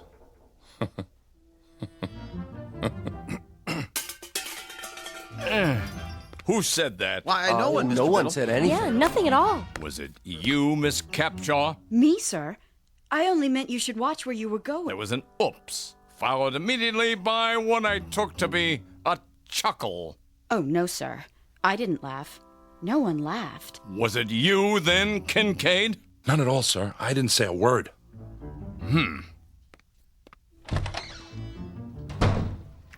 Are you crazy? Pardon? Laughing at him like that. But I didn't. I don't know how to laugh. Nobody actually laughs anymore, do they? And a good thing, too. As if anyone had time for such things. Quite right. Well, better get started. I have a design to finish before... Oh, no. Something the matter? There's a red flag on my screen. I'm not surprised. It means Biddle wants to see me in his office. Well, here goes.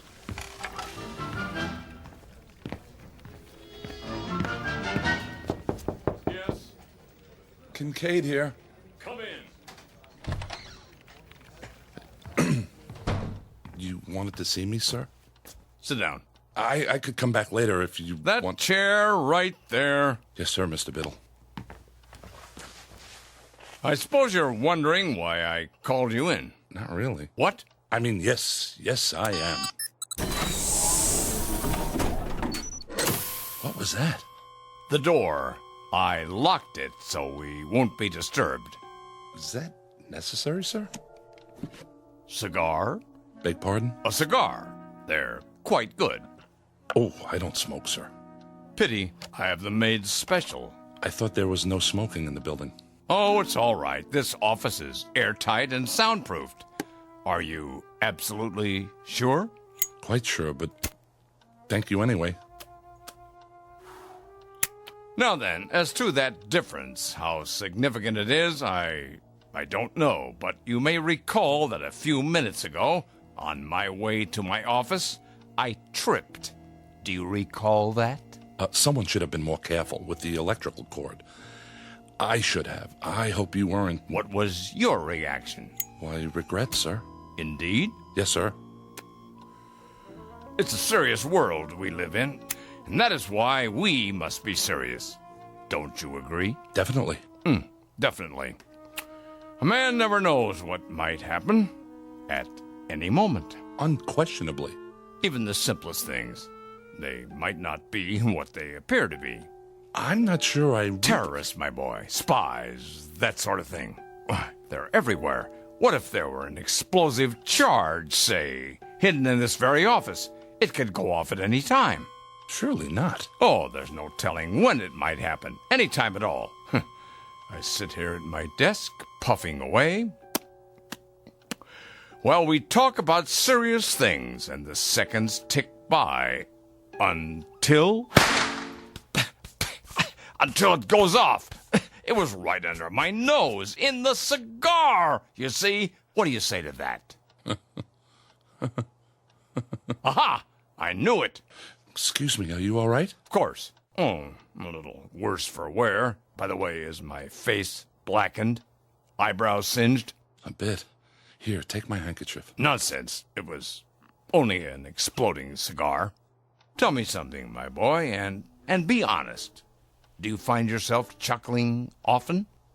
Well, How did it feel? I'm afraid I don't understand. Did it feel strange? Yes. But not unpleasant, right? Not as such. We could describe it then as a strange but not unpleasant sensation? If you say so, sir. Good. Splendid. Oh, splendid. Will that be all, sir? I should get back to work. Yes. I'll unlock the door.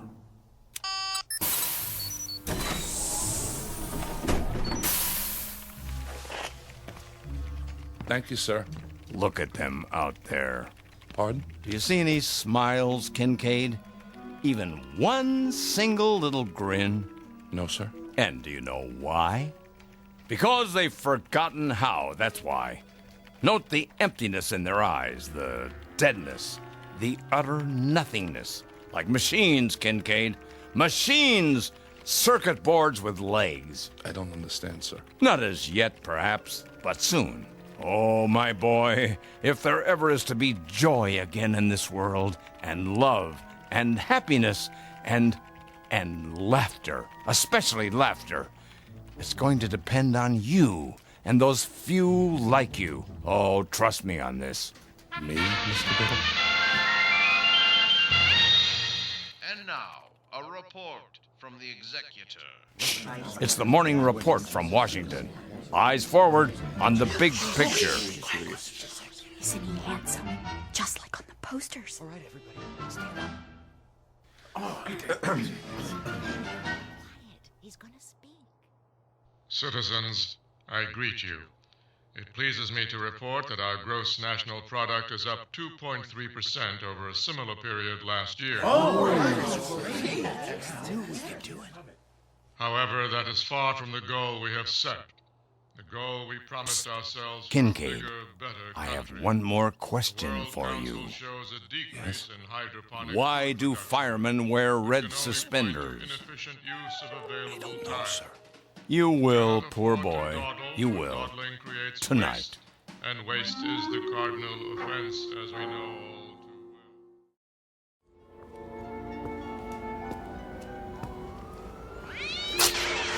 all too What in the... Here I am, my boy. Oh, Mr. Biddle. Just as we said, 7:30. Right on time. Yes, sir. I almost didn't make it. Oh? Trouble? The directions you gave me were fine. It's just that I've never been to this part of the city before. The pet walk doesn't run this far. Oh, well, first time for everything. Glad you could make it. You've had dinner, I trust? I ate something. The usual synthetics? Of course. Well, they're all right, but I'll tell you something.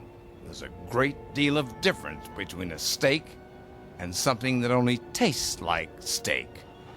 Just as there's a difference between a human being and something that only looks human. I see. Do you? I hope so. I really do. I'm afraid I don't see much at the moment. That's because most of the streetlights are out. They don't bother to fix them since no one comes here anymore. Something the matter? It's just the smell. They don't spray out here either, but you'll get used to it. May I ask, where are we going? Why, we're almost there. We are? Yeah, they call this no man's land. The last of the old world, right here in the city. Beautiful, isn't it? I suppose. You don't think so. You think it's non-functional. A lot of ugly, wasted space. I know. Well, not to worry. They'll have it torn down in a few years, swept away, forgotten. Evening, gents. Why, good evening to you, sir. Could you spare a smoke? Sorry.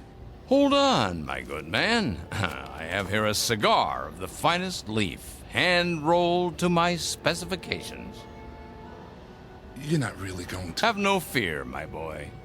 This one's real. You sure? Indubitably. How about some spare change for a cup of cava java? Don't press your luck. Thank you. Thank you kindly. Blessings to you, mister. To the both of you. Plenty of unhappiness here, James, but plenty of happiness, too. Stand here a moment. Come on, close your eyes. Can't you almost hear the crying and the laughter? Don't move your head, please. What are you doing? Just a handkerchief. A simple blindfold. What? Nothing to be alarmed about. Just a precaution. There. Can you see? No. Good. Now turn around 5 times. But why?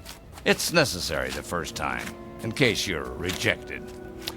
Now take hold of my arm. I'll lead you to the entrance. Very, very private, you know. That's it. And away we go.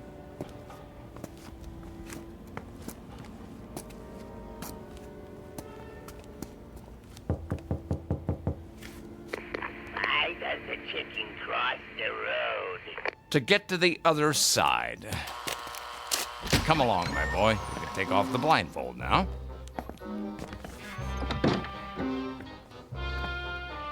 Mr. Biddle, what is this place? The foyer, of course. Those two chairs, they look like thrones. What else? But, Mr. Biddle... What can I do you for? Good evening. Is he in? Let me see. Maybe yes, maybe no. Tell him number 709 is here with the recruit.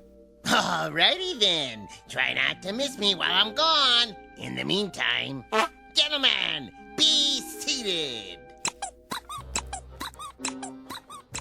Who was that? What does it look like? A clown, of course. Well, you heard him. Sit down. I recommend the chair on the left. If you say so. There. Feel better? I suppose. My turn now.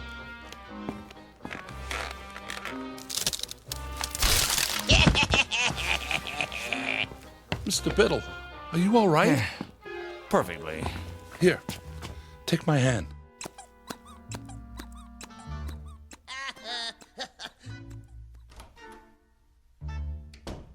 I'm disappointed in you, Kincaid. You are?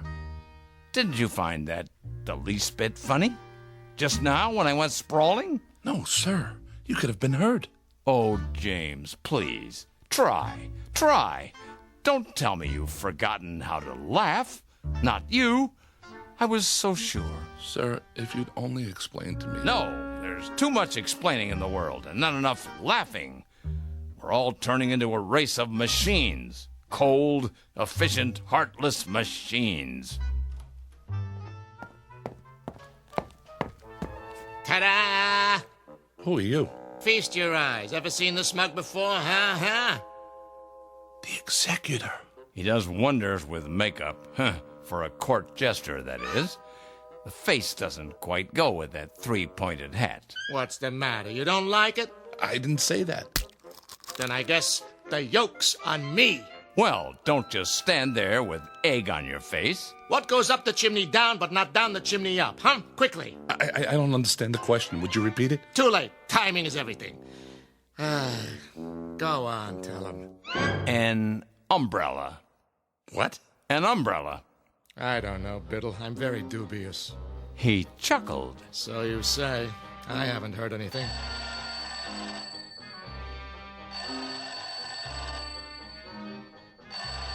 What's that? Sounds like the phone to me. Well, don't just do something. Stand there. Jester here. It's for you. It is? Hello? I say, hello? Sir, it squirted me right in the eye. Must be an overseas call. Better clam up. I'm all wet. You sure are. Now I really need a towel. Oh, Biddle. Yes? I've got something for you. Watch out! Spoil sport. But he's got something behind his back. Where? Right here. But I don't like pie. Lemon meringue. You're positively reeking. Time to hose off, and nothing leaves you squeaky clean like good old seltzer. Who's got the soap? Forget soap. You need your rubber ducky. Or a lifeboat. Now, wait a minute. It's not possible. What's wrong, Kincaid? You'd better get a change of clothes, Mr. Biddle, or you'll catch your death. You see? Hopeless. That's it. Wait. He's only a beginner. But we must be so careful, Biddle. Yes, but give him a chance. Very well. One last test. Glad to meet you, Mr. Kincaid. Put her there. I don't... Go on, shake. Ow! Oh, that didn't hurt. It's just a joy buzzer. You wind it up, and when someone shakes your hand... That's it. I've had it. I don't know what any of this is about, but I know one thing. I don't want any part of it. You people, you're out of your heads. You're all loony. You're psycho. I'm getting out of here right now, and don't try to stop me. Uh-oh. Another fine mess you've gotten us into.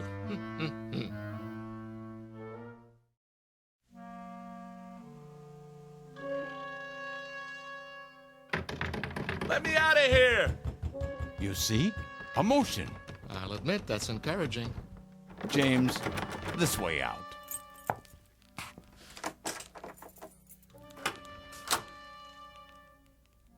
If you please, it's just through here. No tricks this time? No tricks. Wait, this is a library. A small reading room for our members. Members? Mr. Biddle told you nothing? He asked me to meet him. I thought it was about work. What is this building? Used to be offices. Now it's abandoned, so we made it our headquarters. Headquarters of what? The SPOL. The Society for the Preservation of Laughter. Have a seat. Oh, no. Now, this one's a real chair, I promise. Well, just for a minute. Oops. Hey, that was not me. You sure, my boy? Sorry, I must have left an old whoopee cushion under the seat. Collector's item now, you know? Here, let me get it. Go on, make yourself comfortable while I explain. You see, James, we're a secret organization. A kind of underground, if you will. Running counter to established law in the Commonwealth. Most of what we do is either frowned upon as bad taste or legally forbidden. We are, in short, outlaws. I don't like the sound of that. An old tradition. Ever hear of something called speakeasies? They were secret clubs that sold liquor during Prohibition. Well, this is a laugh easy. All these books, the posters on the walls, Laurel and Hardy, the Three Stooges. Who are they? All great clowns from the past. There's Perot, Punch and Judy, Bozo. We try to keep the tradition alive. What tradition? You see, Mr. Kincaid, the world has forgotten how to laugh. There are some of us who regret that fact. Unlike those in power, we feel that laughter is important enough to be preserved, at any cost. Am I getting through to him? What the jester is trying to say, well, the world used to be a pretty terrible place, you see, James. We had disease and war and depression and prejudice and a lot of unpleasant things. The people couldn't change it all, but they could do their best to endure it. How did they endure it? By laughing at it, ridiculing it. They laughed at everything then. But along came the psychologists and the censors, and suddenly nobody could tell a sexual joke or a racial joke or a sick joke or any kind of joke. They weren't politically correct. And that was the end of humor. We're trying to keep it alive. Take the trick cigar. You chuckled. I did not. Yes, you did, and I'll tell you why. Because a figure of authority became ridiculous. Understand? Oh, James, try. A laugh cannot be forced, Biddle. You should know that. I do, but... Let's get to the main test. It's just through here, the last door. Everything should be ready. No false laughs now. We can spot them a mile away. Understand?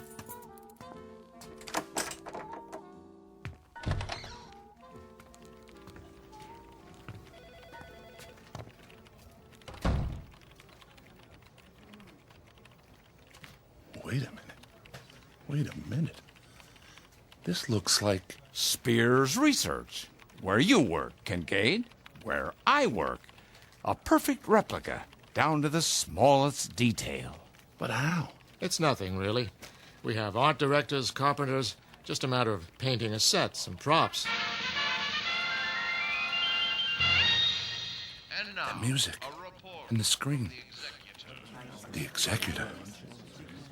Is he giving an address? You'll see. Okay, everybody stand up. Citizens, I greet you. It pleases me to report that our gross national product, however, that is far from the goal we have set.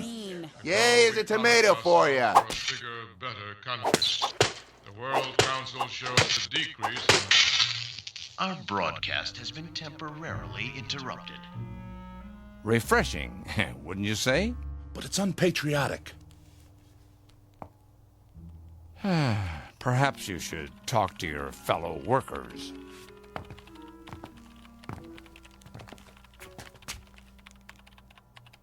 Miller? Is that you? Who wants to know? It's me, Kincaid. But how? A rubber mask. Realistic, if I do say so. Watch this. He's about to reboot his computer. Now, boss? Now.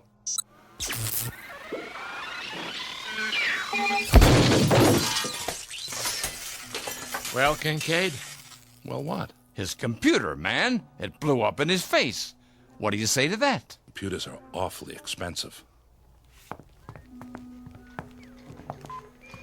The World Stock Exchange Terminal. It's just come online. But Wall Street's closed for the night. They're open in Tokyo. Watch.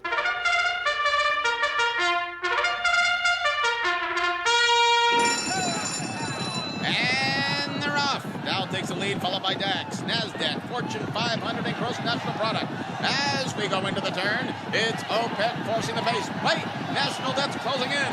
Now it's consumer spending versus trade deficit. Fighting it out neck and neck. This is going to be a close one, folks. And the winner is Beetlebomb. Gross national product in last place. The executive said the gross national product was in good shape. Oh, not much hope for him. One more angle. Try this.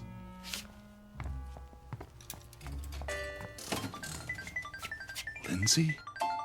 Hi, Jim. But this isn't your computer. I traded it for a video poker machine. Got a quarter? A quarter? Come on, I'm on a roll. One more win and I'll buy lunch. What do you say?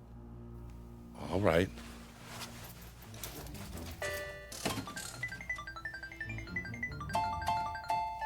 Jackpot. I hit it, Jim. Or rather, we did. How about lunch? In Paris. We can take the rocket shuttle and be back before Biddle knows we're gone, okay? I don't know. The French have been very un-American lately.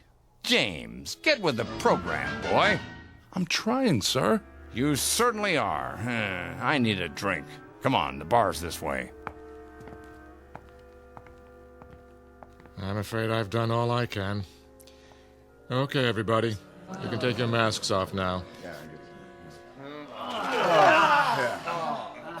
Marcus scores, please. On a scale of 1 to 10, I give him a 3. Shh, 2.5. That's too much. I say a big fat 0. I agree with you. 0. That's it for me.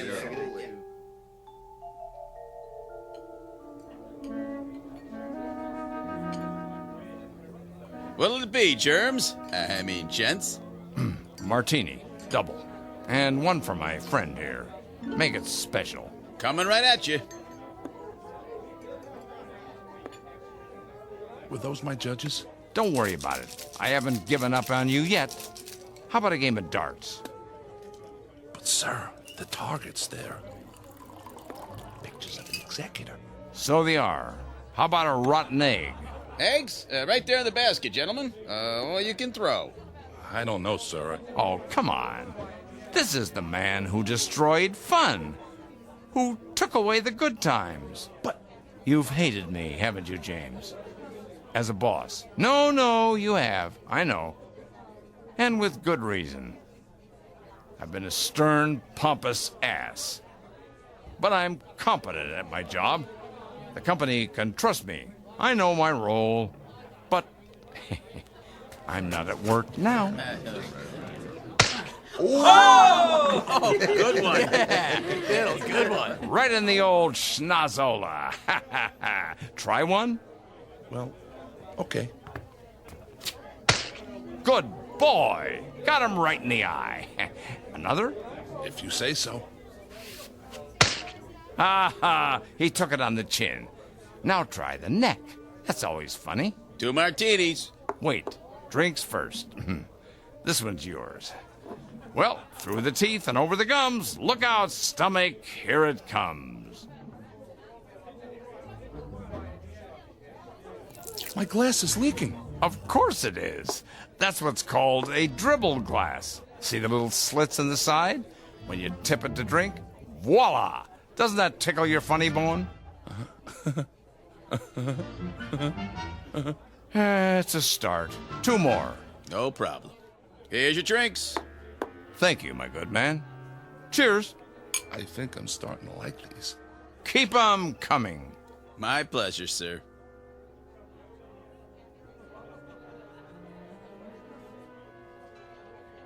Look at the screen. Know who that is? Who? Betty Boop. A flapper, they called her. Always doing the Charleston. Here, turn it up. Want to dance, Mr. Biddle? Do I? Hold my drink, James.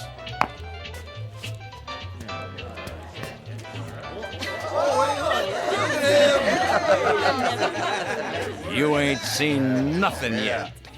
Biddle, Biddle,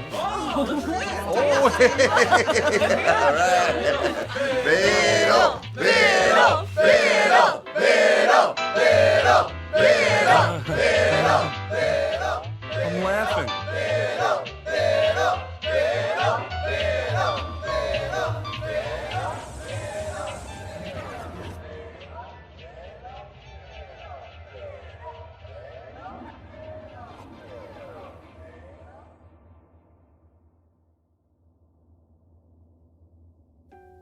Mr. Kincaid. Did I pass? Huh? What did the judges say? If I could have a word with you outside? Tell me, I'm laughing. I must be. See? I've never felt this way before. Sorry, Mr. Kincaid. Time's up.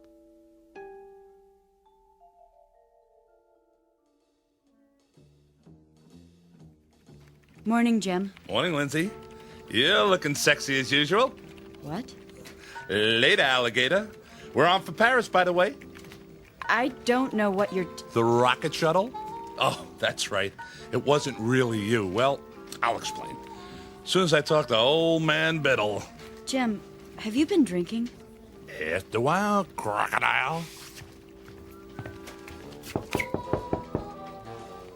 Come in. Hi. You are 17 minutes late. I know. Those martinis, whatever they were, they really got to me. Martinis? I hadn't even tasted this stuff before last night. Sorry. I was pretty plastered. Who took me home? I don't know what you're talking about. About last night. SPOL. Hey, why does the fireman wear red suspenders? What? To keep his pants up! Are you sick, Kincaid? Oh, come on, Mr. Biddle. I know I was a disappointment to you, but it was also new. They're not going to hold it against me because I didn't laugh, are they? I didn't know how. But I do now. Listen.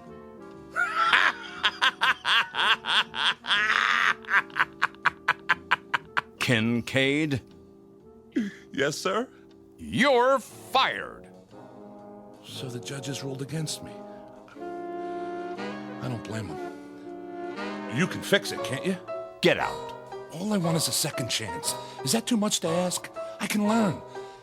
If I don't, what will happen? Humor will die, and comedy, and all the great... I don't know what you're babbling about, Kincaid, but I warn you, if you repeat any of it to the authorities, they'll put you away. Do you understand? One thing I cannot afford to do in my line of work is take chances. And you're not a good enough risk. Do I make myself clear? But, sir... Do I make myself clear?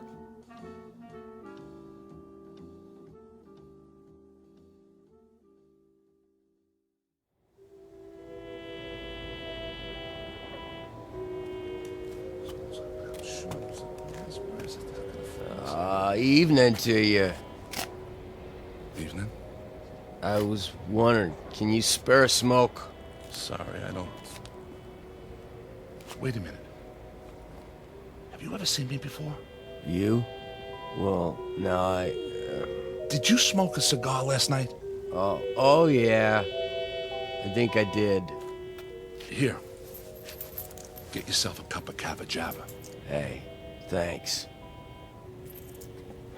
Can I ask you a question? Yeah? Would you happen to know where it is? Where what is? The place where they laugh. That's a good one. No laughing around here. It ain't allowed, you know. I know. Well, evening to you. Yeah. See you in the funny papers. A section of the city known as No Man's Land. Mr. James Kincaid, once 39, but a lot older now. He frequents this neighborhood every night, perhaps hoping to hear the lovely, desperate sound of laughter echoing from a dark, unmarked building somewhere in the faraway reaches of the Twilight Zone.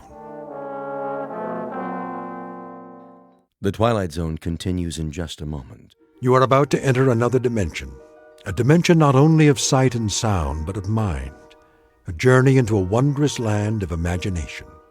Next stop, the Twilight Zone. Hi, this is Stacy Keach. I'd like to take a moment to tell you about our Twilight Zone website at twilightzoneradio.com. At twilightzoneradio.com, you'll find the latest information on these Twilight Zone radio dramas, including behind-the-scenes photographs, plus the newest product releases, trivia contests, ways to contact us, other Twilight Zone-related info and merchandise, plus links to other fascinating websites. So make your next stop twilightzoneradio.com. Visit twilightzoneradio.com to purchase these Twilight Zone radio dramas on cassette and CD, or call toll-free 1-866-989-ZONE. That's 1-866-989-9663.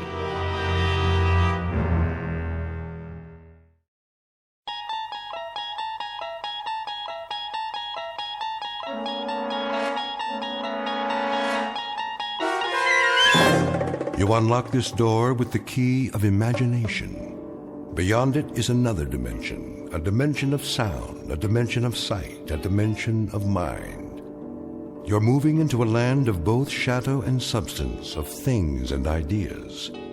You've just crossed over into the Twilight Zone.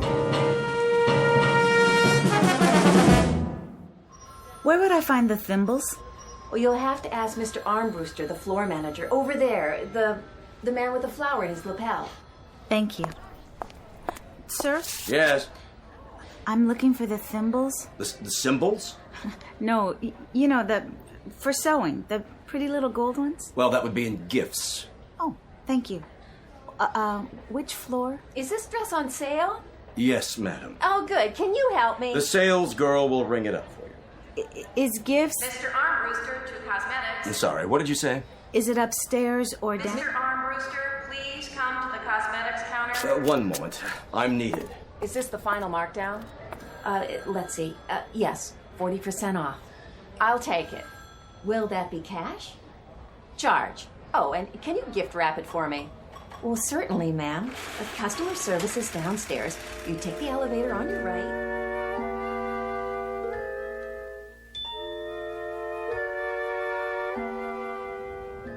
Would you push the button for me? What? The button. My arms are full. Oh, I'm sorry. I'll get it for you.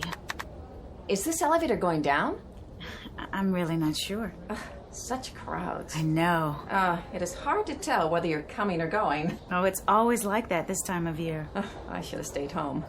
It's exciting, though, don't you think? All the colors, the displays. It makes you feel so alive. I suppose. Going up? Actually, no. I'm looking for customer service. Next elevator, ma'am. Going up. Wait. Yes? Is the gift department upstairs? That would be the mezzanine, miss. Then I'd better get on. Good luck. I hope you find what you're looking for. So do I.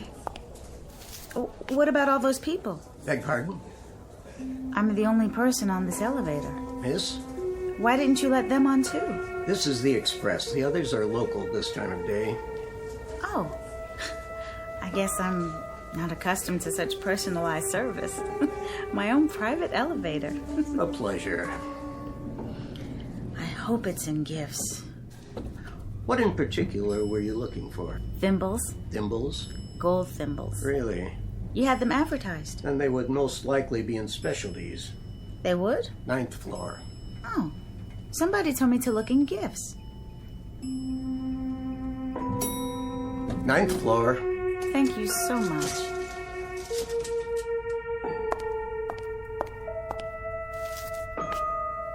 Wait, there must be some mistake. No one's on this floor. I don't even see a salesperson. Wait!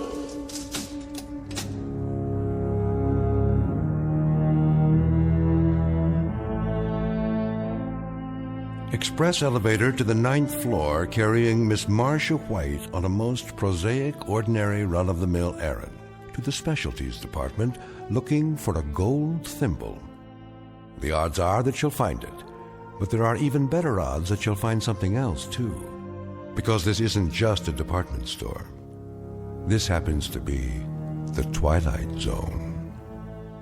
And now, back to our story from the Twilight Zone. After Hours, starring Kim Fields, with Stacy Keach as your narrator.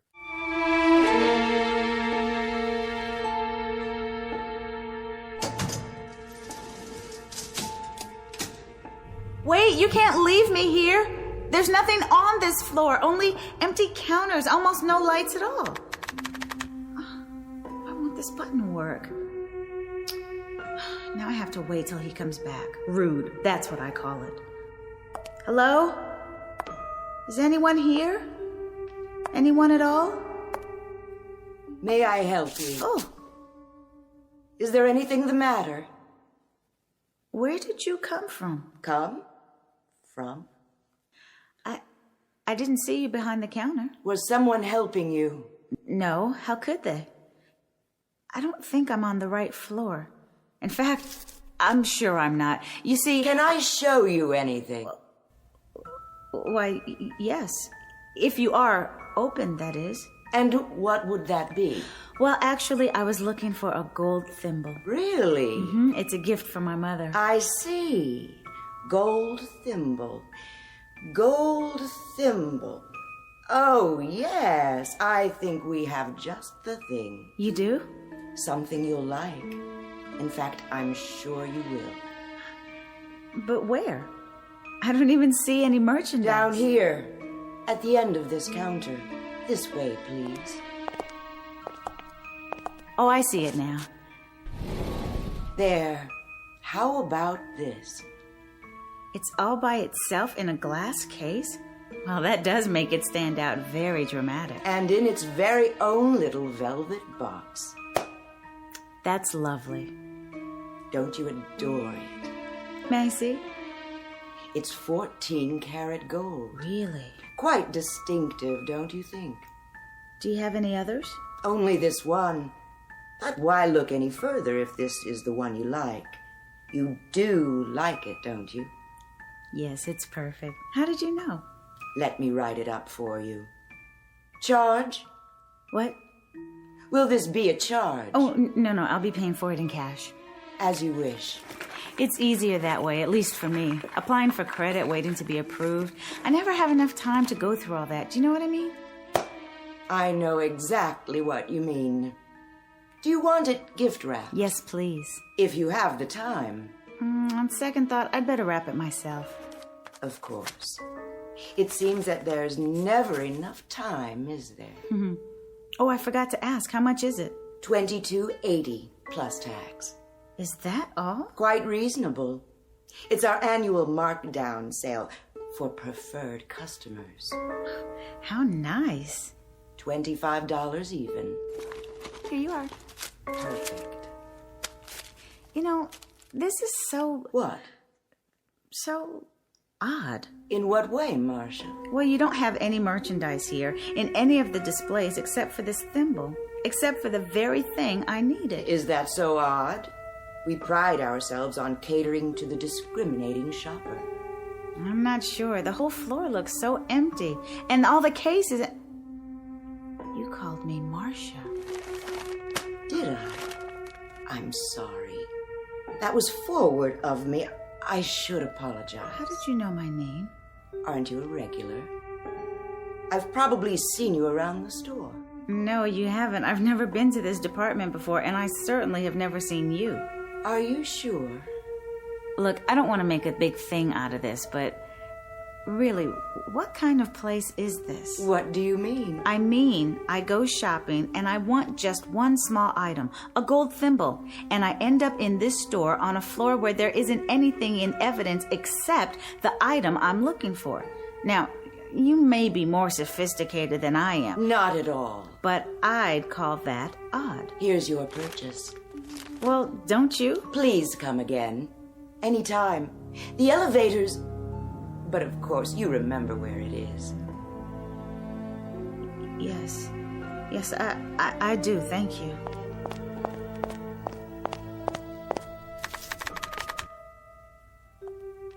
Why won't it come? Oh, Miss White. What did you say? I was wondering. What? Are you happy? Am I happy? You'll have to forgive me, but it's really none of your business. Is that so? Why are you smirking? Was I? You are. You're laughing at me. I didn't intend to. Is this all a practical joke, one that no one's bothered to let me in on? Not at all. Then explain why you know my first and last name. I didn't give you a credit card or show you my ID. As I say, we must have met before, somewhere. And where would that be? I'm sure I don't remember. And why the personal questions? Am I happy? What does that mean? I was making conversation. But what business is it of yours? What possible interest could my life hold for you? Very well, Miss White. Suit yourself. It's none of my business then, as you say. I believe your elevator's here. Going down. What did she think was so funny? Pardon? Nothing. Did you find what you were looking for? As a matter of fact, I did. Excellent. Also, as a matter of fact, it was the only thing for sale on that floor. You don't say. Somebody ought to hire an efficiency expert or something. Oh, dear. One entire floor devoted to the sale of a single gold thimble. And an extremely odd sales lady. Somebody ought to look into her while they're at it. Odd, you say? You don't believe me? See for yourself. A very nice choice. Wait, this is scratched. I didn't notice. I can't send this to my mother. It's scratched terribly and dented, too. You see here? Main floor. Just look at this thing. It's scratched and it looks like somebody stepped on it. Main floor.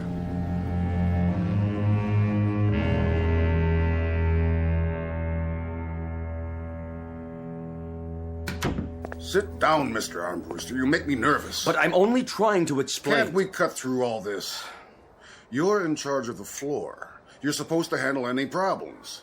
I have a department store to run here. I know that, Mr. Sloan, sir. I distinctly told her that... What's your point? That all the gold thimbles we have would be in gifts.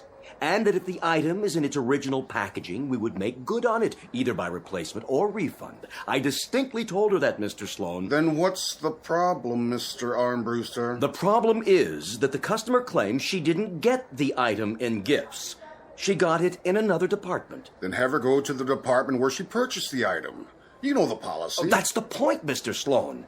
She has some idiotic story about having purchased the gold thimble on the 9th floor. 9th? That's what she said over and over again. I trust you explained to her, Mr. Armbruster, that this store doesn't have a 9th floor? I tried, sir. Lord knows I tried. Mr. Sloan, believe me, I have tried desperately. And I really mean desperately, to acquaint her with that fact. But she insists she was taken up to the 9th floor, waited on by a rather odd woman. An odd woman, no less. A personality trait she would be particularly knowledgeable about. Well, at any rate, a woman who allegedly waited on her... Never mind, Mr. Armbruster. I'll talk to her. Thank you, sir. She's right outside.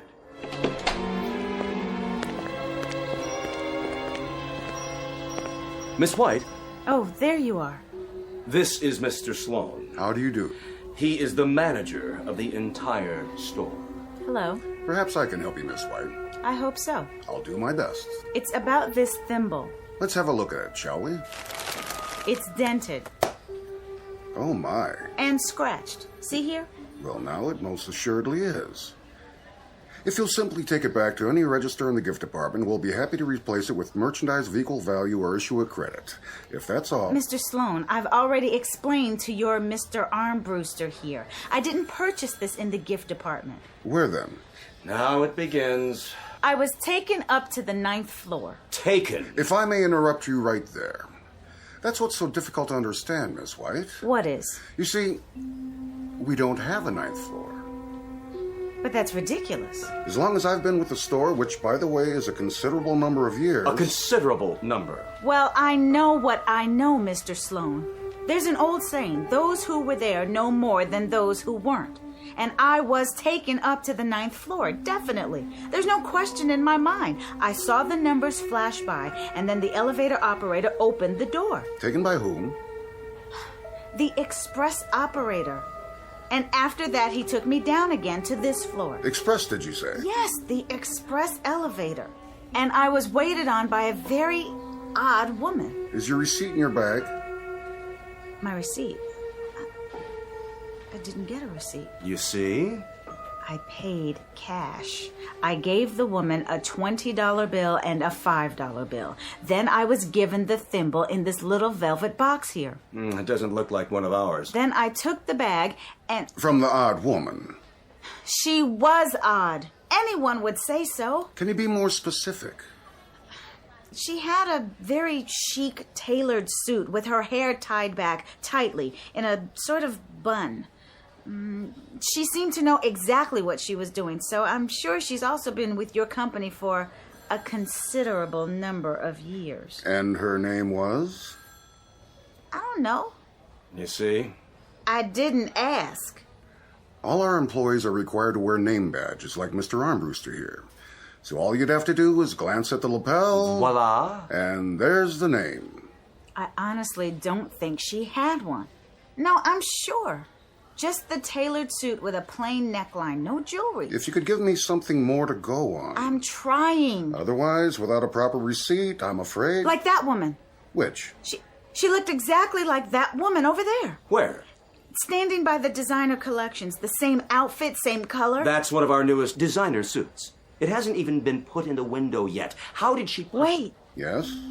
It not only looks like her, it is her. It is? The woman. The one who waited on me. She's standing right there. See her? Well, this will settle it then. Yes, it most certainly will. Miss, I wonder if you'd mind... She can't hear you. Mr. Armbruster, would you kindly ask her to come over here? With pleasure. Excuse me. Sorry. If you'll kindly step aside, I have to... You? Do you work here? I said... May we have a word with you, madam? This customer says she purchased a gift item from you earlier today. She refuses to answer. If you'll face me, please. My name is Sloan, and I'm the manager of this store. Where's your ID badge? I told you she won't answer. She is not from any of my departments. My salespeople are all trained to be courteous, responsive. Are you deaf? Turn around and let me see your name. You still say this is the one who waited on you, Miss White? What in the world? What's the matter with you, Armbruster? Leading me on a wild goose chase. This is a mannequin. No, I could have sworn. Of course it is. I knew that all along. A small jest, sir. A very small one. Only a mannequin, dressed for display in ladies' couture.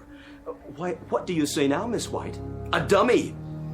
Not a sales girl at all. A mere dummy. Armbruster, what are you doing in ladies' lingerie? Sir, I'm waiting to see if our favorite customer, alleged customer... Miss White? You mean she's still here? In the ladies' lounge. I thought I told you to show her the door. She didn't feel well. She wanted to lie down. I thought it best to accommodate her. You never know about these crazies. Lawsuits, insurance claims... Oh, all right. Let her rest. But send someone in to see how she's doing. It's almost 6 o'clock. Yes, sir. Miss Keever? Yes. Well? Mr. Armbruster? Well, how is she? Oh, Miss White. She'll be all right, Mr. Armbruster. She was feeling a bit faint. I think she may have gone to sleep on the couch. Wake her up, then. Get her on her feet. will be closed in a few minutes, and I want her out of here. Post haste. Oh, I'll see what I can do. As soon as I ring up a sale, Now, Miss Keever. Yes, sir. Tell her we're closing. She can come back tomorrow and we'll get her a replacement on her merchandise or a refund or anything she wants. I'll tell her, sir. What I'd like to give her is a bus ticket to any department store west of Cleveland, preferably one in Chicago, Los Angeles, or Honolulu. Miss Keever, did you hear me? Closing time.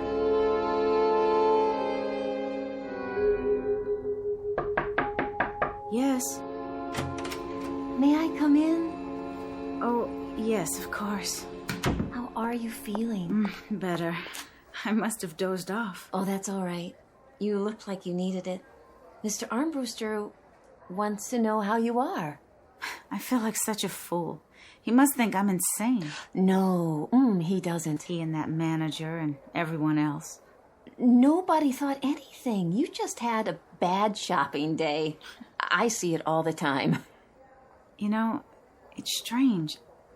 I didn't really.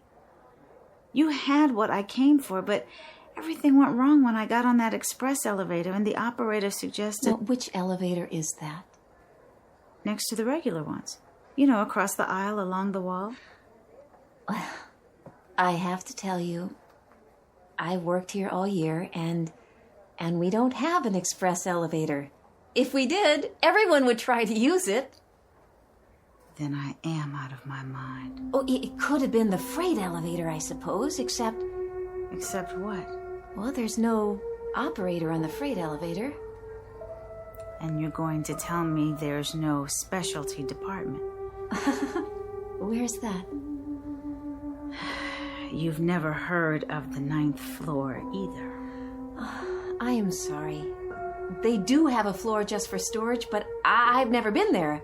Look, why don't you just go home and forget all about this? Have you ever had one of those dreams where you just can't wake up? Every day. Mr. Armbruster... Oh, no, I shouldn't have said anything. Go ahead, you've listened to all my troubles. Well, it's just that... Well, I don't mind the job. Decent hours, great benefits, paid vacation. But what? Is there something about the store? No, not exactly. There's something odd about it, isn't there? Oh, it's the way Mr. Armbruster treats us. Have you ever worked retail? Isn't that odd?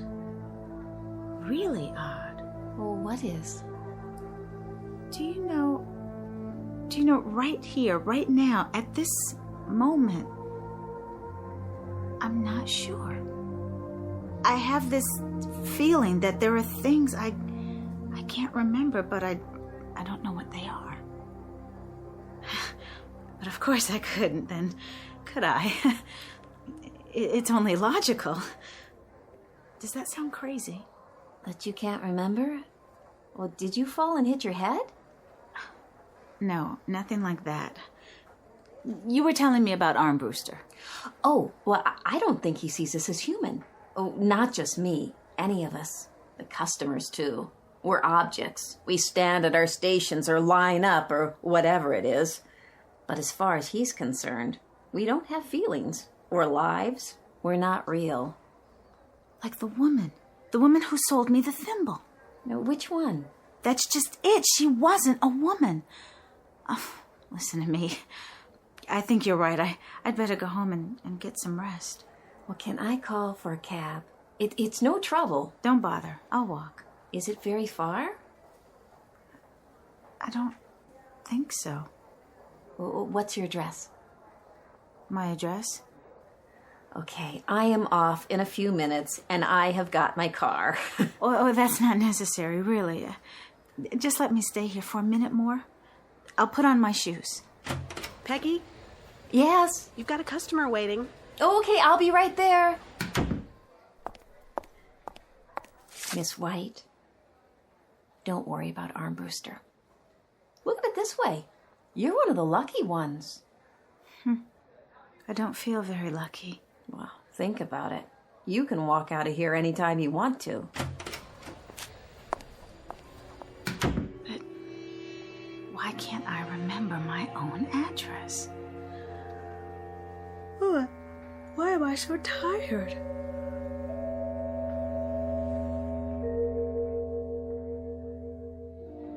The store is now closing. All customers who wish to make a purchase, please go to the nearest register. Excuse me.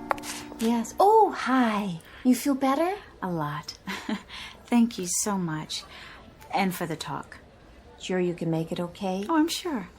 I just wanted to ask you, which is the way out? I think I got turned around somewhere. Okay, now that way. See the elevator at the end of the aisle? I don't need an elevator. Just point me to the nearest exit. Well, you still have to take the elevator. Why? We're on the first floor, aren't we? No, not quite. The second. Oh. I really am turned around. Well, everybody has to take the elevator. The escalator's not working. Oh, you could take the fire stairs, but they're kind of spooky.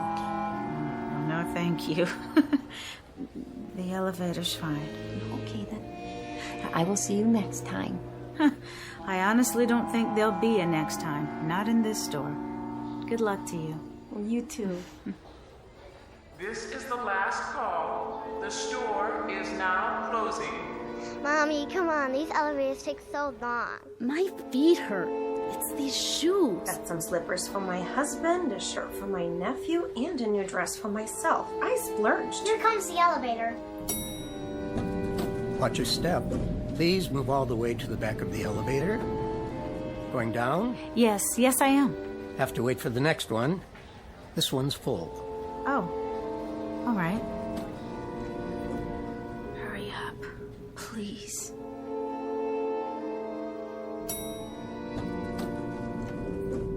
Going down. Yes, please. Step into the elevator. But why is it so dark? Did your light fixture burn out? Step in. Wait, aren't you the operator from the other elevator? All the way to the back. You are. I just saw you in the elevator on the right. How did you... I said, step in. I won't. It's completely dark. I can't even see the floor. That's because there is no elevator in this shaft. What? Going down now. Let go of me.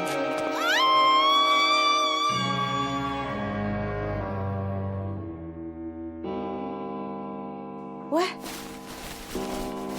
What happened to the lights? I'm still in the lounge. Oh my God, I must have fallen asleep again. Oh, what an awful, awful dream.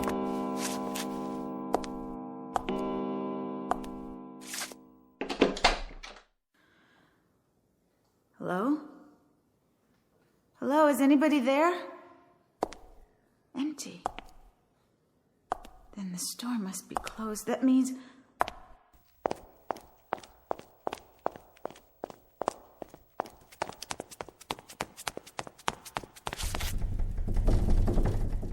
I'm locked in. Please, someone, anyone. There. You. Yes, you, Mr. Security Guard. Oh, please, over here. Look over here. Yes, here. I'm locked inside the store. He must have a key. Of course he does. Of course he does. Here he comes. He'll unlock the door and I'll go home. Just go home and like the girl said, forget all about this. And no, he can't see me with the lights off. Use your flashlight. He can't hear me. Come back, please. Please, oh, please. Can anyone help me? Anyone? Help me. Somebody, please. Help me.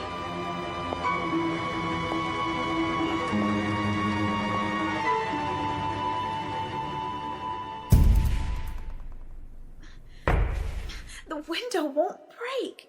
It won't, no matter what I do. Who's there? No. What do I do? Where do I go?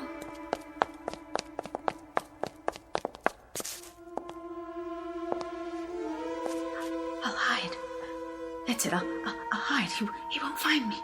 Whoever he is, where? Men's department. No, not that way. Toy department, yeah. Yes, that's a good place to hide. Behind these boxes. If I can squeeze down. Hi! Want to play? Bet you can't catch me! Want to play? Bet you can't catch me! Catch you!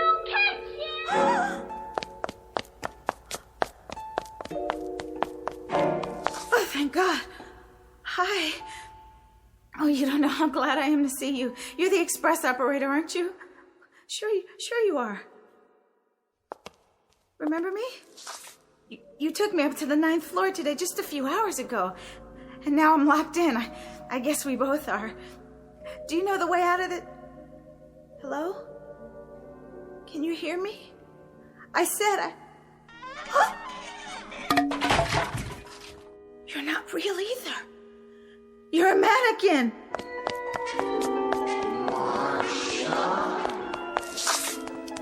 Who do you think you're fooling, Marcia? Come on, dear. Climb off it. You remember, Marcia? Do you know who you are? We do. We do. We do. A payphone.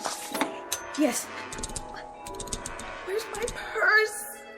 I don't have any change.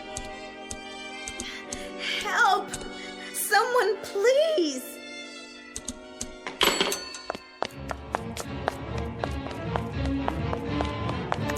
The elevator has to be working. The real elevator. Please. Please come. Hurry.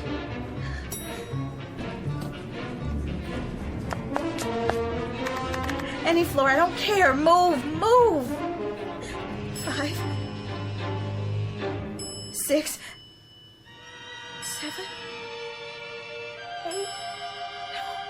No, not this one.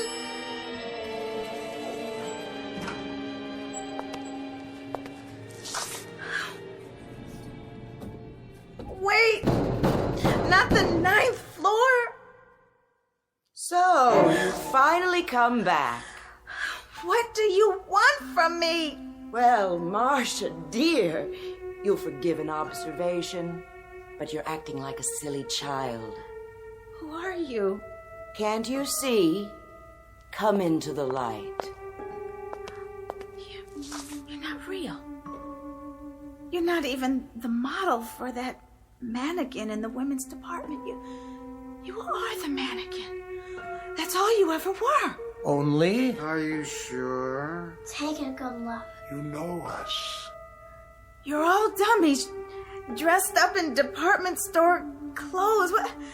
What are you doing here? Come now, Marcia. Think. Concentrate. And why am I... Remember now? All of us will try and help you. We want to help you. We'll help you concentrate. Stay away. Remember now? Is it coming back to you? Stay away from me, I said. Come on, Marcia. You can do it. We know you can. We have faith in you. What? That's odd. Is it really, dear? I don't know, but suddenly I do seem to Remember? She remembers. Of course she does. She couldn't forget us. She didn't forget. We knew you'd be back. You did? We've been counting on it. Then I must be... Say it. One of you too. There. Was that so hard? No. Of course it wasn't. Why should it be? Yes. That's what I am. One of you, and this is my address, isn't it? It's where I live. Good girl. And it was my turn to... Go ahead. Say it. Your turn to leave us for a month. Becoming much clearer now, isn't it? You left us last month to live with the outsiders. But you were due back yesterday, and you didn't show up. And you know, Marcia, that's selfish, my dear. All of us wait our turn, and then when it comes, we simply do not overstay. It was my turn, starting last night. I'm 1 day delayed already. Of course. Of course. I'm sorry. I forgot. When you're on the outside, everything seems so normal. As if it will go on forever. As if... As if what, Marcia? As if we were like the others. Like the outsiders. Like the real people. Well, my dear, no serious harm done. And now, I'll see you all in a month. Take care of yourselves. We will. Have a nice time. Enjoy yourself. See you in 30 days. Did you enjoy it, Marcia? What? Your turn. Oh, yes. Was it fun? Yes. Ever so much. Ever so much fun. Tell us about it. Please? I want to know. Did you get to wear what you like? Eat and sleep? Have a normal life? Were they nice? What did you see? You don't have to talk anymore now. There'll be plenty of time later. Time to tell us all about it. But for now, welcome back, Marcia.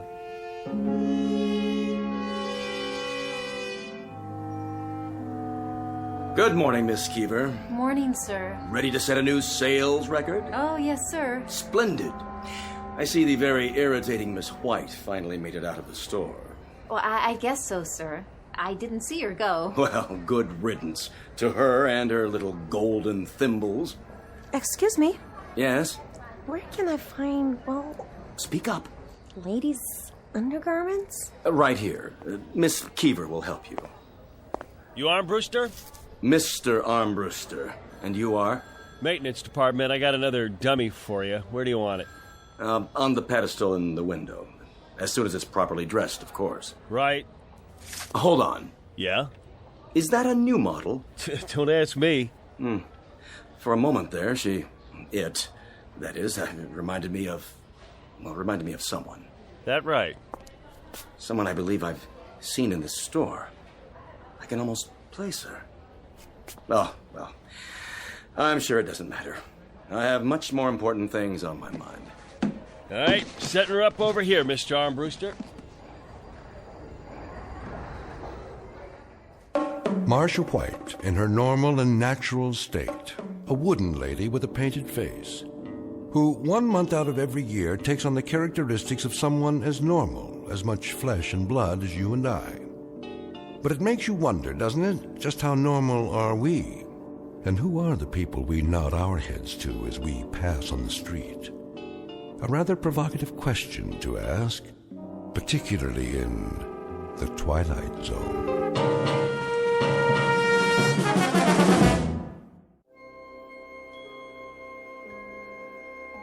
Hi, this is Carl Amari, producer of the Twilight Zone radio dramas. I'd like to take a moment to tell you about our official website at twilightzoneradio.com, where you'll get the latest news and information on these Twilight Zone radio dramas. Plus, at twilightzoneradio.com, you can digitally download 3 free episodes or any of our episodes for only $1.95 each. In this age of ever-changing technology, we've decided to make these episodes instantly available to you by making the Twilight Zone radio dramas a digital download-only series. This means that this series will no longer be offered on CD. The CD collections at our website are now being offered while supplies last at buy one, get one free. So be sure to get your favorites before they're sold out. Be sure to visit us often, and I'll see you in the zone.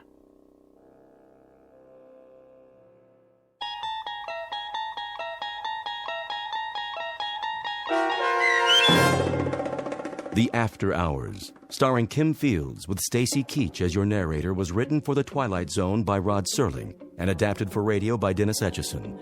Heard in the cast were Taylor Miller, Doug James, Rich Komanek, Turk Muller, Linda Ryder, Guy Burrell, Lynn Foley, Natalia Reed, Lauren Patton, and Irene Olson.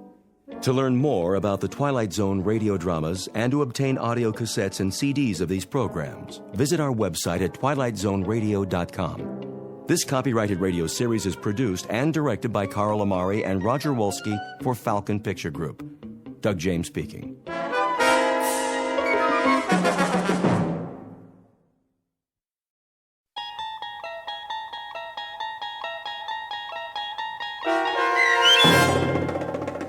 Mute, starring Wade Williams with Stacy Keach as your narrator, was adapted for radio by Dennis Etchison and written for The Twilight Zone by Richard Matheson. Heard in the cast were Amanda Amari, Deb Dotzer, Linda Ryder, Craig Brawley, Valerie Glowinski, Jamie Barron, Richard Shavzin, Roderick Peoples, Doug James, Carl Amari, and CJ Amari. To learn more about the Twilight Zone radio dramas and to obtain audio cassettes and CDs of these programs, visit our website at twilightzoneradio.com. The producers of The Twilight Zone wish to thank CBS Enterprises, Carol Serling, Dennis Etchison, Dick Brescia Associates, Claire Simon Casting, Terry Jennings, XM Satellite Radio, Sirius Satellite Radio, our sponsors, and our radio affiliates for helping make this series possible. This copyrighted radio series is produced and directed by Carl Amari for Falcon Picture Group.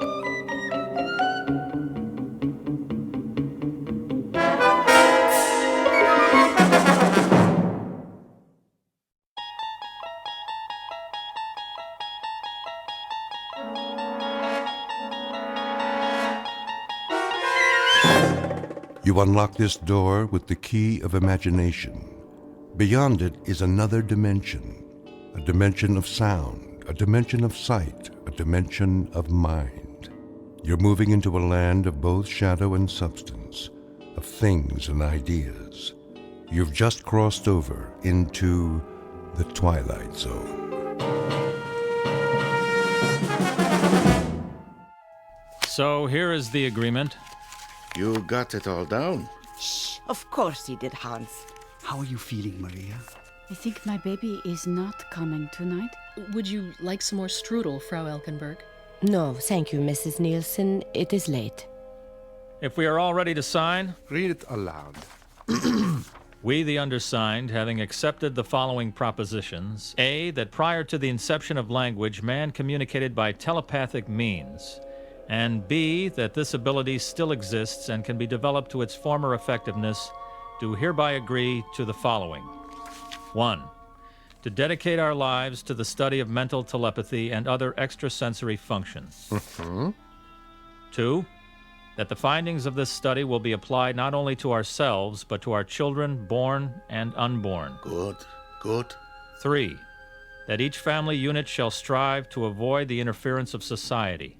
4. That monthly correspondence shall be exchanged until such time as it is possible for all 4 units to establish a colony in which communication shall be exclusively mental.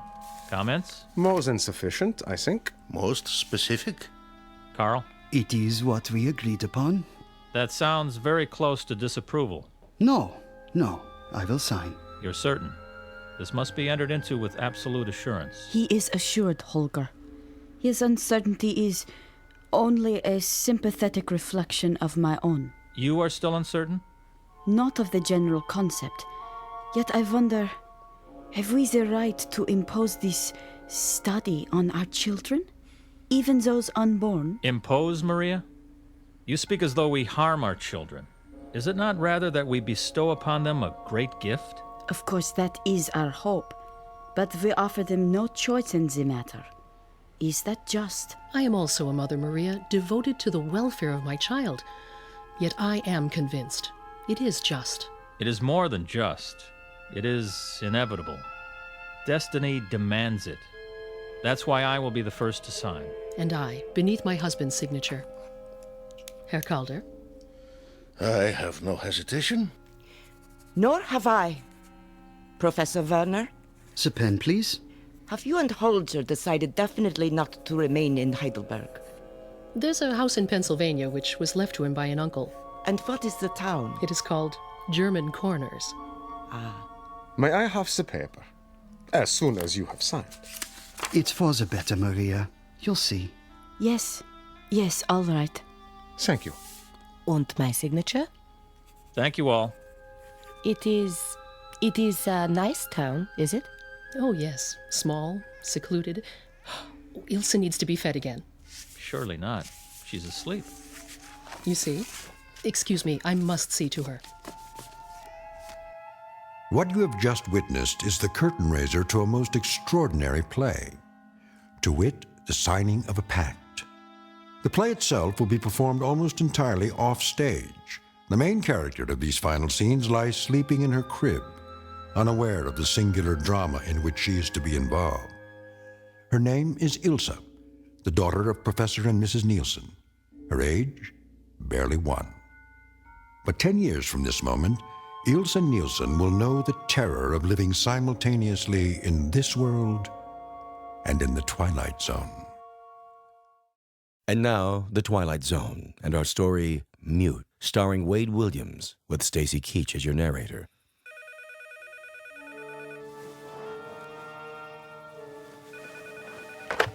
Sheriff? Yeah. This is Tom Poulter. The Nielsen house is burning. What? There's a fire at the Nielsen house, a big one. Hurry! Right away. Harry, what? Max, Harry, I know it's 2 o'clock in the morning. There's a fire at the Nielsen house. Call the volunteers and get the truck out. I'll be there as soon as I can. Did it just start? I hope so. If it didn't, Oh, it's so far. I told them when they first came here it wasn't a good idea to live that far from town, but no, they wouldn't listen. We want privacy, they said. Well, that privacy may very well be the end of them. The girl. That lovely girl.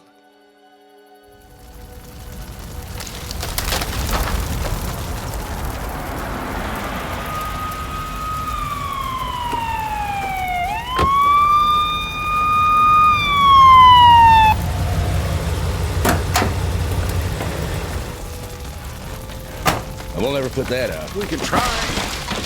Never mind the house. Keep the woods from catching. You heard him, Tom. Get the hose. Start pumping. Right. Here goes. Let's check the back.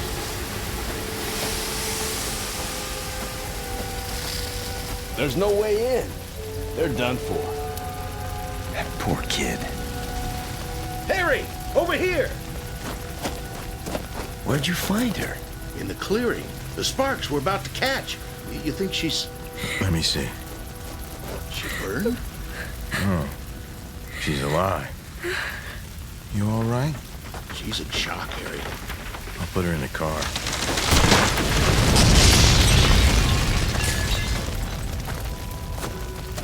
Lay her down on the seat.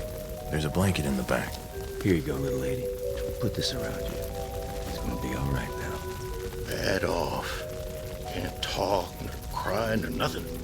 She isn't burned, though. Tell me something, Tom. How could she get out of that house without being burned?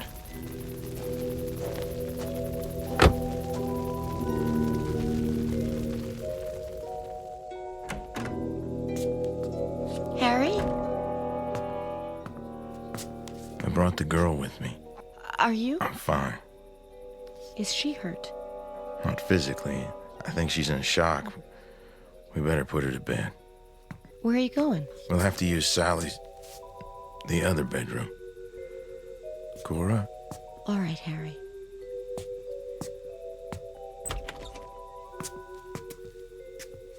Pull back the bedclothes.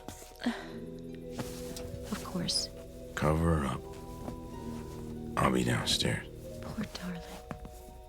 She looks a little like Sally, doesn't she? Harry?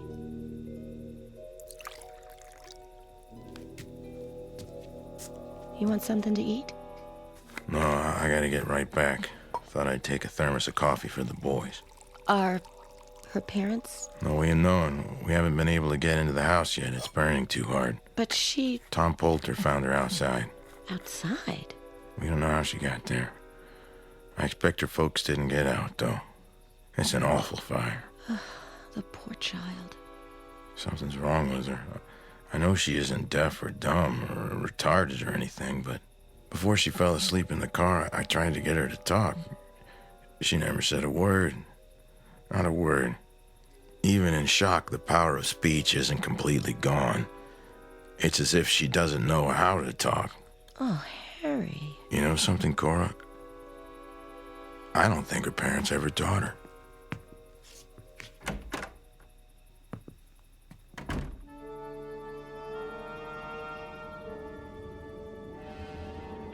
Mother.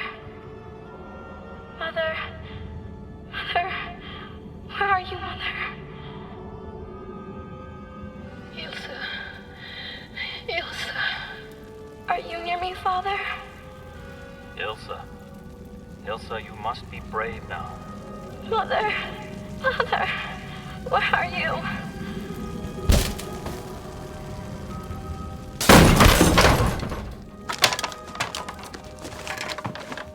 Over here, Harry. The other room.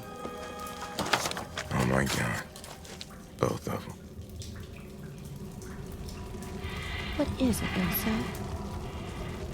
Oh, darling, what is it? I'm not gonna hurt you. Ilsa, what's the matter?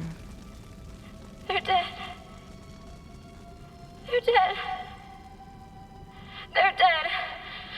They're dead. You still awake, Cora? Is the fire out? Yes, it's out. And her parents? Too late. How did it start? We're not positive, but apparently the professor was smoking his pipe in bed, fell asleep. And there was nothing left to... Everything was burned, Cora, I told you. There's no way of getting in touch with Ilsa's relatives then. Tom Poulter says the post office gets 3 letters for the Nielsen's from Europe at the end of every month. But wait till the next batch arrives and write to the 3 addresses. What are we going to do with the girl until then? We'll have to keep her here. It'll only be a week or so, Cora, unless the girl can tell us something. I doubt that she can. You don't think she can talk either? I tried everything I could to get her to, but... That explains it. What? Those times Miss Frank and I tried to talk the Nielsens into putting the girl in school, the answer was always no. I don't know why. Maybe there is something physically wrong with her. The Nielsens would have told us if there was, Cora. Not if they wanted to keep it a secret. We can have Doc Steiger check her over, but I don't think he'll find anything. But they were educated people, Harry. Why wouldn't they teach their own daughter to talk? They were strange people, too, Cora. Hardly spoke a word themselves. As if they were too good to bother talking to us. It might not be a bad idea to put her into school while we're waiting for those letters. Teach her how to talk, at least. Not right away. No. No, please. Why not? She's got to learn sooner or later, doesn't she? She just lost her parents, Harry. I didn't mean tomorrow or the next day. I don't understand their words. It's a crime, though. A girl her age, not being educated, not even knowing how to talk. Make them stop. Her father, a professor, too, keeping his own child in ignorance. Well, something has to be done about it. Somebody's gonna have to undo what her parents did to her. She needs time, Harry. She's been through such an awful ordeal. She's only a child. A poor, pitiful, orphaned child. Mother. Father. People here. I can't understand what they're saying. They speak in loud noises. Not the way we do. Please. Make them stop. Well, at least she likes my cooking. Especially at breakfast. Of course she does. She's a growing child. Do you think she likes us? She's calm when you're around. In fact, she hardly ever leaves your side. The doctor says she's healthy. I don't understand it. If there was something organically wrong with her. Don't talk. Please. Don't make those sounds anymore. There's nothing wrong with her. He checked everything. There isn't a reason in the world why she shouldn't be able to talk. I'm sure she will, when she's ready. Then I'm afraid we got a problem on our hands. She can't just learn on her own. I told you when she first moved here. Speak gently, Harry. You're frightening her. That's ridiculous. She has nothing to be frightened of here. Think of how it must seem from her point of view. If she's gonna live among normal people, she'll have to... But she is normal, except for the... She's not. Stop! Stop! Oh, Harry, what did they do to her? Ilsa! Cora, leave her be. I can't just... She's been with us over a week now. What's the use? There's no way of getting through to her. I have to keep trying, Harry. Ilsa? May I come in? Can't you tell me what's... Oh, there. Go ahead and hold on to me. My, what a strong hug you have. Oh, sweetheart, didn't they ever talk to you? Try to speak, Ilsa, try. Say your name at least. Can you do that? Ilsa. Ilsa. If only I could make you understand. Take away your fear. Look into my eyes. That's it. I'm trying to tell you something. Did you know I had a little girl once? This was her room. Her name was Sally. And then one day, one terrible day, I was downstairs. I remember I was wearing a summer dress. I looked out the kitchen window and I saw them coming, carrying something in their arms.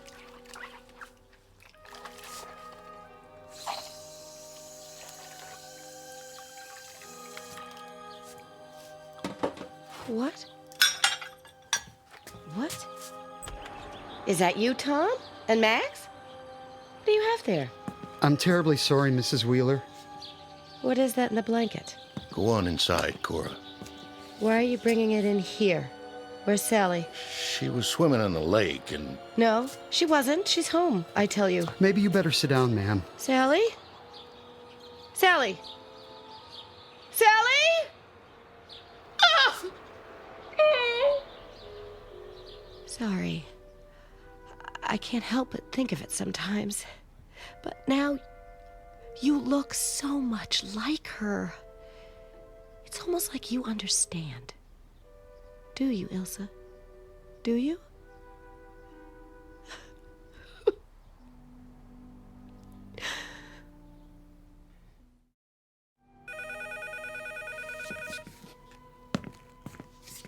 Hello.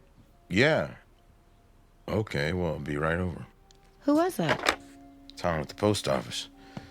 The 3 letters came in. Oh. Be back in a while. Yes. Yes, you do that. Oh, hello, Ilsa. Would you like something else? No? Well, sit down here with me, just the 2 of us. I'll have another cup of coffee. Did you hear that? The letters came from your people. I suppose that means you'll be leaving us, but that won't be for a few weeks, at least. For now, you can still be a part of our family. Yes. Now they'll come and take me to where there are other children like me.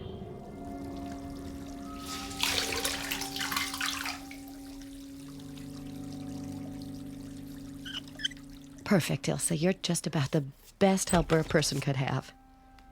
Harry? Everything all right? Oh, why wouldn't it be? Ilsa was just helping me dry the dishes. Do you have them? What? The letters. You said you were... Oh, we can't have the letters, Cora. It's against the law. Tom's got to send them back. All he could let me do is copy the return addresses. Oh. I'm going to... Oh, hello, Elsa. You like to stare, don't you? Go in the living room, Ilsa. I'll be with you in a minute. Get me some paper and envelopes, will you, please? I suppose you have to write them. What do you mean? Nothing. Would you like a cup of coffee? Thanks. What are you telling me? Oh, just about to fire the Nielsen's dying. Asking them if they're related to the girl or know where any of her relatives are. What if... What if her relatives don't do any better with her than her parents did? It's none of our business, Cora. The welfare of a child is everybody's business. We're not in a position to decide for her. No, of course not.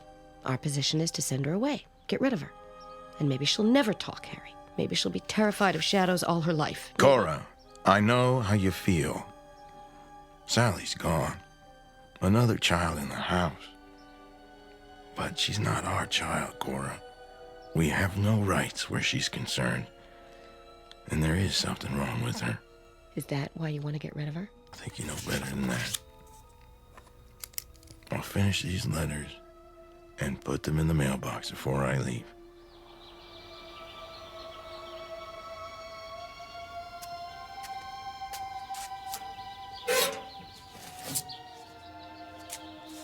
Hi there, Cora. Oh, hello, Eunice. How's the little girl these days? Fine, just fine. I was just checking for the mail.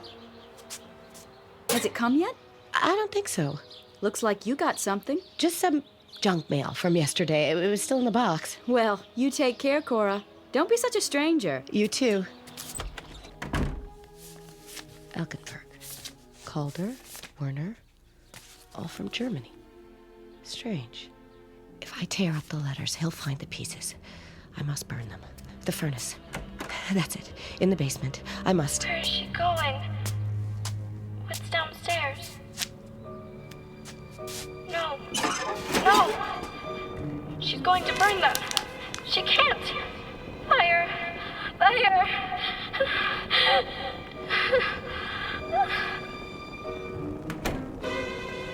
Ilsa, is that you? Ilsa, come back! Ilsa!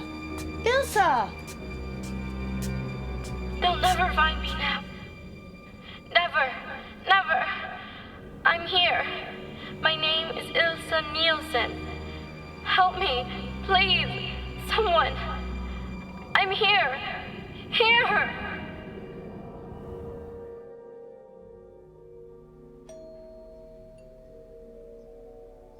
Now, who would that be? Probably Miss Frank. Miss Frank? What does she want?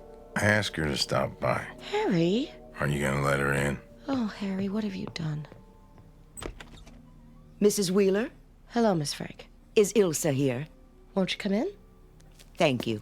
Good afternoon, Miss Frank. Sheriff? Glad you could come. I felt it was my duty. Please, sit down. You haven't heard from her family, I take it. Like I explained to you the other day, I wrote to these people in Europe 4 or 5 weeks ago, but we haven't gotten an answer.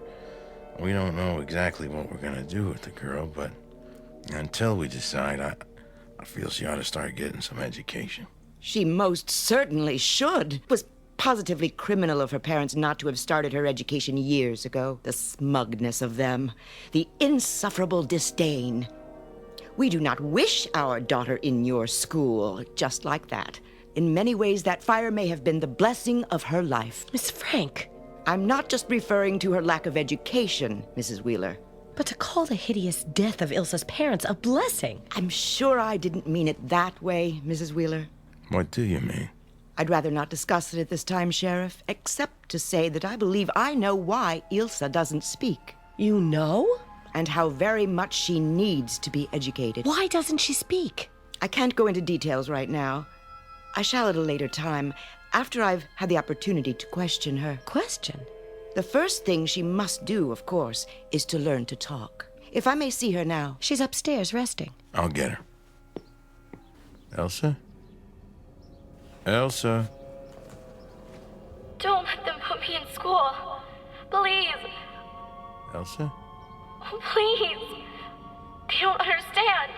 They don't understand. And when would she start school? Why, tomorrow morning, I should think. Just a moment. Harry? Harry. What is it? I'd like to talk to you before. Cora, if it's about the girl going to school... Harry, please. We waited long enough. Those people aren't going to answer. No, Harry. What do you mean, no? Why shouldn't she? I don't know. It's just that... She starts tomorrow. She'll be so frightened. All right, she'll be frightened. A day, maybe 2 days, but she'll get over it. She'll start to learn. She isn't ignorant. I swear she understands me sometimes, without talking. Elsa? Ah, there she is. She's very shy, Miss Frank. She'll need understanding. And she shall receive it.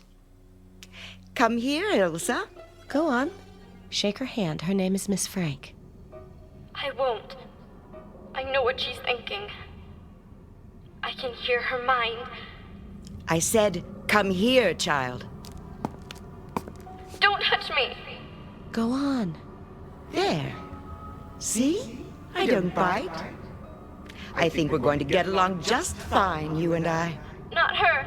Not her. Don't be worried, sweetheart. They're only children, like yourself. Wait for me and I'll come get you after school. Here we are. It's the first classroom. Ready? It won't be so bad. You'll see. Miss Frank? Good morning, Mrs. Wheeler. We were just about to start. I do hope everything will be all right. Ilsa's very shy. She'll feel right at home in no time. Shouldn't I stay with her a little while? As long as you're here, she can't begin to adjust. Believe me, it's the only way. Yes, well, goodbye, dear. Don't leave me. We'll take good care of her. Remember, I'll meet you after school. Now, let's introduce you to everyone. Class, this is Ilsa Nielsen. We're going to have to be very patient with her because her parents never taught her how to speak. Not one word of English. We'll help her to learn, though.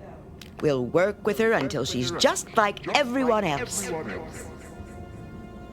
Now, Ilsa, can you say your name? Ilsa Nielsen. Try to say it, child. Your name, Ilsa. Ilsa. Try to say it, child. Ilsa. Take your hand off my arm. You're hurting me. Try to say it. A little later, then. We have plenty of time. You'll learn. I promise you. You'll learn. Open your books, class. Richard, will you read from the top of page 17, please? This is a boat. A boat sails on the ocean. Ocean? He's trying to tell about the boat in the picture. But the boat isn't words. It isn't. Why don't they learn the way Father taught me? Ilsa, look at this picture. Ilsa, you must pay attention. Get up. I said get up. Now, we'll try again. Say your name, Ilsa. Your name. Do you understand? Your name is Ilsa. Ilsa. Stop poking me. Tell her what her name is, class. On the count of 3. 1, 2, 3. Ilsa. Ilsa. Ilsa. Ilsa. Ilsa. That's all for today, children. Don't forget your homework. Wait. Ilsa, I want to talk to you. I want you to know that you're not fooling me. I know exactly what you are. I know because my father tried to make me into the same thing when I was your age. But I was able to overcome the sickness he forced on me. As I'm going to help you overcome it, Ilsa. It's true, isn't it? They were trying to make you into a medium. To distort your innocent mind so that you could communicate with the dead. What is she saying? You've been trained to be a medium.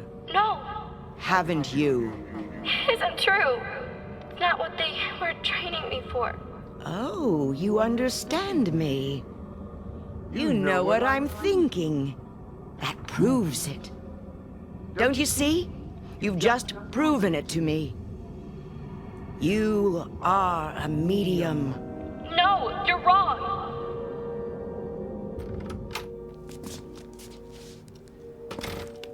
Ilsa? There you are. Mrs. Wheeler. Was it very bad, Ilsa? Not at all. She's coming along nicely. Oh, she's still a little timid, of course, but she's learning. Oh, I'm so glad. We'll see her in the morning, then. Yes. Goodbye, Miss Frank. Goodbye. For now. See you tomorrow, Ilsa. And the next day. And the next day. And the next day. And the next day. And the next day. And the next day.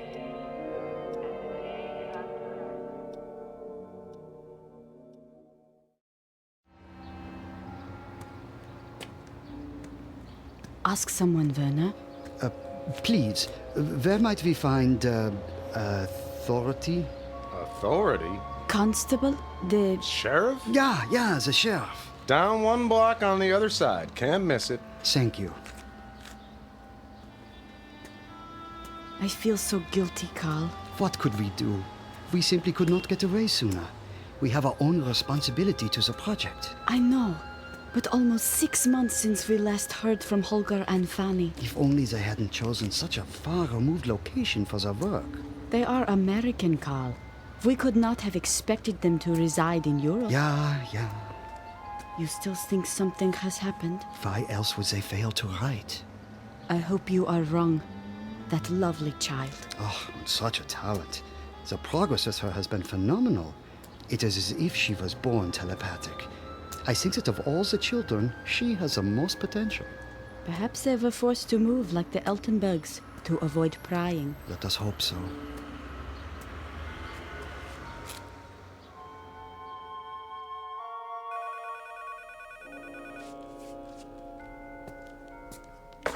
Hello? It's me, Cora. Yes, dear, what is it? The ones from Germany are here. Did you hear me? Yes. I'm gonna bring them to the house. We'll be over in a little while. All right. No. No.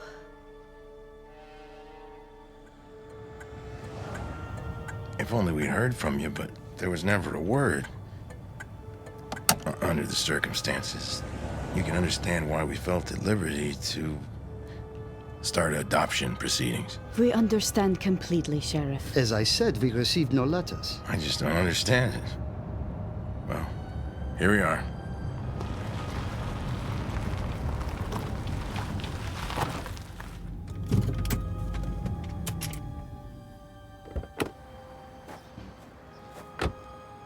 Holger and Fanny dead. I still can't believe it. How horrible. More horrible, the thought of Ilsa exposed to people who do not understand. Oh, pray heaven we are in time to save her. Hello. Cora, this is Professor and Mrs. Werner, my wife. How do you do? Mrs. Wheeler? Cora, they say they never received those letters. Oh, that's odd. Won't you sit down? Thank you. She burns those letters, Maria. Yes, I know. How terribly she suffers. You came a long way, Mrs. Werner. Yes, we did. Are we going to tell them? Not unless we have to. May we see Ilsa? I'll be going to get her out of school in a little while. School? God in heaven, school.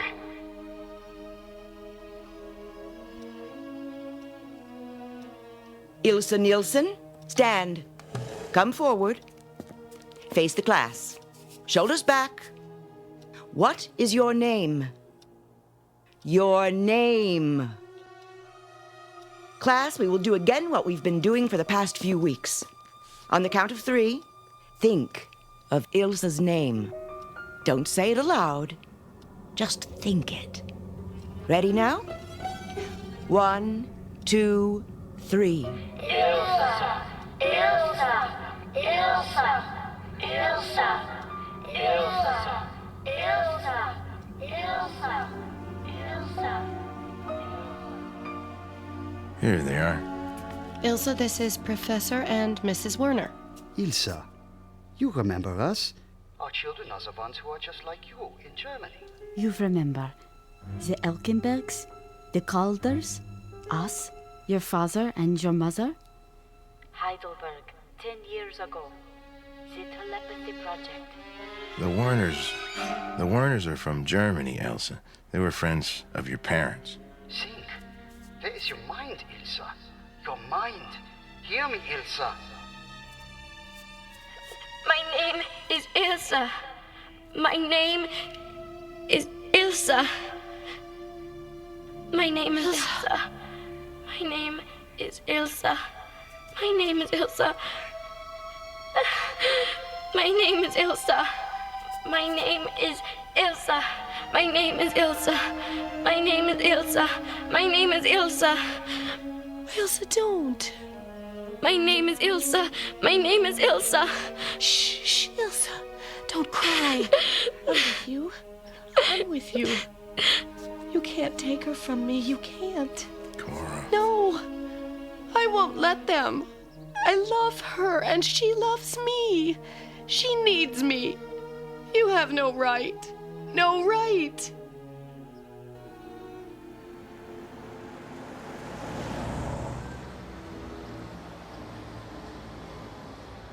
Look, I apologize for both my wife and myself.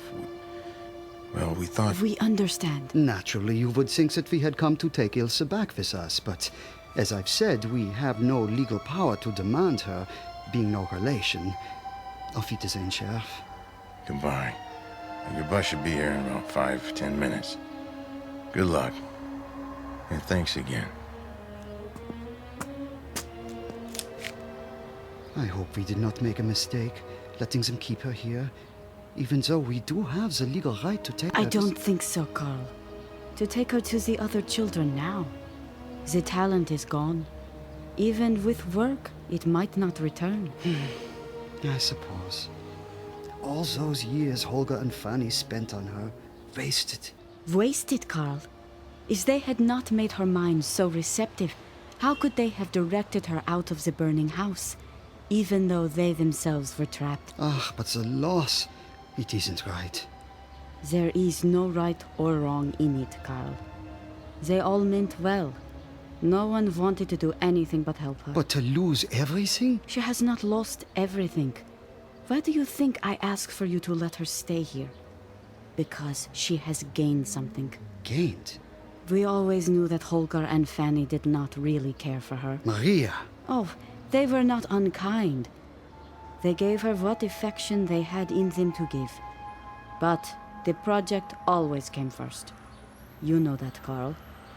To them, Elsa was less a daughter than an experiment in flesh. She is going to be all right. Now she is loved. And that is so much more important than telepathy. Isn't it, mein Professor? Ja, Liebchen. Much more important.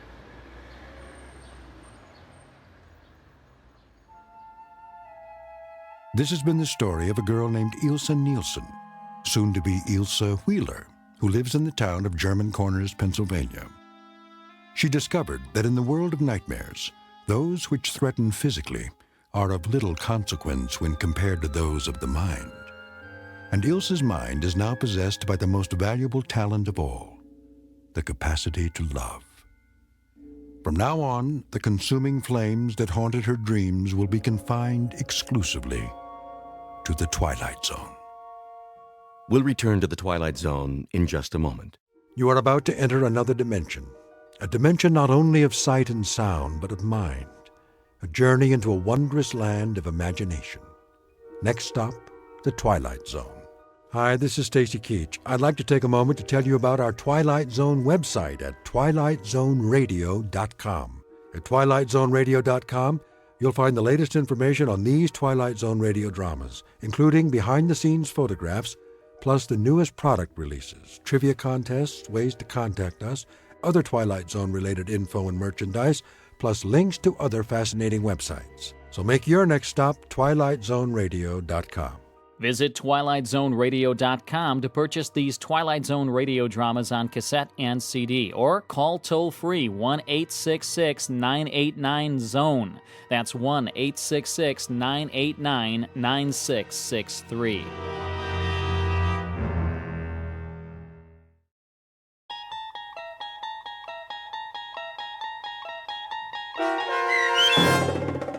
Ring-a-Ding Girl, starring Sarah Wayne Callies with Stacey Keach as your narrator, was adapted for radio by Dennis Etchison and written for The Twilight Zone by Earl Hamner Jr. Heard in the cast were Meg Thalken, David Darlow, Christian Stolte, Doug James, Fernette Lebo, Kurt Nabig, and Carl Amari.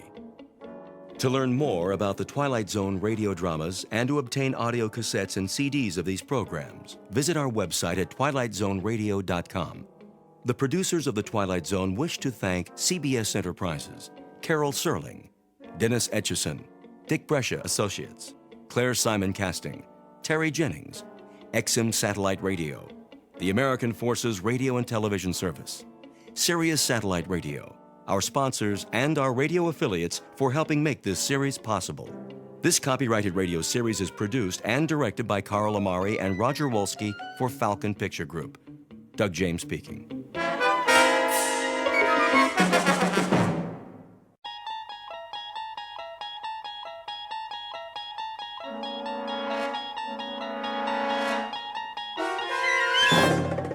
You unlock this door with the key of imagination.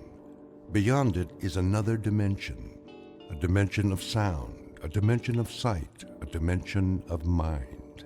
You're moving into a land of both shadow and substance, of things and ideas. You've just crossed over into the Twilight Zone.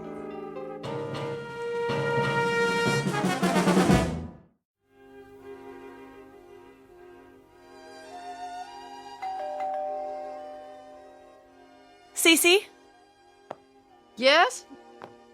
Get that, will you? Right away. Just a minute.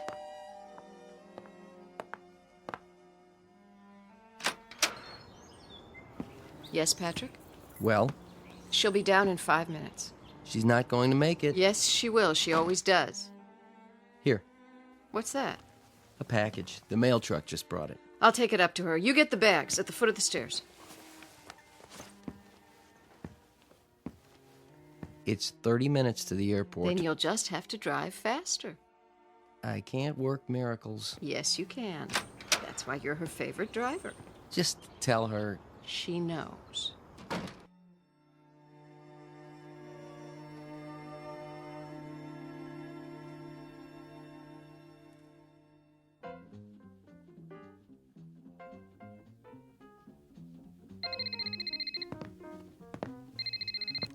Ring-a-ding girl. Hello, Ivor. Yes, I know the limousine is waiting. And I know what time the plane takes off. I promise you I'll make it. No, I am not procrastinating, even though I don't want to make this picture. Because I don't want to go to Rome. I don't like to fly. Yes, Ivor, I know, and you are making me even later. Love you too. Bye. How's it coming? My agent's nervous. So am I. You've got 25 minutes to get to the airport. Won't they hold the plane? Not forever. You'd better go into fast forward. Everything's packed. I'll wear the mink. Carry my ring case down to Patrick, will you please? You're taking all of them? It was your idea, wasn't it? It was my idea that it might be good publicity if the ring-a-ding girl collected rings. Not that she take them everywhere she goes. But I haven't decided which one to wear. What's in the package? It just came. Special delivery. You can open it on the way. I adore presents. The plane can wait. Bunny, please. Please accept the enclosed as a token of our affection from your fan club in Howardville. Isn't that sweet? Do you know where Howardville is? Doesn't everyone? You'll catch a glimpse of it if you look down. We fly over it. Hooray for us. Howardville is my hometown. They're my most loyal fans. You know, I wouldn't be here if it weren't for them. They actually took up a collection to pay my way to the screen test. I wonder what they've sent me now. You find out. I'll get your precious jewelry down to the car.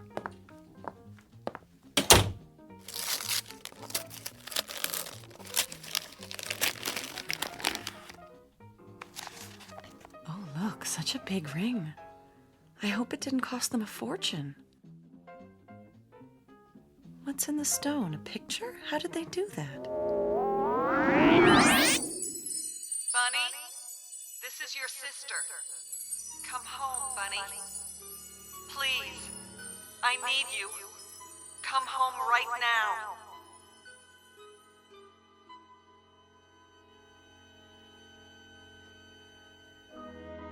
Introduction to Bunny Blake.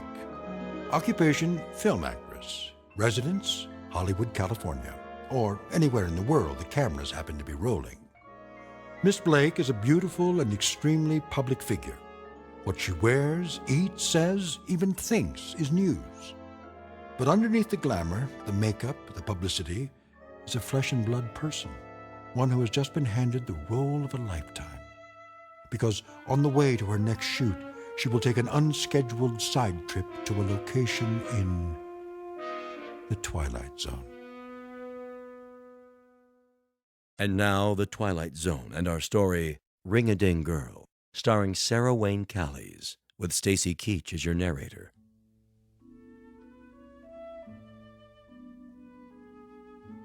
And I'll have the sports scores plus the top stories from Howardville and the surrounding area. But first, the weather. Hurry up. Looks like we might be in for some showers. There's a low Bud. pressure trough moving in from the northeast. Yeah? Let's take a look at the Doppler. There we go. That high pressure Bud. front is moving in, bringing Yes, with it I some high said. altitude precipitation. I need the No picnic storm basket from the advisory yet, but cellar. Stay tuned throughout the day for updates every 23 Soon as he minutes. gives the scores. For all you folks in the southern part of the county, the annual picnic and fundraiser is happening this afternoon. Bud, better carry an umbrella just to be Now, on the safe Buster, I'm packing the sandwiches just as soon as I finish vacuuming. The news guy said it's gonna rain. I know he did. So does the radio. But just in the northern part of the county. Now, get me that picnic basket. Did you clean your room? Not yet. Then get a move on. I'm going. Did you mow the lawn yet? Oh, Mom. We had an agreement. You want your allowance, don't you? Yes, ma'am. Then let me hear that lawnmower. Okay. Thank you. Would you plug in the vacuum cleaner cord for me, please? Isn't there a law against child labor in this state? Now, young man.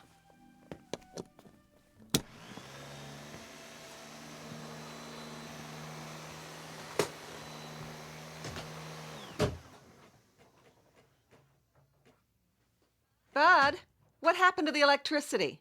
Bud? Who pulled the cord out of the... Boo. Oh! Bunny! She remembers. Oh, come here. Let me get a look at you. It's been so long. I can't believe it. I've been looking forward to this. I think about you all the time. So good to be home. Why didn't you let us know? How did you get in without my hearing you? Same old way. I think I know this house. Oh, I could just shake you. That's no way to greet a celebrity. 5 years, and here you are without one speck of warning. Look at that coat. You know me. Glamorous, unpredictable, and full of surprises. Same old nut. What brought you home just out of the blue like this? Well, I thought you might like to see me. I'm tickled pink, but why now, just like that? Maybe the ring had something to do with it. Oh, it came! This morning, you see? You don't think it's too big? Not at all. No, it reminds me of that mood ring I had when I was little, remember? This is much nicer, of course. Much, much nicer. Oh, what a project it was. Everybody in town chipped in, and they let me pick it out. Do you like it? I love it. Sis, is everything all right? What do you mean? Are you all right? Never better. Why? I don't know. Maybe I'm just tired. Oh, come and sit down. Can I get you anything? No. Take your coat off. Oh, is that real mink? Mm-hmm. They call it Ember Autumn. I suppose it's a bit much. One of the perks of being a star. Oh, you. Oh, don't let it touch the floor. I haven't finished vacuuming yet. This is the way we do it in Hollywood, darling. They teach you to do it in acting class. Off one shoulder, then the other, then drop it like so. Oh. It's supposed to show that you really don't care because you've got 10 more at home in the closet. Then you move your hips like this. Ooh, that walk didn't come from acting class. My one natural talent. Oh, Bunny, we are so proud of you. The whole town is. Are we going to get to keep you for a while? Just for the day, I'm afraid. Oh, but that's not nearly long enough. I know. I'm stealing time as it is. They want me in Rome. Rome? But I got to the airport, and right at the last minute, I said, no, I'm going home instead. I got the basket. Now can I... Whoa. And who is this divine man? You remember Bud? Aunt Bunny? Surely this isn't Bud. So handsome. I thought he was my next leading man. Aw, I get it. Mom says you're always cracking jokes. And she was right, but I don't joke about everything. You want a soda pop or something? I can get you one if... Weren't you going to clean your room? We can do that later. I haven't seen him in ages. It's so good to be home. I'm anxious to see everybody, all my old friends. Well, you came at the right time. Remember the Founders' Day picnic? Oh, how could I forget? Do they still have the beauty pageant? They sure do. The year I won was what got me started.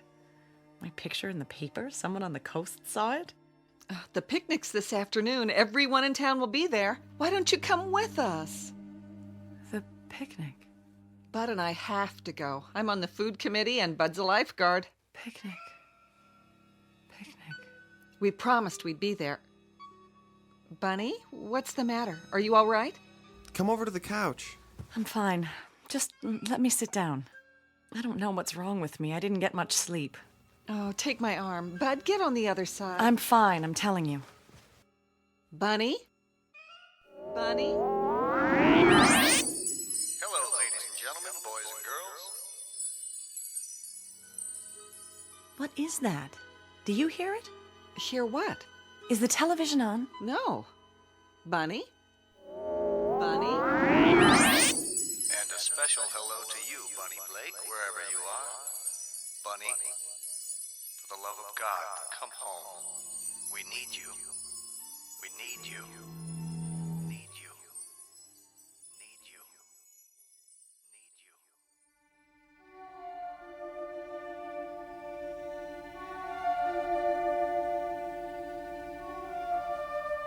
You're pale. You look like you're going to faint. If I could just lie down. Put your feet up. Bud, call Dr. Floyd. Sure, if you think. Just do it, now. Bunny. Hello? I want to talk to... Bunny. Yeah, tell him it's an emergency.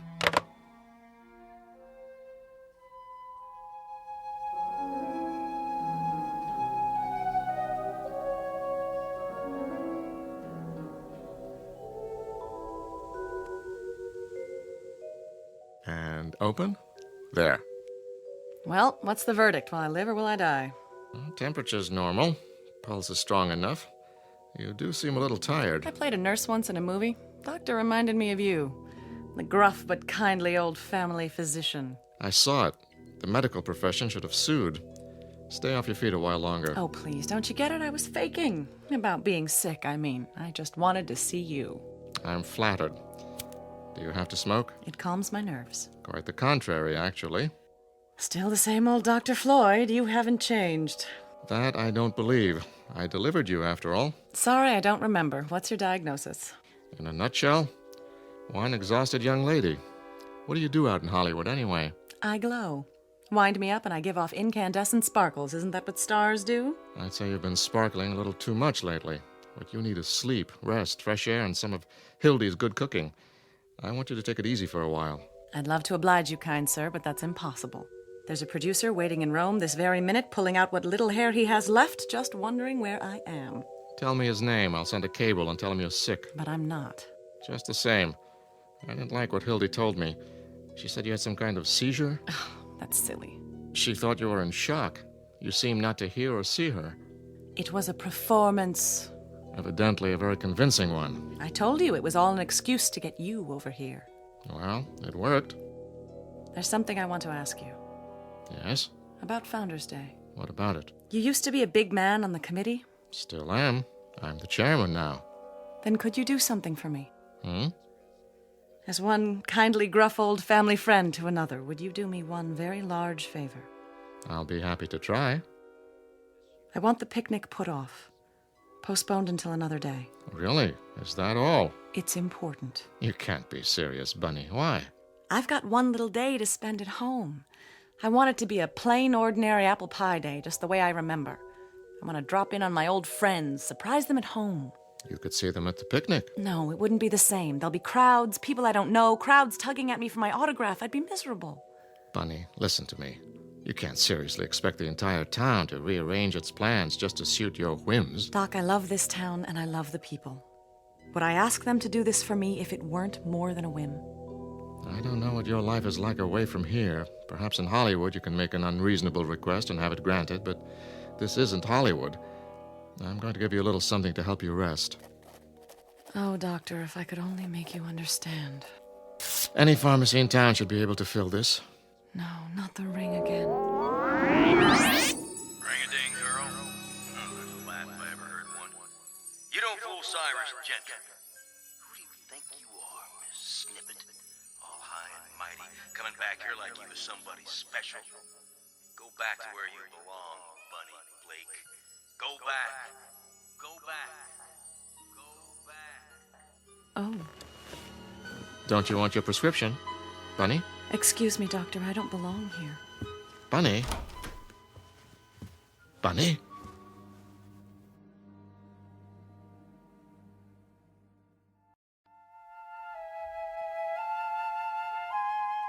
Hildy, can you come here? Yes, doctor. How is the patient? Where is the patient? She went upstairs. She did? Very agitated all of a sudden.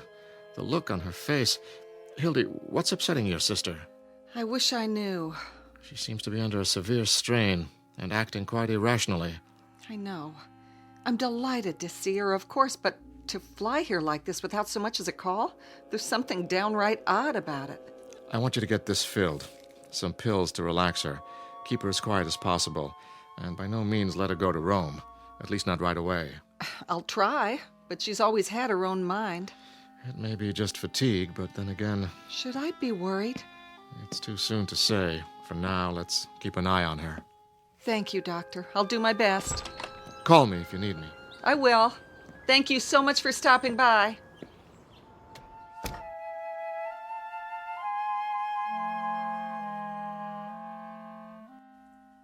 Bud?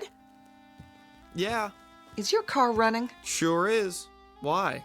This is a prescription for Aunt Bunny's medicine. Get it filled as quickly as you can. Okay. What's the matter with her, Mom? I'm not sure.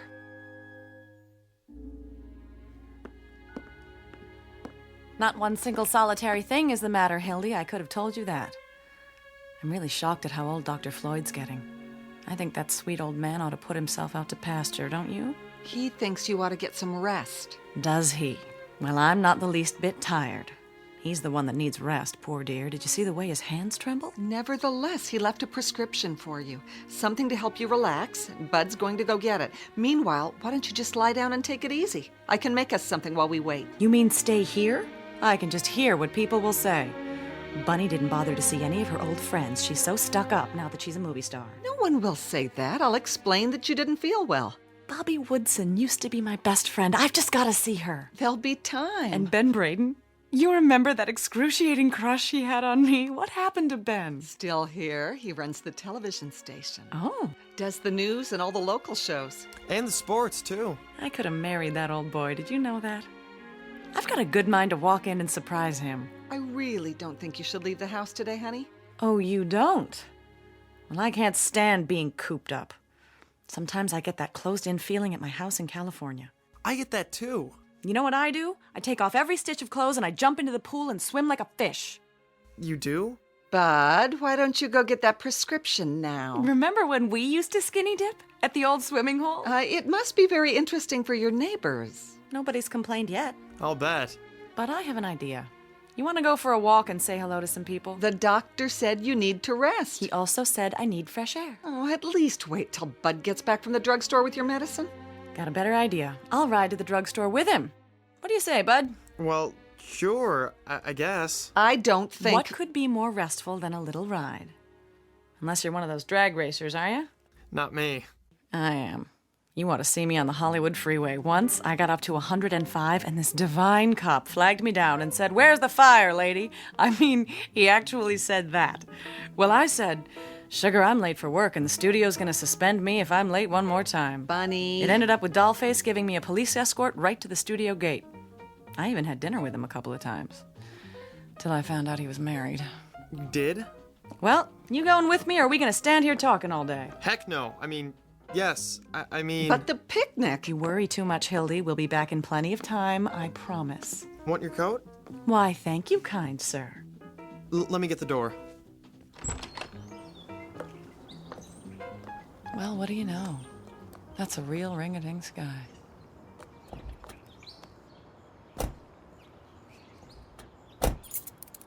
Drive carefully, Bud. Don't be long, you two.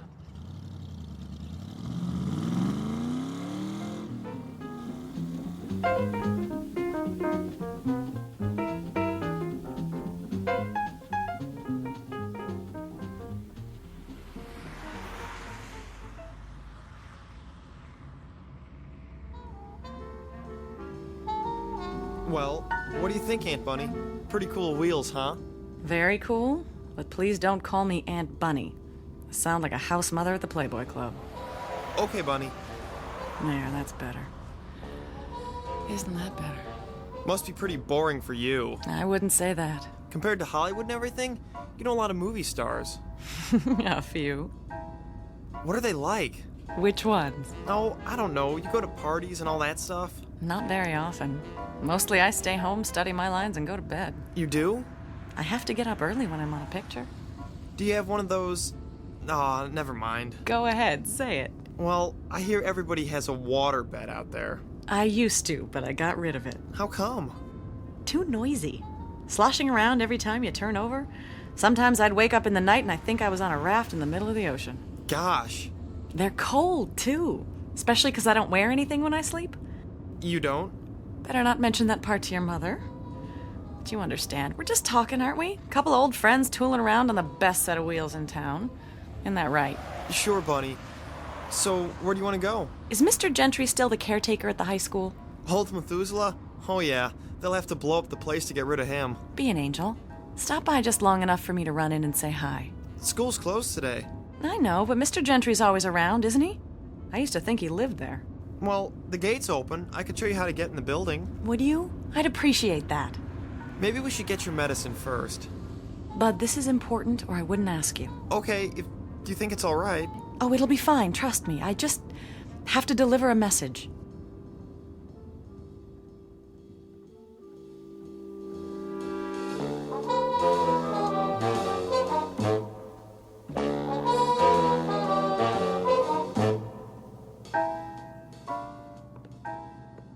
Mr. Gentry?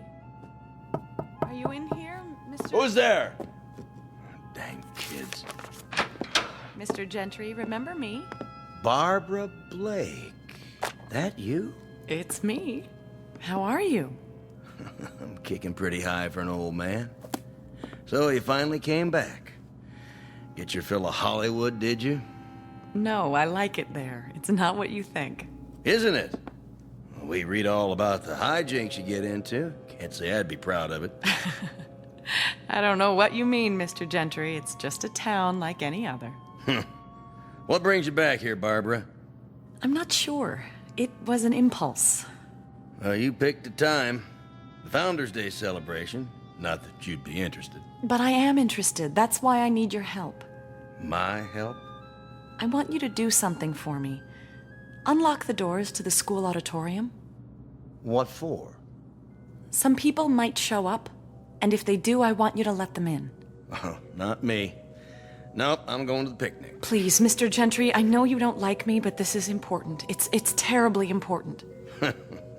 Barbara Blake. Always asking for favors. Wanting to be treated like somebody special. Maybe you forgot those doors are open all day long. You want to come here, you can walk in just like anybody else. Thank you, Mr. Gentry. It was wonderful to see you. Anything else I can do you for? Just one. Mr. Gentry, I can't explain it yet, and if I did, you wouldn't believe me. But please don't go to the picnic. Take my word for it, you mustn't. Not this year.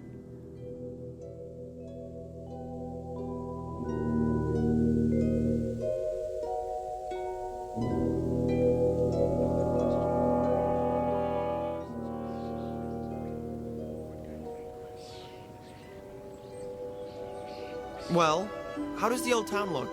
So good, I wonder why I ever left. Why did you leave, I mean? Oh, I guess I could have stayed and done Blythe's Spirit in the Little Theater and played an angel in the church pageant at Christmas time, but I was too ambitious. Too talented, you mean? Oh, I don't know if it was that. I knew I had some talent and I had to find a place for it to grow. Otherwise, it would have died and I'd have ended up frustrated, pushing a broom around a house I couldn't stand and screaming at a brood of children. Can you understand that, Bud? I sure can. Well, you've got your prescription. Want to go home now? Wait. What's the matter? Ladies and gentlemen, this is the captain. We're running into a little rough weather. Fasten your seatbelts, please. It might get a little bumpy up here. Bunny, something wrong with your ring? What? Oh.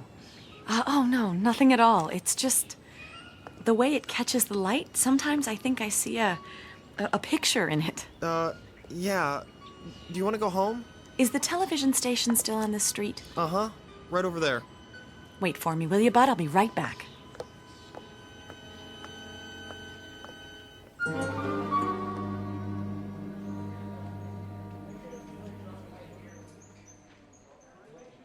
minutes to air, Mr. Braden. Thank you, Jeffrey. and the weather for the Tri-County area. No. For the Tri-County area, boy, have we got some weather for you. Now, the weather in the Tri-County. What's this, Harold? Corn, Mr. Braden, for the farm report. Nice, huh? Very nice. Would you move it aside so I can see my script? Sure thing. 90 seconds. Thank you. How's my hair look? Great, Mr. Braden. Hey, you can't come in here. Thanks. It's all right. I'm a friend of Mr. Braden's. Barbara? I mean, Bunny? Forgive me for bursting in this way. Not at all. Well, I'll be darned. They said you were going on the air, but I did so want to say hello. Honey, you could have busted in here even if I was on camera. Don't I get a kiss? 1 minute. Well, you haven't changed. You have. You used to be skinny as a rail. I was not. I was svelte. Nope, now you're svelte. Oh, mink? Hollywood coveralls. Still a smart aleck, too. Want to be on my show? I thought you'd never ask. 45 seconds. Will you? You can be my co-host. Say something cute. Say anything you like. The viewers will love it. As a matter of fact, that's exactly what I had in mind. I wanted to make an announcement. Oh, yeah? Got a new movie to plug? No, not at all. More along the lines of a public service announcement. Sounds worthwhile. I hope so. Because I have a feeling this one might be a matter of life and death.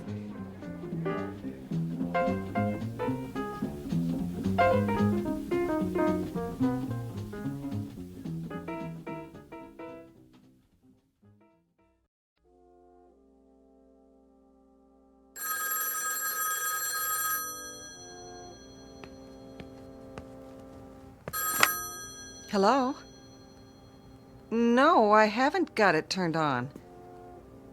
She is? Oh, of course I knew she was in town. No warning, but she's supposed to be at the drugstore with Bud. Yes, Clara, I'll call you back.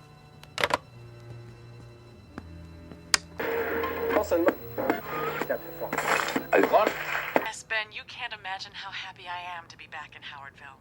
It hasn't changed a bit, and I mean that in a good way.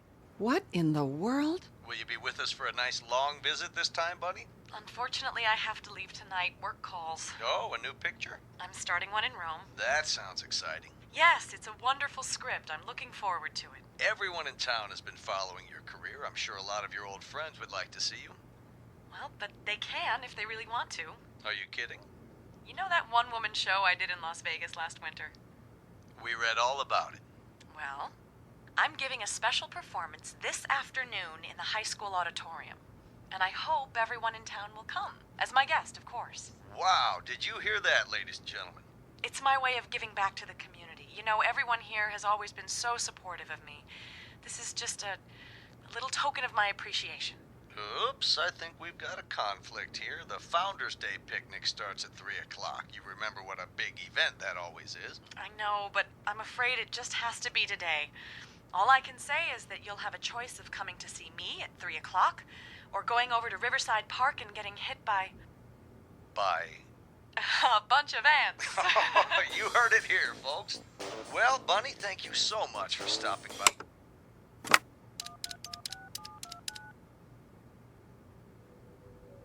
Clara? I just heard. I swear I don't know a thing about it. I thought she was on her way back from the drugstore, and now here she is on TV. Why, I don't know which one I'll go to. They'll expect me at the picnic. The way I feel now, I'd be too embarrassed to show my face anywhere. Oh, here they are now. I'll call you back.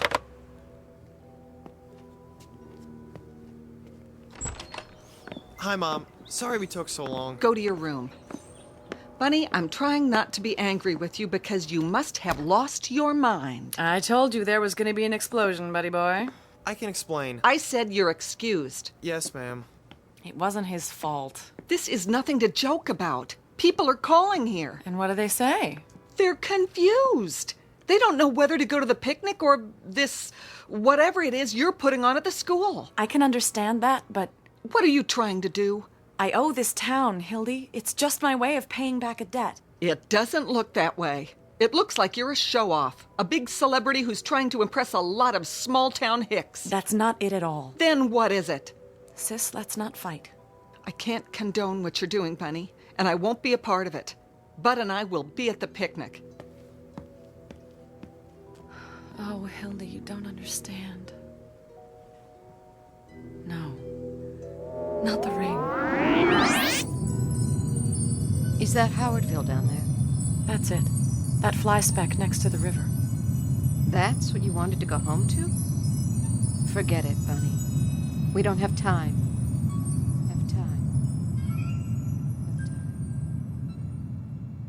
Oh no, there has to be time. What else can I do? Barb? What's the matter? Nobody understands what I'm trying to do. It's not for me, not this time. Please don't cry. Oh, honey, there are some things about you I'll never understand. But if this performance means so much to you... It does. Then don't you worry.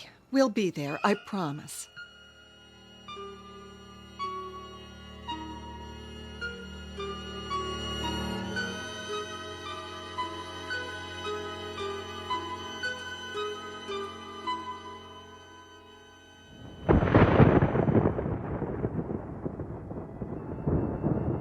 Time to go. We're late.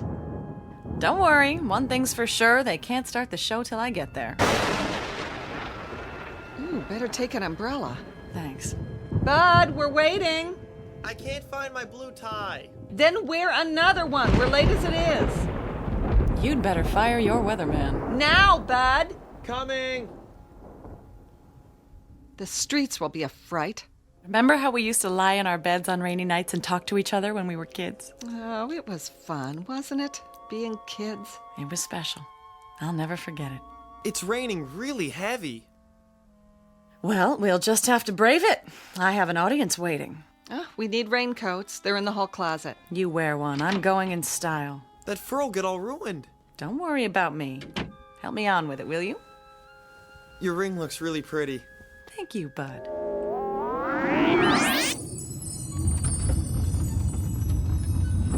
We've hit some unexpected turbulence, so please remain seated. We'll get through it all right, folks.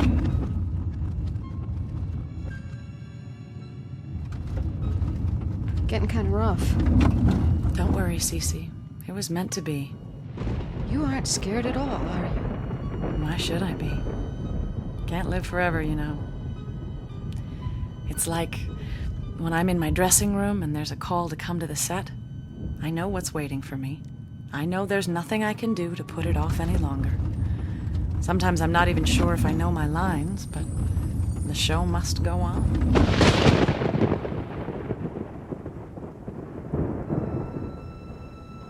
Hildy. Yes? I'm going now. I'm coming. Not this time. What do you mean? And Hildy, thank you.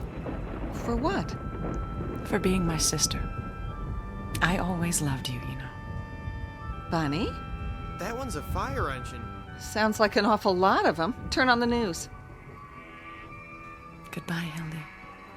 And Buddy, take good care. Bunny? Major disaster. We'll bring you updates as they come in. For now, the Highway Patrol has issued a bulletin for everyone to remain down. inside. Hello? Mrs. Blake? Yes. This is Jim Haddock with the State Troopers. Oh, what is it, Jim? I'm out at the park.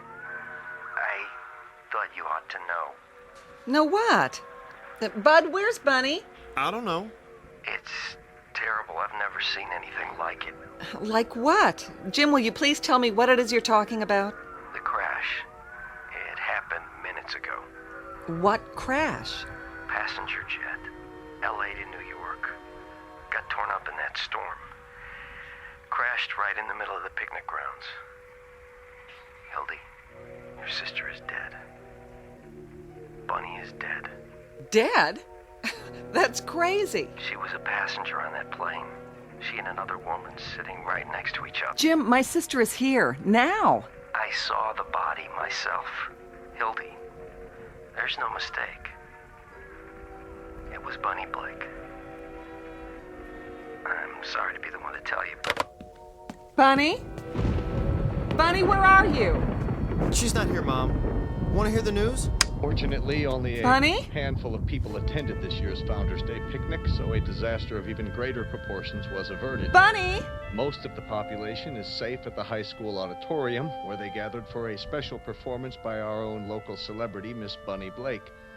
Conflicting reports claimed that she was a passenger on the ill-fated plane, but witnesses swear, I would swear, that she was here in Howardville this afternoon. Until the mystery is solved, only one thing is certain. There's been a terrible crash, the worst in the state's history. Bunny!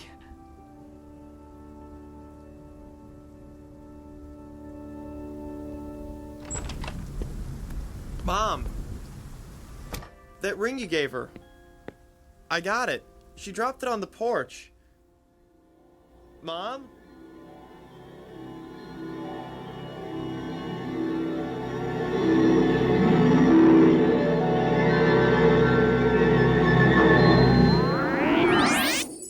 We are all travelers. The trip starts in a place called birth and ends at a distant location known as death. And that's the end of the journey, unless, like Bunny Blake, you happen to make one last curtain call on a misty stage somewhere in the Twilight Zone.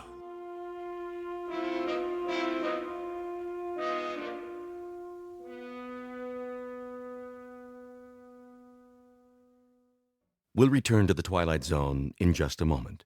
You are about to enter another dimension, a dimension not only of sight and sound, but of mind, a journey into a wondrous land of imagination. Next stop, the Twilight Zone. Hi, this is Stacy Keach. I'd like to take a moment to tell you about our Twilight Zone website at twilightzoneradio.com. At twilightzoneradio.com, you'll find the latest information on these Twilight Zone radio dramas, including behind-the-scenes photographs, plus the newest product releases, trivia contests, ways to contact us, other Twilight Zone-related info and merchandise, plus links to other fascinating websites. So make your next stop twilightzoneradio.com. Visit twilightzoneradio.com to purchase these Twilight Zone radio dramas on cassette and CD, or call toll-free 1-866-989-ZONE. That's 1-866-989-9663.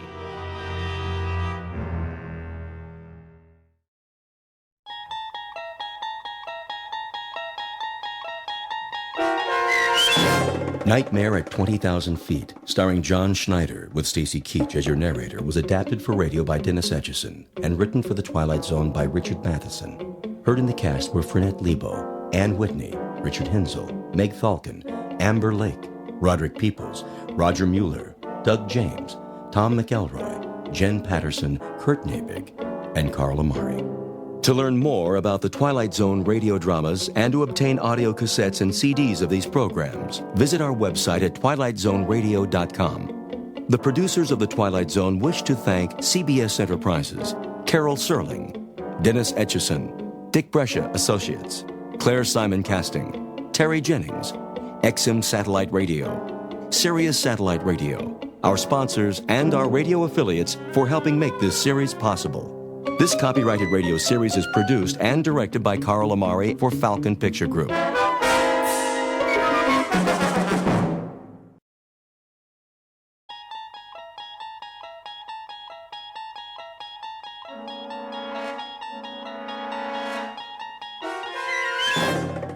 You unlock this door with the key of imagination. Beyond it is another dimension, a dimension of sound, a dimension of sight, a dimension of mind. You're moving into a land of both shadow and substance, of things and ideas. You've just crossed over into the Twilight Zone.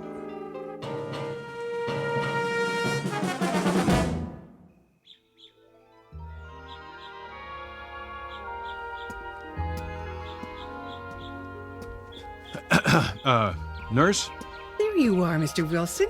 You ready for some lunch? Oh, no, thanks. I was just... Lovely morning, isn't it? Yes, it is. I thought I'd wait outside. I was wondering... You're getting some color in your face. I am? A picture of health. Your wife will be pleased. About my wife, do you know when she's arriving? When she's... To pick me up. Oh, This is the big day? It is, yes. You'll have to check with Dr. Martin, but I'm sure it won't be long. If you'd like to say your goodbyes to the others... I better pack first. Oh, naturally. It's good to see you doing so well. Thank you for everything. Not at all. Oh, and nurse. Yes? If my wife should get here in the next few minutes, tell her I'm in my room, would you, please? Of course. She's a lucky woman. You've done wonders for my self-esteem. I don't know what I'll do without you. You'll do fine, Mr. Wilson. Just fine.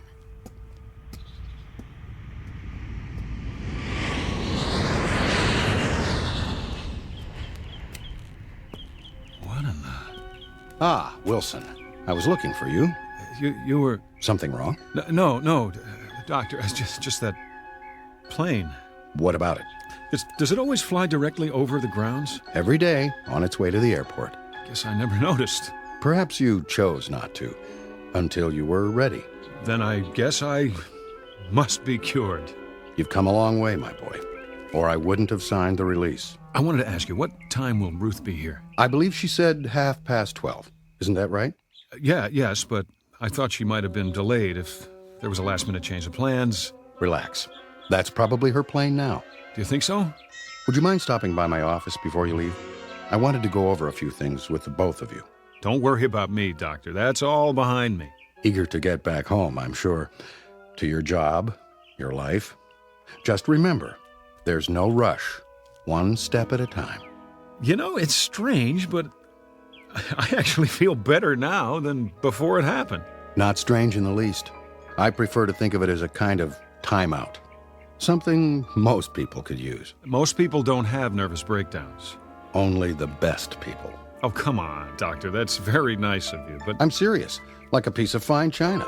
The better the quality, the more likely it is to crack under stress. Oh, human beings aren't china plates, of course. Considerably more complicated.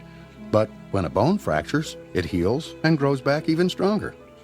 I believe it's that way with the mind. Now that is the finest pep talk I've ever heard. I wish everyone would stop worrying about me. I never felt better in my life.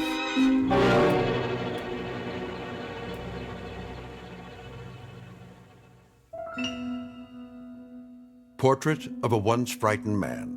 Mr. Robert Wilson, 37, husband, father, and salesman. Now on the road to recovery.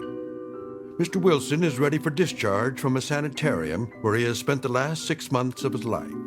This is the result of a nervous breakdown, the onset of which took place on a day not dissimilar to this, and on an airliner very much like the one in which Mr. Wilson is about to fly home. The difference being that on that day, half a year ago, Mr. Wilson's flight was interrupted by the onslaught of mental illness. Tonight, however, he will make it all the way to his appointed destination, which, contrary to the flight plan, happens to be a landing strip in the Twilight Zone. And now, The Twilight Zone and our story, Nightmare at 20,000 Feet, starring John Schneider, with Stacy Keach as your narrator. Flight 713, now boarding at gate 12. All passengers for Flight 713, please have your boarding passes ready. That's us. Is it? I have the tickets right here. We're already checked in. All we have to do is get on the plane. Good. That's good. Do you suppose... What, darling? Do I have time for a drink of water? Of course. It's just down the hall. Are you feeling all right? I'm fine. I'm just thirsty. Wait, you're perspiring. It's warm in here. Aren't you warm? Bob, take it easy. Remember what the doctor said, one step at a time. I know. You've been on plenty of planes in your life. Well, haven't you? This one's no different. I take your arm and we walk on together. When we get to our seats, you'll take a nap, and when you wake up... I'm perfectly fine, really. I've got your pills. Good. They should help you sleep. Shall we?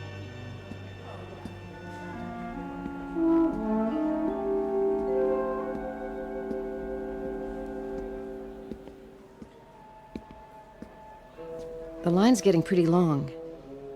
Honey?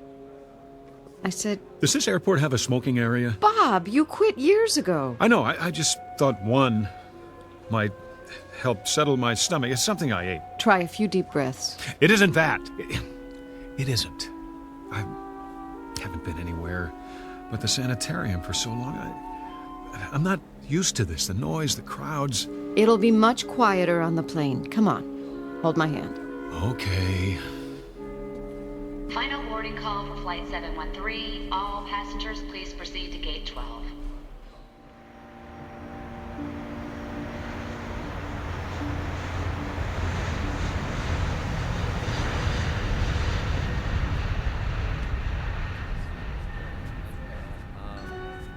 Please keep the aisles clear. Stow all the carry-on luggage overhead or under the seat in front of you.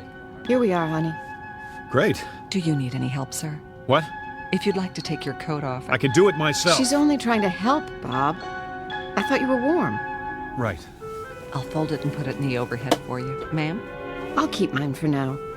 Do you have any pillows up there? Here you go. Thank you, stewardess. If you need anything else, you just let me know. I could use, something to drink. Well, I'll bring the beverage cart as soon as we're underway. Great. Did you want the window seat? You can have it. Honestly, I don't care. It's almost dark out. Besides, if I'm on the aisle, I can get up without climbing over you. Are you sure? I'm sure. I mean, if you are. Doesn't make any difference. I shouldn't. Enough already. I'll take the window. Oh, I didn't notice. What's the matter? We're over the wing. Miss? Yes? This row, it's the emergency exit. Would you prefer to sit somewhere else? It's okay, really. I think we would, if you don't mind. Well, I'll see what I can do. The seat isn't the problem. It's... The fact that we're on an airplane? That shouldn't bother me either. Not if I'm a cured man. Honey. I don't act much like a cured man, do I? But you are. Would Dr. Martin let you fly if you weren't? I suppose not. Of course he wouldn't.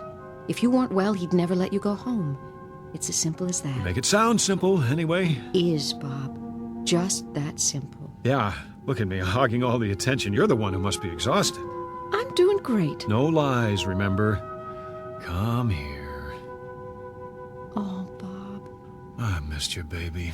All these months. Shh. It's over now.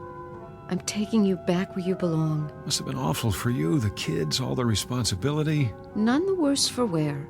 Everything's intact. Except me. Now, I am not going to let you talk. Excuse me? Yes? It looks like this is a full flight. I'm sorry, but I can't find any open seats. Do you mind terribly? No, not at all. We're fine here. Thank you for trying. I'll bring you that drink first chance I get. What would you like? Just water. For you, ma'am? Nothing yet. Very well.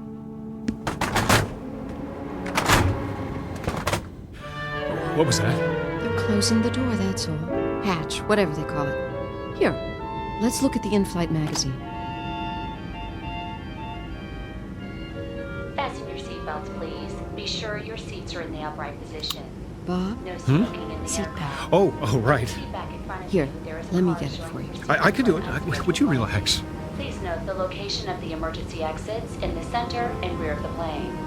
Should there be a loss of cabin pressure, oxygen mask will drop down from the overhead console. Place the mask over your nose and mouth and breathe normally. You will find a life jacket under each seat. Place your arms through the holes and adjust the straps. Then pull the cord. The jacket will inflate automatically. Procedures should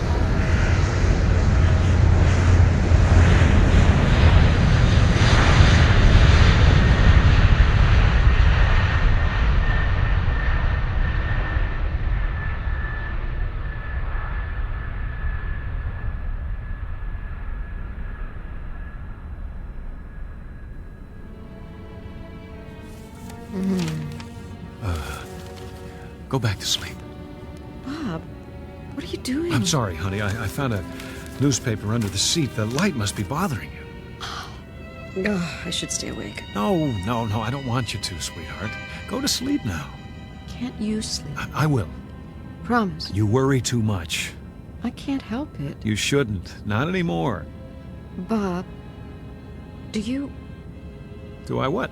Are you comfortable talking about it? That night, I mean. What do you want to know? Well, Dr. Martin went over it, but I still don't understand. Well, neither do I, exactly, but I have a pretty good idea what caused it now. You do? It's no great mystery. Overwork, nervous tension, a touch of blood pressure. But why that night on that particular plane? What set it off? I guess it was a lot of little things come together. Lack of sleep, fast food, years of being uptight. Oh, honey, you should have told me. I didn't know myself. I was holding everything in for the sake of the job, trying to think about nothing but facts and figures. There are other jobs. That's just it. There's nothing wrong with my job. I like it. Then why? Call it the perfect storm.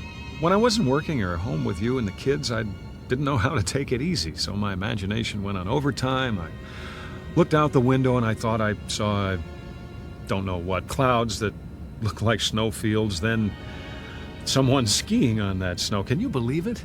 I just plain couldn't tell the difference anymore. It was a wake-up call, all right, in more ways than one.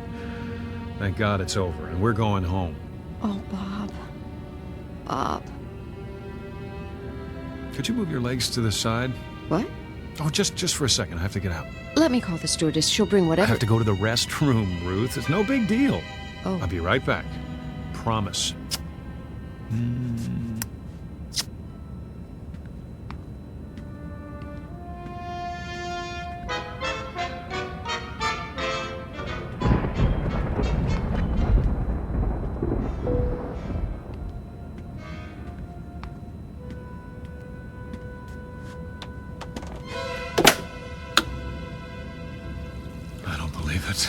It's a storm. Sir? Yes? Would you return to your seat, please? We've hit some turbulence. Just a moment. Wouldn't you know it? Okay, let's see how bad it is.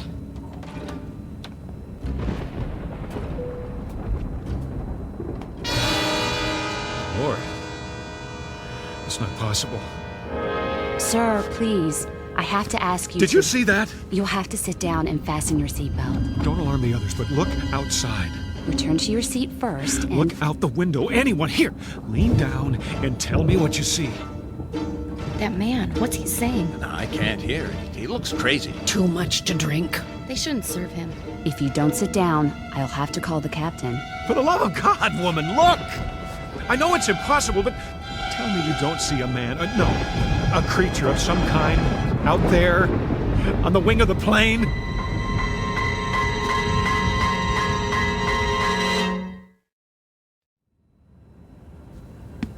You saw what? Out there, on the wing.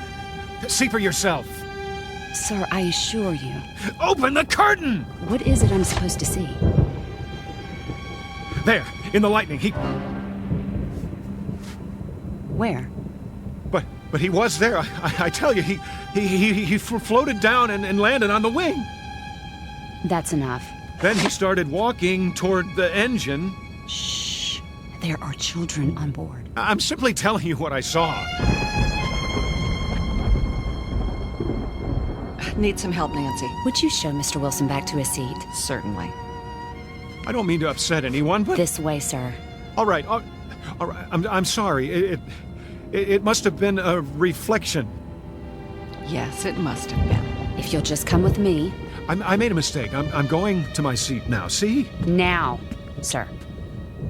I didn't mean any harm, I tell you. Is something wrong, stewardess? A low-pressure pocket, that's all. The plane feels like it's dropping. Nothing to worry about. We'll be through it in a minute. Don't wake my wife. You can move around the cabin again as soon as the overhead light goes off. Yes, of course. For now, I suggest you get some rest and stay in your seat. I understand.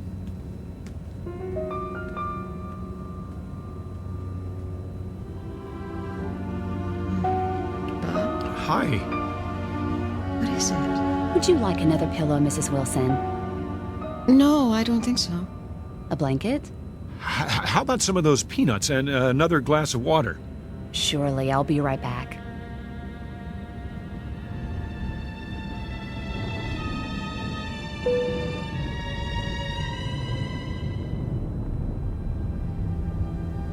Did something happen? Started to rain.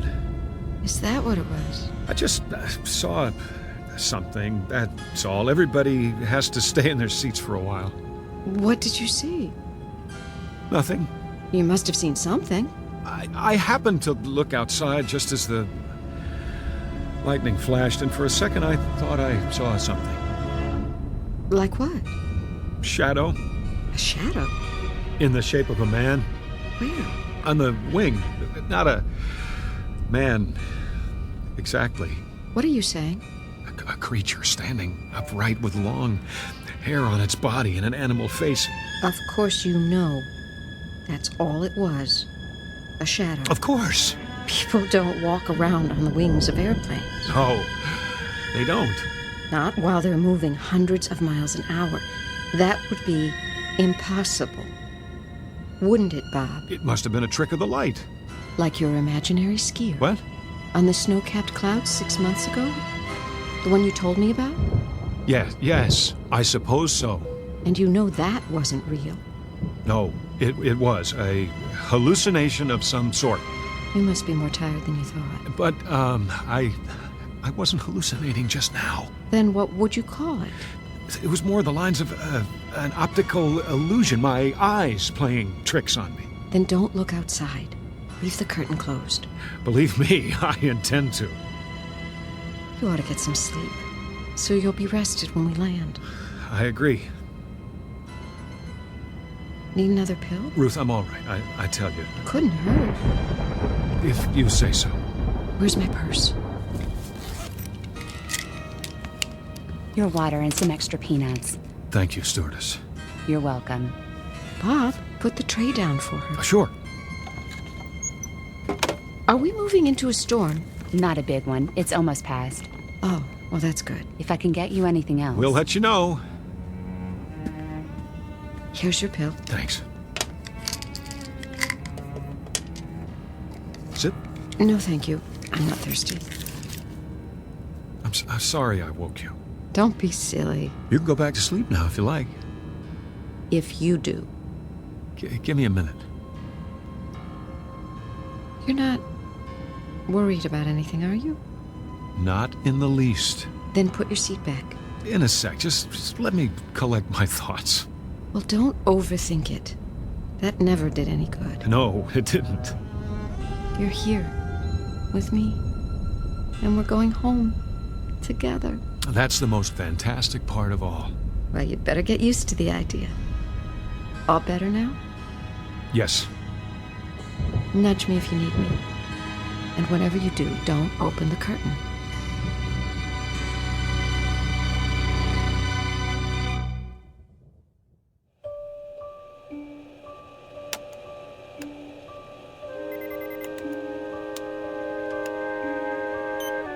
How's the wind speed?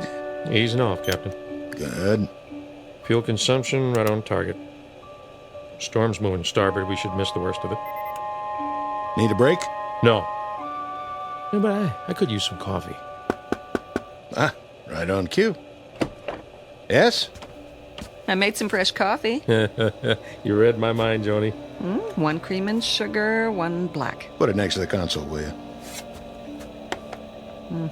Hit a little bump back there, huh? Sorry. Tried to go over it, but it should be smoother from here on. Oh, I'm not worried. We're in good hands. Everybody sleep through it? Almost everybody. 1 crying kid and 1 slightly uptight passenger. Ah, the old lady, huh? Oh, no. Mr. Wilson, 13A. What? What did he do? Didn't want to come out of the bathroom. Said he saw something. Where? Outside the plane when the lightning flashed. The old wing's moving routine. Tell him it's supposed to move. If it doesn't, it'll snap off. Oh, you're going to love this. He said he saw a man on it. Don't tell me an alien, big head, round eyes, that thing. Tell him he'll take a description for the captain's log. Oh, listen, was he wearing a spacesuit? Oh, or was the clown shoes? It says he came down out of the sky and took a walk on the wing, just like that. Ah, yeah, a floater. I see him once in a while when I have too much to drink. Yeah. Or maybe a gremlin. A what? Haven't you heard of gremlins? Must be before my time. It started back in World War II. Whenever something went wrong, the mechanics would chalk it up to gremlins. Better than admitting they made a mistake. Well, Mr. Wilson's okay now, but you should have seen his eyes. He looks scared out of his mind. For a minute there, I thought we had a nutcase on our hands. Well, cut off his drinks. Well, that's just it. He hasn't had a drop. Where's in-flight security? 32B. Tell him to keep an eye open. I like to run a tight ship. Yes, sir. But I don't think it'll be necessary. The wife gave him a sleeping pill. Thank heaven for pharmaceuticals. You fellas want some chow? We've got filet mignon in first class. No, thanks. You and Nancy relax for a while. Aye, aye, Captain. Listen, I can take over if you want to stretch your legs.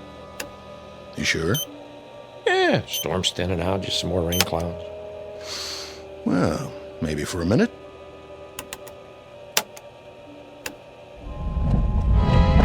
Hey, what was that? Probably our friendly neighborhood gremlin dropping in for a wing walk.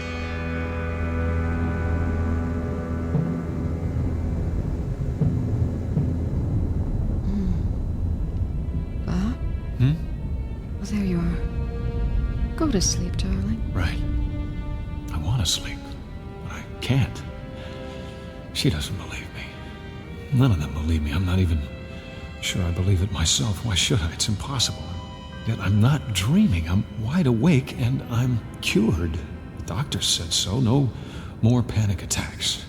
But I saw it, didn't I? I was out there on the wing walking toward the engine.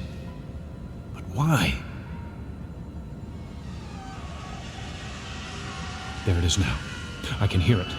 What's it doing? It wants to destroy this plane, bring us all down. Because of me. Because I've seen it before. Or maybe it is all in my mind. How can I be sure? There's only one way. God, help me. I've got to look. I've got to. Time to be brave. Face it down. And if there's nothing out there, then that's that. This is the only way. Here goes. It's simple. I put my hand out.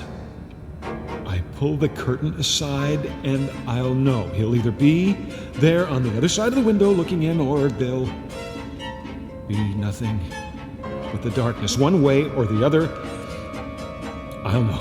And put my hand out. Do it.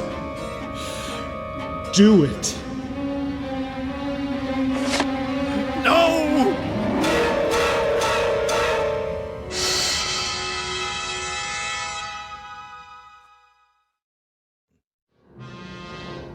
It isn't there. It isn't. It can't be. Honey, wake up. Come on. Come on, someone's got to see this. It's right there on the other side of the window. Yes? Come here, quickly. What is it, Mr. Wilson? Look. Where? Outside the window. It's still there. Shh. I don't see anything. But... What, you mean the engines? They always spark at night. It means they're working. No, not that. You don't see anything else? No, just the running lights blinking on and off. All right, look again. See if she's telling the truth, or if she's blind. You're right. I don't see anything now. Oh, it was probably the rain hitting the window. Yes. Believe me, we fly worse weather than this. It's nothing to worry about. If you'll just try to relax, we'll be landing in a couple of hours. There he is again. Like some kind of ape dropping down from a tree. What's he doing? No!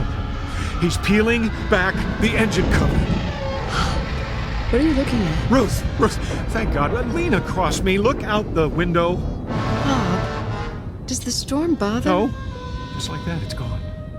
For some reason, it doesn't want anyone else to see, only me. It's playing a game, taunting me, daring me to stop it. Then what? Remember what I said before about seeing something outside? I know what you're going to say, but listen to me very carefully. Honey, there's a man out there. Bob! Keep your voice down. Have you ever known me to lie to you? No. It's not a human being. It's some kind of... Bob. I'm not imagining it this time. I'm not. He's out there. Where? What? No, don't look. He isn't there now. He jumps away before anyone can see him. Except me. I don't know what to say to you. I realize what this sounds like, but Give me the benefit of the doubt. Do I look insane to you? I didn't say that, but Bob... I know I had a breakdown, and I know how it looks to you now, as if the same thing's happening again, but it isn't. Bob... I didn't want to upset you. No, I want you to tell me. I didn't tell you before because I wasn't sure if it was real. Well, I'm sure now. There is a man out there, or a creature of some kind. If I describe him to you, oh, you'd really think I was gone. Honey, no. No, it's all right. It's all right, sweetie. Don't stroke my hand like a child. I know your intentions are good. I know you love me, but don't patronize me, Ruth. I'm not insane. Did I say... Does it have to be said? For the last time, that creature's out there. And the reason I'm telling you now is that he's starting to tamper with one of the engines. It's not just my life at stake. It's everyone on this plane. Shh. Think anything you want. Think that I belong in a straitjacket if it makes you feel any better. If it makes me feel better. I'm sorry. What I mean is, whatever you think about me, that I've lost my mind, all I'm asking you to do is tell someone. Talk to the pilot now. He's back there with the stewardess. Tell him to check the wing. If they don't see anything, fine. I'll commit myself. But if they do, there's still time. They can make a forced landing before something terrible happens. Won't you even allow the possibility? All right.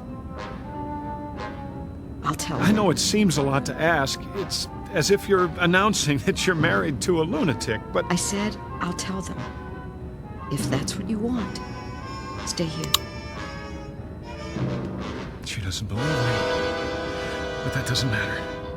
If she can get them to see it, then I'm not too late. There he is! Hurry! Hurry, Ruth! Hurry! Look! What's wrong with that man? I don't know. Tell him to sit down. We're trying to sleep over here. Quickly! What's going on? He's pulled up one of the cowling plates. Didn't my wife... Take your seat, please. There's a man outside. He just... Mr. Wilson, keep your voice down. I'm sorry, I don't know what's going on here. Will you look? Mr. Wilson, I'm warning you. All right. I'm sitting. But will you look out the window? See for yourself. Take my wife's seat. What am I looking for? The plate. The hood over the engine with all the wiring underneath. He's bent it up so it's exposed. If you don't do something, there's going to be a short circuit, maybe an electrical fire. Well, there's nothing exposed now. What? Wait a minute. I saw him pull that plate up. There were sparks and lights and... Then he must have bent it back the way it was. Listen, I saw it. I saw it! Mr. Wilson, please. I believe you. But there are other people on board, and we mustn't alarm them. You mean you've seen him? Of course we have. But we don't want to frighten the passengers. You can understand that. Naturally. I only want to... We thought we'd taken care of the problem, but if he's back, well, we'll do a thorough check as soon as we're on the ground. But if we wait that long... You see the man on the aisle? He's a special investigator from the FAA. We have one on every flight now. And he's armed. If anyone tries to do something to the plane, he can handle it. Oh. That's his job. He knows what he's doing. I understand. I've asked him to change seats with your wife. If you see anything else suspicious, tell him. Then, when we land... You can stop the act now. Bob, they want me to sit up there for a while. Honey. This way, Mrs. Wilson. Everything okay, Captain? Yes, fine. If you'll just stay with Mr. Wilson till we land, got it. I don't need his help. No problem. Just, let me squeeze in here. Stop humoring me. Mr. Wilson, I assure you, it's under control. Nothing to worry about now. If that's the way you want it, I won't say another word. I'll see us crash first.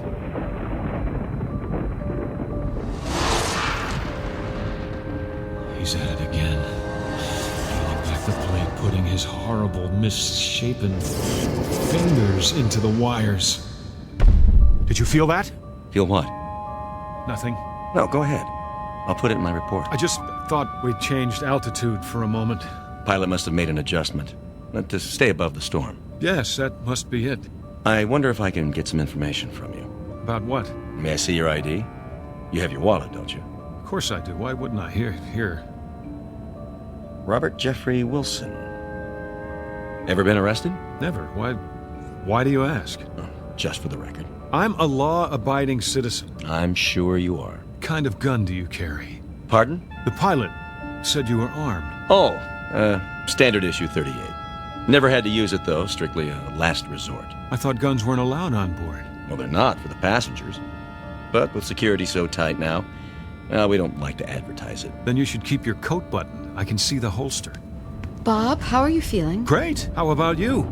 I brought you some water and another pill, so you can sleep the rest of the way. That sounds fine. Go ahead, Mr. Wilson. Take it. Why not? I hope you're doing okay now, honey. Couldn't be better. I'll be just a few rows up if you need me. I don't need anything, Ruth. Get some rest. You too. I love you, you know. Same here. It won't be long now. For what? Until we sit down. You're lucky. Am I? You get to sleep through it. Let them think that. I didn't swallow the pill. How could I? What's going on out there? Somebody has to do something and we're all doomed.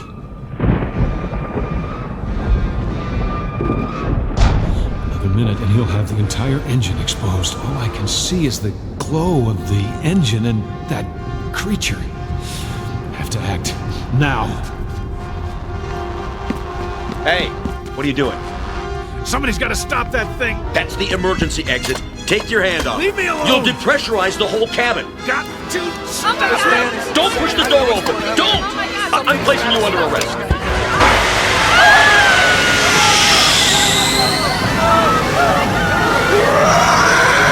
You out there! Get away from the engine! I can't hold him. You demon! I told you to get off the wing! Somebody grab his leg while I get the door closed. I'm trying. Give me your gun. Let go of it. You can't. You bet I can. Get away from this plane or I'll shoot.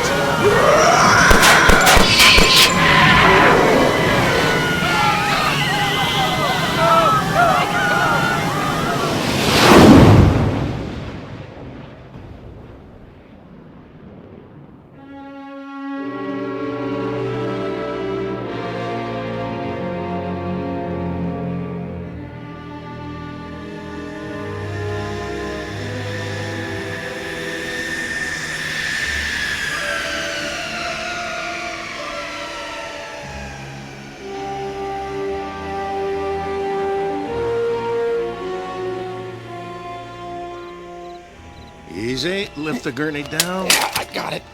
Here come the paramedics. Oh, good.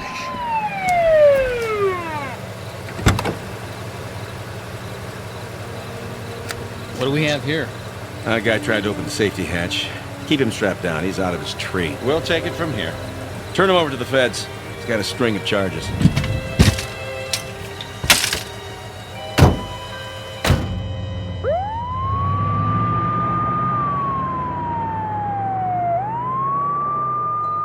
Bob, everything's going to be fine.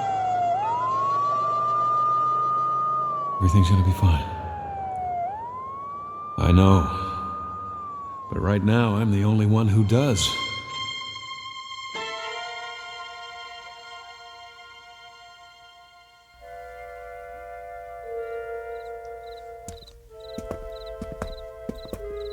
Okay, you grease monkeys, give this plane the once-over. Yes, sir. What about the emergency door? Get up on the wing and replace the seal. Then do a pressure test. You got it. Nuttiest way I ever heard of trying to commit suicide. Yeah, it takes all kinds. Well, when you look at that. What happened? I don't know. But something sure did a job on engine number 2. Whole cover plate's bent back. What do you think could have bent it back like that? Beats me. Yeah, let's go to work.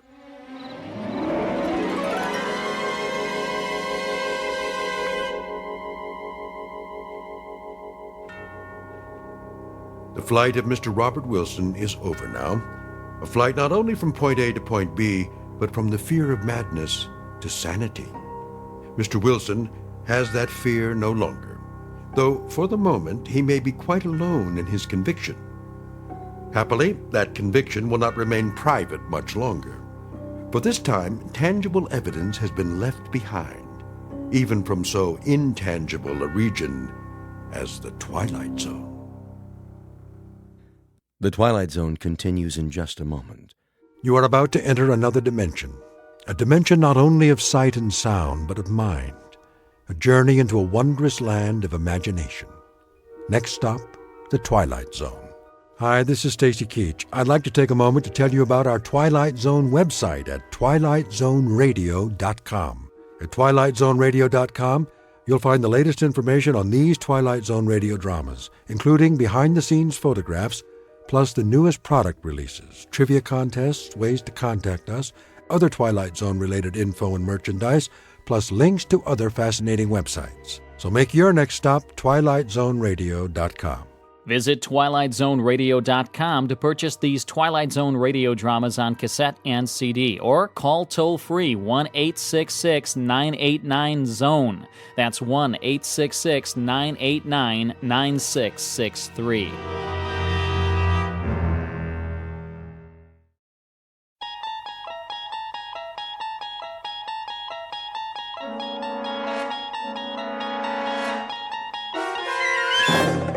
You unlock this door with the key of imagination.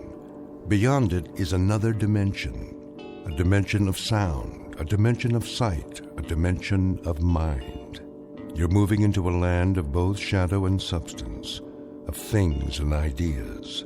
You've just crossed over into the Twilight Zone.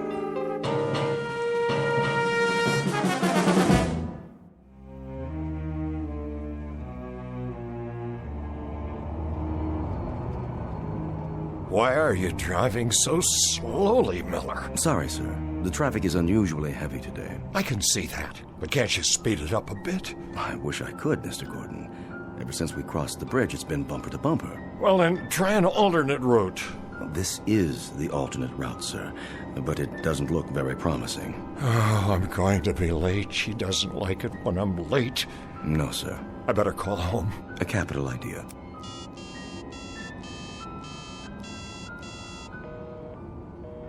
It's busy again. Yes, sir. There's something wrong with this phone. The batteries are going haywire. Would you like to try mine, sir? Yes. Pass it back to me. I'll dial if you like. What number? You know the number. My apartment, of course. I'll give it here. Very good, sir.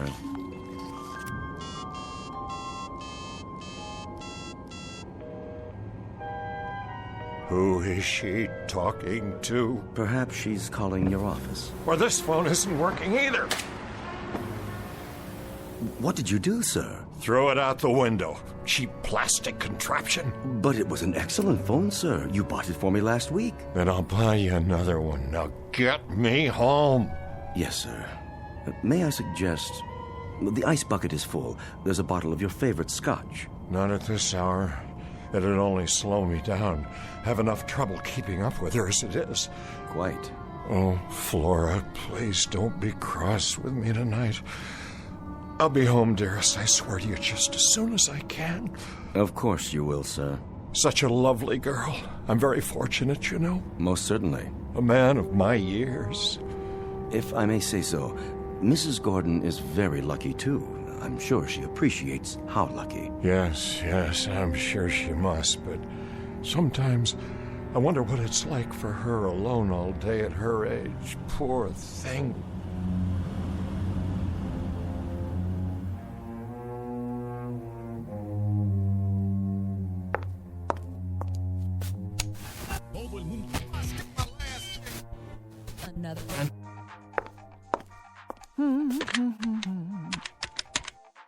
Hello, concierge? Yeah, this is Mrs. Gordon. Could you send up some chili cheese fries and a Coke? I'm starving. Just put it on the tab. Don't worry, Harmon will pay you. See, we were going out to dinner, but now I don't know if he's ever going to get here.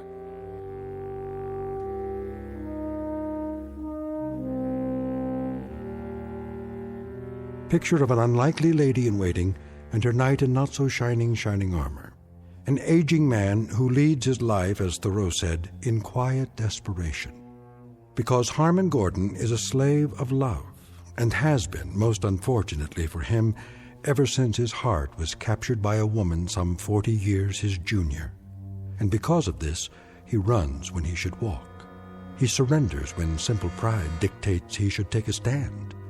He pines away for the lost morning of his life when he should be enjoying the evening.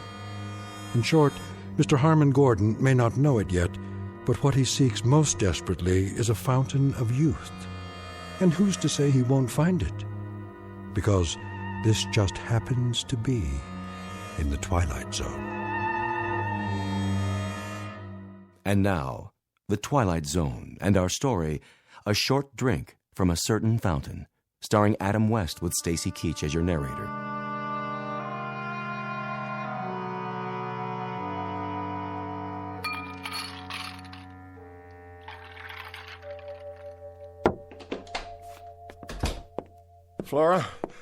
Flora, dear. Over here, Romeo. Oh, there you are, darling. What happened to you? Please accept my apologies. The traffic was backed up all the way from the office. How come I'm not surprised? You'd be late for your own funeral. And what did you do today? Go shopping again? Oh, I had a ball, an absolute swinging time. I only ask in passing, my dear, because I'm concerned. Oh, let's see. I had breakfast, and then I had lunch, and then I fired that stupid maid, and then I waited for you. Whether you realize it or not, big boy, that routine gets old fast. Very old. I'm truly sorry. Well, all in all, Harmon, it was one of those days that makes you want to jump off a bridge. Earth to Harmon, do you read me? There's still time if you care to go out. Yeah, and do what? Dinner at the tavern? Whoop-de-doo. I thought you liked the food there. How about the Rainbow Room? Well, I suppose, if you prefer, it is awfully noisy there. At least we could hear some music. You want music? But I've bought you all the latest recordings. I want live music, any kind. I don't care, as long as I can dance. Dance? Matter of fact, I feel like dancing right now. You do? Will you dance with me, Harmon? Well, I suppose. Come on, baby. Let's see what you've got. Let me take off my hat and coat. Oh, come on, loosen up. Let it move you. Feel that beat? I'm trying, dear. Move it, Harmon. I'm doing my best. What's wrong with you? I can't keep up. Shake your booty. Now move your arms like this. Flora, please be more careful. It was just a piece of glass. It was a very old piece of glass. Worth what, 89 cents? Hardly. This was a Wedgwood. Big deal. I'll buy you 6 more just like it. I'll even have the concierge gift wrap them for our anniversary. Then we can sit around and play old records. Sounds like a hot night to me. What's that tune you like? Come to the church in the Wildwood? Oh, a real toe tapper. You keep forgetting that I'm no longer a varsity end. Were you ever? Furthermore, if my doctor had witnessed that little burst of activity just now... Oh, that's always your excuse. It's not an excuse. My heart... If you keep telling me about your heart and all your aches and pains, Harmon, I'm gonna run out and get sick. Would you mind putting that cigarette out, dear? I've asked you not to smoke. Why not? Bad for your heart? You might start a serious fire. Honey, baby, one of these fine late evenings, that's exactly what I'm gonna do. Torch this whole mausoleum. There are things here that mean a great deal to me. Like what? That eyesore I knocked over? It was my mother's. Oh, spare me. It was worth very little except for the sentimental value. That's a word you may not understand, Flora. Sentiment. It means the capacity to love. Listen, big boy, if I don't fill the bill anymore, just say it loud and clear. In case you forgot, there are 14 flights a day to Reno, and I'd love to be on any one of them. But if I am, you're gonna pay. Big time. Flora, darling, I am not angry. I simply wish that, well, that you'd be a little more careful and considerate. Somebody should have wished that 5 years ago when you and I signed the papers. I knew you were old, Harmon, but I didn't know how old. You better watch yourself, honey. If you ever take me to a swinging weekend in Egypt, I might just run away with a mummy. Know what I mean? I'll just wash up a bit and we can go out to dinner. Oh, you do that. We'll make it your night, baby. We'll go someplace wild, like the Elks Lodge.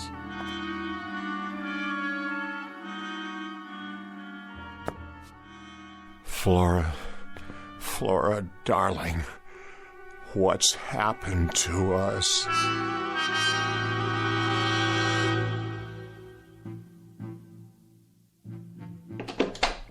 That's it. Flora. I told you, I don't want to talk about it anymore. But Flora, dear, I told you I was tired before we left. Flora, dear, I told you I was tired. You're always tired. It's not something I can control. These pills I take. I didn't ask you to run the mile. I just asked you to go dancing or to the movies or someplace. Any place but here. We went dancing on Monday evening. We've been to the movies twice this week. I only thought... Thought what? That you could take my mind off what a miserable bore you are? Well, let me tell you something, honey. I only thought that, well, just one evening, only one, we could quietly watch television or read or have a conversation. It's a fine art, you know. The two of us with no one else around. Something to bring us closer together.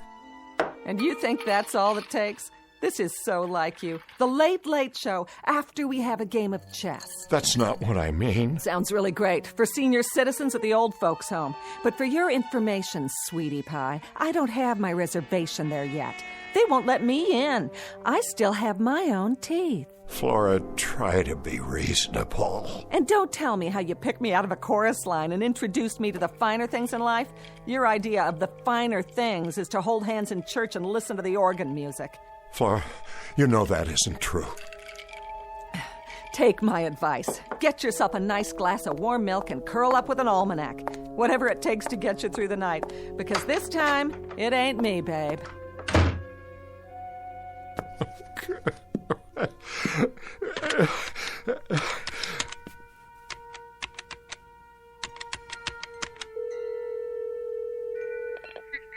Forgive me.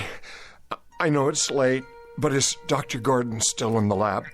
He is? May I speak to him, please? This is his brother calling. Yes, I'll wait.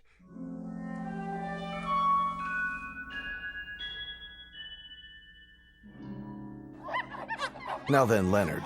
Yes? Which monkey would you say is dominant in this group? I guess the largest. Look again. The largest monkey is seated in the corner of the cage doing absolutely nothing. Doesn't seem very dominant now, does he? You're right.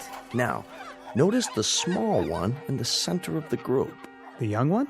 He has the food and water to himself. No one's challenging his position. But doesn't that go against the normal rules? Of social organization? Not where the young are concerned. And the cause of this new hierarchy, Leonard, is the Gordon vaccine. He's been injected for 3 weeks running now. His appearance has changed, and the others can see it. They may not understand, but they respect it. They have to. They share a responsibility for his well-being. I see. Dr. Gordon. The implications... I mean, if this process could be extended to other species, other social structures, the results would be... Just a moment. Yes, Julie. I thought I told you no more calls. I'm sorry, sir, but it's your brother. He asked me to ring through. Harmon? Well, what do you know? Put him on. Yes, sir. Go ahead, Mr. Gordon. Raymond? Harmon, is that you? I hope I'm not interrupting. Are you all right? You sound a bit under the weather. Fine. Look, Raymond, I was just wondering if you could come over this evening. Tonight? Well, I don't know. I was just training a new assistant. How about lunch tomorrow? I'm afraid that won't do. I know it's late, but I'd like to see you. Why so mysterious? If it's something to do with your health... No. Everything's all right. Everything's fine. It's just that, well, I'd like to talk to you. I see. Raymond, please come over. I'm at my wit's end. I must talk to you. Very well, then. Thank you, Raymond.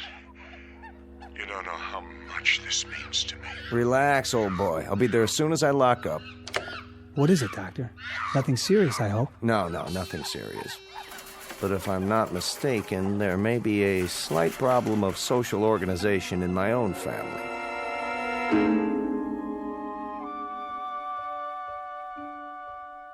Drink all right? Perfect. Good.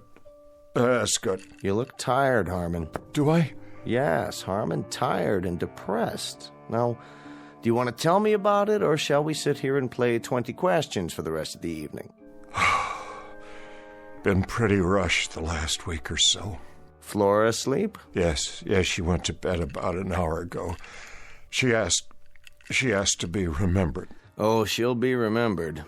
I'm not sure I like the sound of that. Merely an observation. You know, you really ought to get to know her better, Raymond. She's really a fine girl.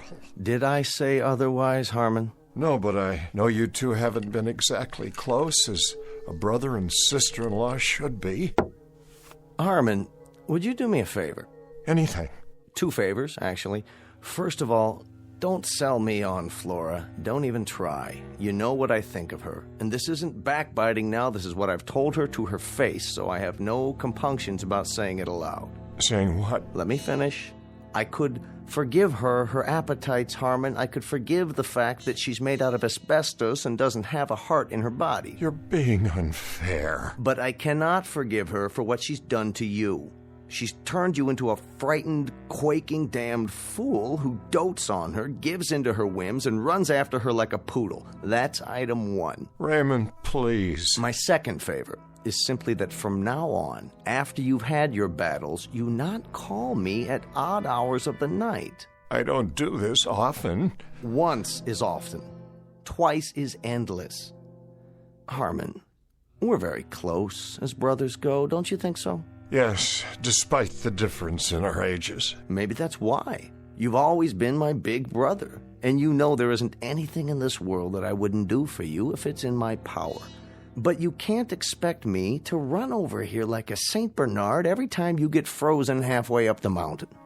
You make me ashamed. Don't be. She's a predatory little alley cat, and she's always been that way. I knew it the first time I saw her, but I can give you only so much solace, so much sympathy, and then it begins to stick in my craw. Now, what is it you want tonight? Just someone to while away the hours with you? Or is there something more specific? The things you've been working on at the Institute. Go on. The cellular injections, you've been successful with them. Haven't you? Oh, no. You're out of your mind. Desperate I am. Out of my mind, I'm assuredly not. But you must be if you're thinking... You've made animals younger. I've read your paper. You've injected them with your fluid, and they've become young again. Isn't that true? Animals, indeed. Guinea pigs, white mice, hamsters. You've been able to rejuvenate glands, organs, sometimes the entire cellular structure. But we haven't even scratched the surface yet, Harmon. We're stumbling along in the dark. I want you to inject me. And I repeat, you must be out of your mind. We don't have a remote idea of what's involved here. The research is very impressive. All right, we've managed to rejuvenate a handful of small animals and rodents, but we're 20 years away from trying this on human beings. Why? Are you serious? We're dealing in the basic building blocks of life, Harmon. We don't have the remotest idea of how much damage might result in the long term. We don't know what we're doing to the basic metabolism of the body or the mind. God only knows what effect this has on the brain. Harmon, we're winging this, and we've killed as many as we've saved. You said you'd do anything for me. Anything within reason. This is within reason. I'm close to the end of my rope, Raymond. I've reached a point where it really matters very little to me if I live or die. Surely not. I want you to test this serum on me. Short of that, I can't bear getting any older. Aside from this pronounced death wish of yours, how would you like to spend the rest of your life? As a mutated freak? Or a blithering idiot? Or a mindless shell? This is not only possible, Harmon, it's highly probable. We couldn't control an experiment with a human being. It'd be catch as catch can. I not only would take the risk, I'd welcome it. The answer is no. You don't know what you're saying? Nor do you. Then it's the same as a death sentence. Exactly right. I wouldn't try experimenting on a strange bum picked up off the street, let alone my own brother. Please. The answer is a firm, irrevocable no. In that case, I bid you good night, Raymond, and I thank you for coming. I trust you can let yourself out. Where are you going? Out onto the balcony. I'd like to be alone. Harmon? I said I'd like to be alone, to collect my thoughts. Bear this in mind. As a physician, I can attest to the effects on the human body of landing on a concrete sidewalk after a 500-foot fall. It isn't pretty. And as a man, can you attest to the effects on the human heart when a man is deeply, dedicatedly, totally in love with a woman who can't stand the sight of him, the sound of him, the look of him? Have you any idea what kind of life this is for me? I know what kind of life it could be and should be. You're a bright, charming, wealthy, discerning guy, and you've been warped and hammered out of shape by a flashy little piece of baggage who isn't fit to wait on your table. Whatever she is, and whatever she isn't, she's the only thing on God's earth that I care about. Do you know what it's like to believe your life is over and then suddenly, one day, to walk into a room and feel it begin all over again, to see the sun in the sky, even though it's the dead of winter, to lie awake at night flushed with anticipation for a brand new day, because she will be there. Don't do this to yourself. Listen to me. This is important. It matters. Ever since I was a young man, I wished for someone who'd let me show her the world, discover it with me. Because without anyone to share it with, the world might as well be buried under 6 feet of snow. Someone who'd be there, Ray, that's all. I wouldn't ask much in return, a kind word once in a while. She still has a love of life, believe me. Only I can no longer share it with her because I'm old now, and getting older, the days run away and leave me further and further behind.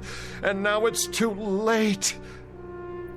I beg of you, Ray, if you've ever cared for me, your brother, give me this one last chance. Give me a chance to save myself.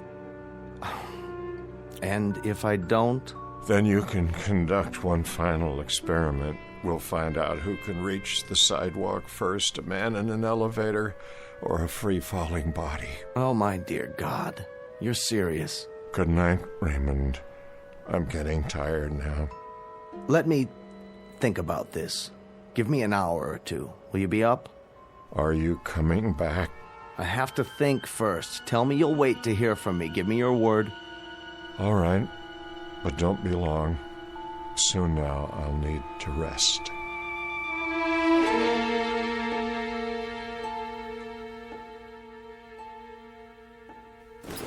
Would you like me to sit down? Yes. Roll up your sleeve. Easily done. I want to thank you for coming back. Don't thank me yet. I have to swab your arm. You'll feel a slight sting. There. That's it? That's it. All of it? It doesn't take much. A few cc's. And I may expect what? You may expect a miracle, but it's unlikely you'll get it. I want you to go to bed. Don't go to work tomorrow. Tell Flora you're taking the day off. I'll be back first thing in the morning. I'm keeping a very close check on you for the next few days. And when might I expect some change? Usually within 6 hours. That's when the first physical changes occur. As to mental changes, none of the rats or guinea pigs have articulated to us the exact feeling. I'll be the first. You'll be the first. Making the assumption, of course, that you'll be alive. Oh, I'll be alive, all right. Do you want to know something? I shall not only survive, I'm going to become young again. I feel it. I sense it. I wonder if she has any idea what she's wrought. Even the thinnest suspicion. Don't blame her. It was my decision. I make a promise to you, brother. that if you don't survive, or if you're damaged in any way, I'm going to take it out of her skin, piece by piece. She's going to donate a pint of blood for every one she's bled out of you. This is no medical hypothesis, it's an oath. Relax, will you? I'm fine. Go to bed now, Harmon. I'll see you in the morning.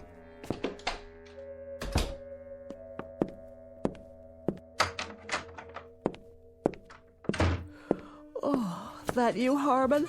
Yes, Flora. Go back to sleep. What are you doing in front of the mirror? Just looking at myself, dear. Well, don't do that. You'll have a nightmare. Time to call it a day, lover boy. Or are you gonna stay up all night? I like the sound of that. Up all night. You know, I just might... Don't take all the covers when you get in bed. I'm trying to sleep. Of course you are, Flora. Pleasant dreams.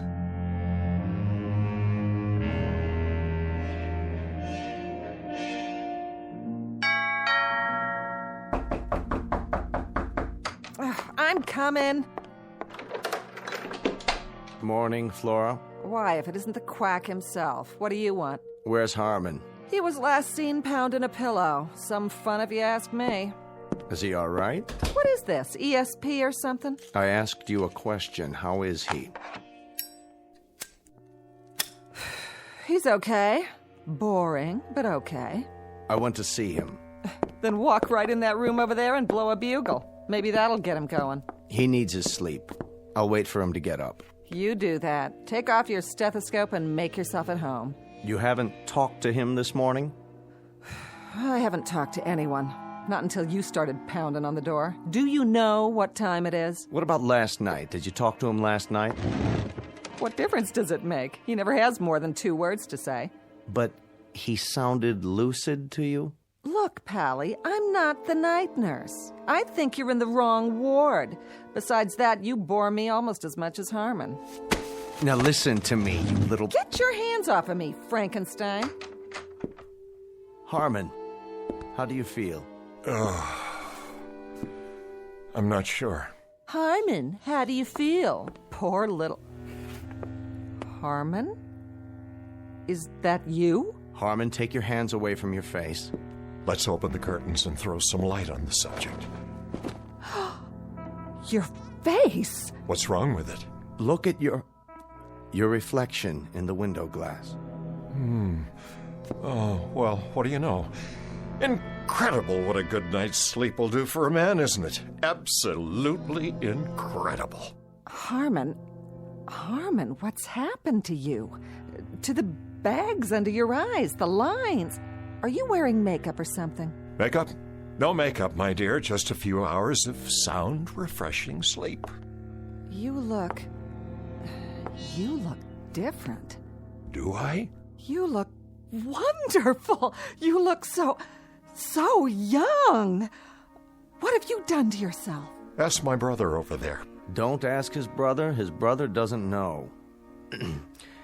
How do you feel, Harmon? How do I feel? Like $10 million, tax-free. That's how I feel. You know what I'm going to do for you, Ray? I'm going to let you take me on a tour. They can write you up in all the medical journals. That won't be necessary. But first, you'll have to give me 4 weeks. Flora and I are going to take a little ocean trip. Would you like that, my dear? Oh, an ocean trip? Oh, you bunny rabbit, you. Oh, Harmon. Darling, when do we go? I've given it some thought. I think we ought to check out whatever sails tonight. Unless you'd rather fly. Honey, baby, I am flying. Boat, plane, who cares? Oh, I don't know what's happened to you, but I'll clue you, Big Daddy. I don't even care. Whatever it is, I like it. I like it very much. Mm-hmm. I don't think you'd better plan on any trips, at least for a while yet. Oh, blow it out your black bag. I'm gonna get fixed up for you, honey. Don't go away. I'll be right back. Where do you want to go? Australia, Fiji, the Hawaiian Islands? Where? You name it, honey, and I'm there. I'm serious, Harmon. You can't go running off. Not now. Just look at it. My reflection in the glass. Please, sit down. No, wait. What? I don't believe it. I'm still changing. My hair is black again, jet black. And what's this? A little mustache, and it's black, too. I want Flora to see it. Not just yet. But this is astounding. I haven't worn a mustache since... Since you were 30 years old, which is precisely the age you look now, at least at this moment. This is fantastic. This is absolutely fantastic. I'm getting younger, every 20 minutes? When I woke up this morning, I looked 45. Now I look 30. If I keep going at this rate, I may get drafted again. That is... what's the matter? Don't you get it? That's just it. I do. If you keep going at this rate, I think we're in deep trouble. Raymond, this is beyond conception. You can't imagine what it's like. I feel light all over. I can breathe again. No fatigue, no heavy, dull tiredness. I feel as if I've been lugging a case of concrete on my back and somebody just cut it away. Let me see your face. I don't know whether you realize this or not, but you've just altered not only my face, but the face of mankind.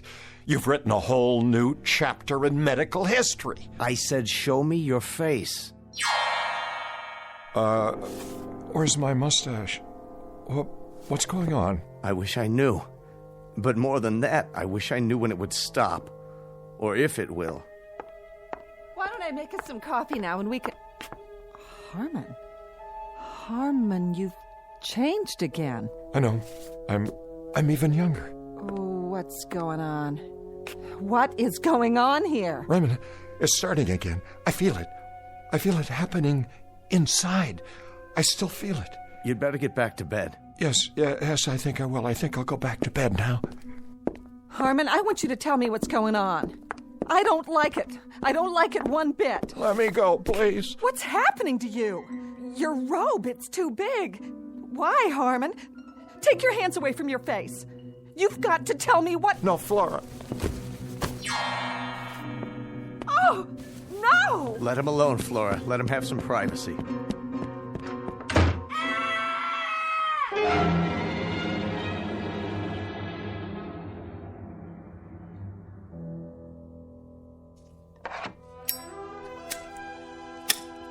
Well, are you going to tell me now? Sit down, Flora. What is it? What's happened? I've been working on a research project. What kind of project? A cellular serum. Up until last night, I had only tested it on animals.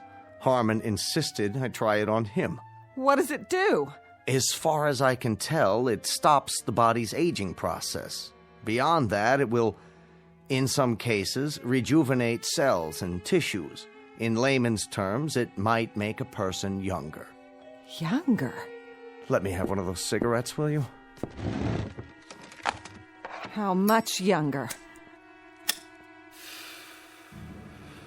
We were never able to ascertain how much once the serum took effect or how long the process would take. But now, I believe we know. I don't understand. I suppose there are variables to consider, but in the case of Harmon, the process took approximately 10 hours. You mean it's over? That's right. The changes have finally stopped.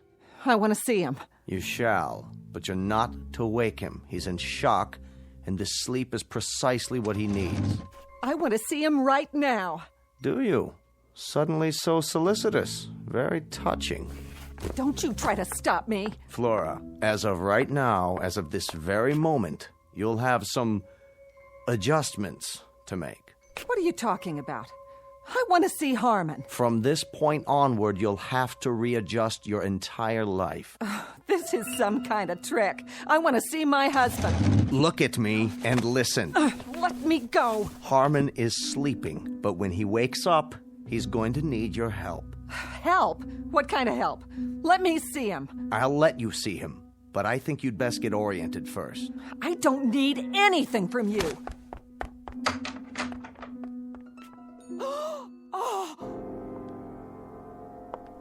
Are you beginning to understand?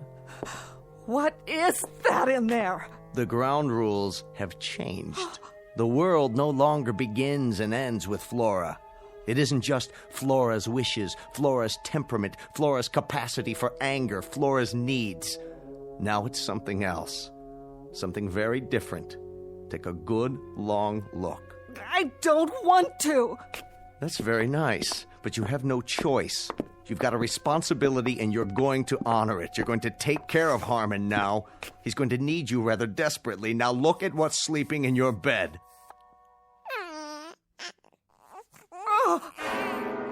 There, little fellow. Go back to sleep. The world isn't such a bad place. You'll see. Oh, Flora, if you're leaving, my dear, make note of the fact that the clothes you have on are all that you take with you. You're out of your mind. If you think I'm going to spend the rest of my life taking care of that grubby, thumb-sucking little baby in there... That's precisely what you're going to do. Short of that, Flora, my dear, you leave the premises as you came, unadorned. The furs, the jewelry, and everything else my brother gave you, that remains here. You can't make me stay here, and neither can he. There's other fish in this ocean, mister. Indeed there are, but you're not married to them. You happen to be married to my brother. That's crazy. Not crazy, Flora. Bizarre, perhaps, but very much a fact. And if I find out that he's left alone with maids, governesses, nurses, you're going to find yourself back on the chorus line. What? Do you understand, Flora? He's to get attention now, the attention he deserves. I don't mean intermittent, sporadic moments between nightclubs and beauty parlors. I mean morning till night. Won't he grow? Yes. As of right now, he will grow. A little bit older each day, just as any little boy. It isn't fair. Isn't it? The two poles of life where respect is most needed, but it's the second one that's often shortchanged. You'll experience the process together. He'll be growing older, and so will you, until you're both truly old. A little poetic justice, don't you think? That now you should finally have to drink from the same cup, that you should have to watch his youth encroach on your age, and the most anguished part of it, and the most illogical, is that youth always defeats age and then despises it for losing, never realizing, my dear, never giving it a thought, that when tomorrow comes, there's always someone younger just outside the door, waiting to come in, forever waiting to come in. But everything's on his side now. You see, my dear, as one gets older, see how wise they get.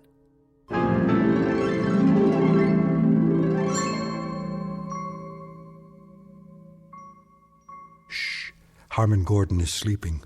He's taking a little nap.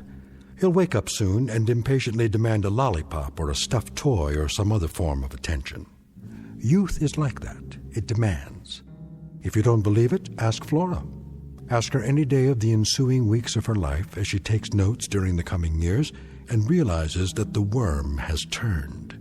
The oppressed has become the persecutor, and youth has taken over. It's simply the way the calendar crumbles in the Twilight Zone.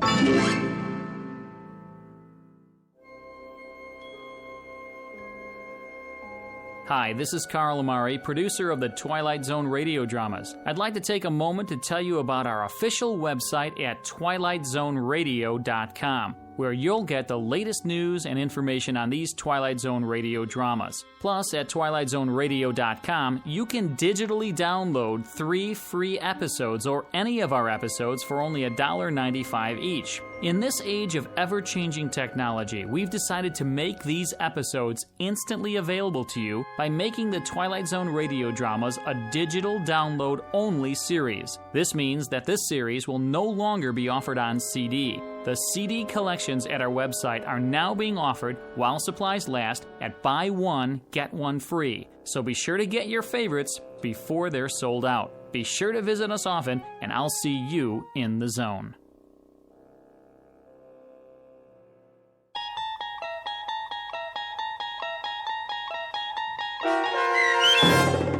A Short Drink from a Certain Fountain, starring Adam West, with Stacy Keach as your narrator, was adapted for radio by Dennis Etchison and based on a script by Rod Serling from an idea by Lou Holtz. Heard in the cast were Meg Thalken, Christian Stolte, Doug James, and Lynn Foley. To learn more about the Twilight Zone radio dramas and to obtain audio cassettes and CDs of these programs, visit our website at twilightzoneradio.com. This copyrighted radio series is produced and directed by Carl Amari and Roger Wolski for Falcon Picture Group. Doug James speaking.